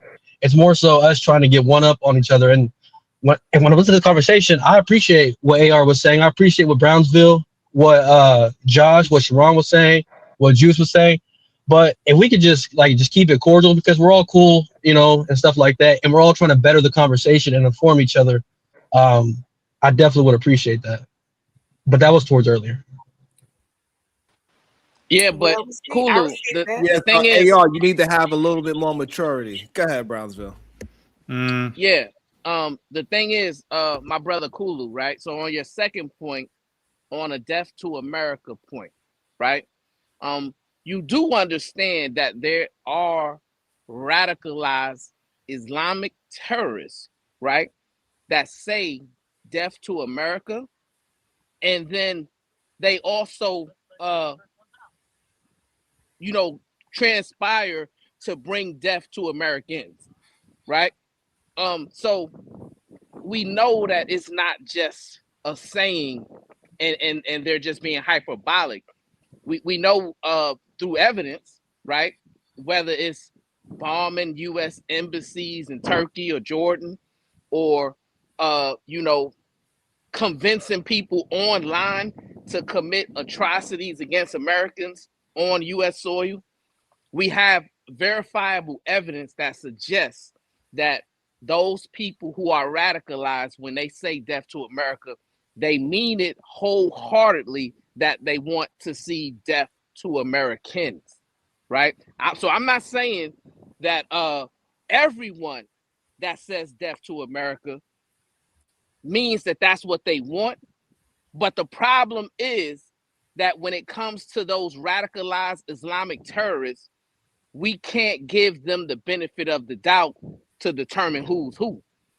We just got to be on guard and be on watch and take preemptive action to stop them. So that's the only point that I disagree with you on. Peace and love to you.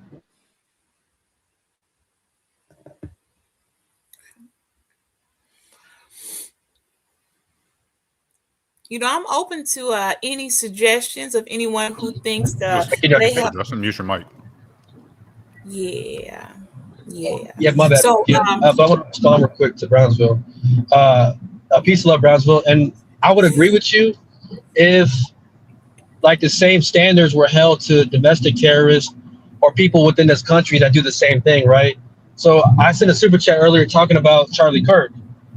There was thousands of people, if not hundreds of thousands of people, that literally were telling Trump, just give us the green light and we'll end these Democrats' lives, right? So threatening their own Americans, and we've heard the rhetoric since Trump has been in office about if Democrats and liberals bring traitors, being scum, right? All types of stuff, right? So why aren't we on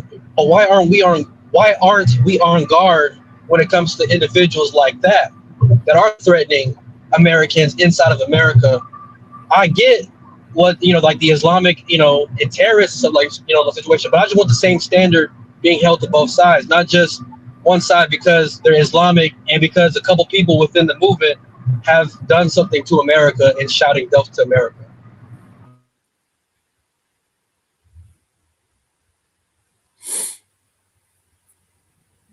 Hey, can y'all hear me? Yeah, we can hear you now. Yeah, so it's not just because they are Islamic, Brother Kulu. It's because they are radicalized Islamic terrorists, right? With verifiable evidence that they plan to bring death to Americans, right? So there's a difference there. Also, I agree with your other point, right? When it comes to domestic terrorism, we should have that same vigor to bring them to justice, right? But the only difference is, right, one is not American and the other isn't American, right? So I love to bring the example of if me and you are family, Kulu, right? Like me and my cousin Sharon, right? And we know in our family, we got some bad apples, right? That that we're working towards bringing to either a recalibrated value system or bringing them to justice, right? But we're not going to handle them with the same amount of harshness as we do those who are on the outside of the family, who are coming and with the intentions to harm us, right? So that's where I would go with that. I believe that we should be harsher towards the people who are not Americans and they're espousing an ideology to bring death to America versus those who are in America. We should still bring them to justice, but there's a certain way we have to handle them, which is different than we have to handle the Islamic radicalized terrorists. Peace and love. I want to ask, can I ask Sharon a question? Sharon, I hadn't been able to ask him one question. Sharon, when I say you got to pick your poison, choose one. You might not want poison, period, but you got to pick one. And you can be completely against. I don't like how this feels. I don't like how it tastes. The poison, but you got to pick one. So, how do you feel about understanding? Well, I don't like this. I don't like this administration. I don't like. I didn't vote for this person. I don't agree with any of this that's going on. But I gotta pick, and I choose the place that's going to benefit me or the poison that's least likely going to harm me. And it is where I am in your comfort of your home with your wife and that beautiful little girl. You are living the great American dream. Okay. You're going to not give that up to try to prove a point and go where you finna go. Ain't nowhere you can go that you're gonna get it any better. You do, like, that, right? Like, where could you possibly uproot your, I'm just asking that, where would you uproot your family? Say, I can't take it, this administration. Okay, where you finna go? Because you ain't going to heaven right now, right? That's not on the table. I'm talking about while we're on this earthly planes, not some other dimension. Okay, where would you have a safe place to take you and your daughter and your family to uproot, that you don't got to deal with all the debauchery, the nefariousness, the evil, all this is going? Where you gonna go, Sharon? What would you be your answer to this if I was logically asking you that?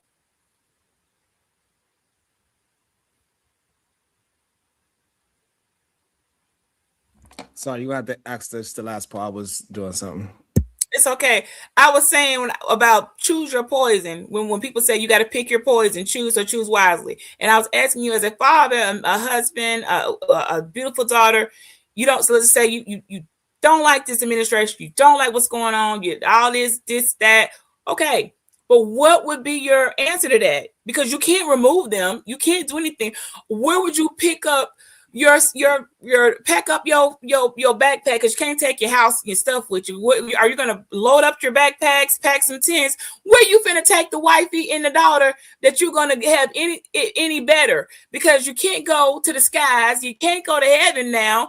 What's your option? What is your option right now for anything better than what you can provide for your family than where you are right now, regardless of all the debauchery that is going on. Not maybe, but that's going on with the administration. Where you gonna go? What is your Morocco? Like Morocco. I was asking Sharon.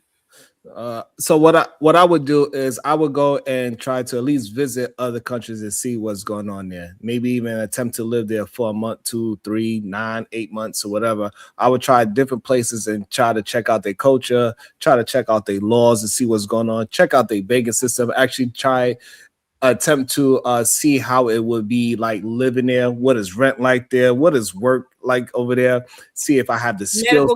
I would definitely go to the place and stay for an extended period of time, or maybe go to a specific place and then travel to other countries while I'm over staying at that one space and see which one I like more on whatever side of the world that is. If I was in Africa, I would choose a country that I want to have a base in, and then I would go to different countries to see how it is in those other places as well.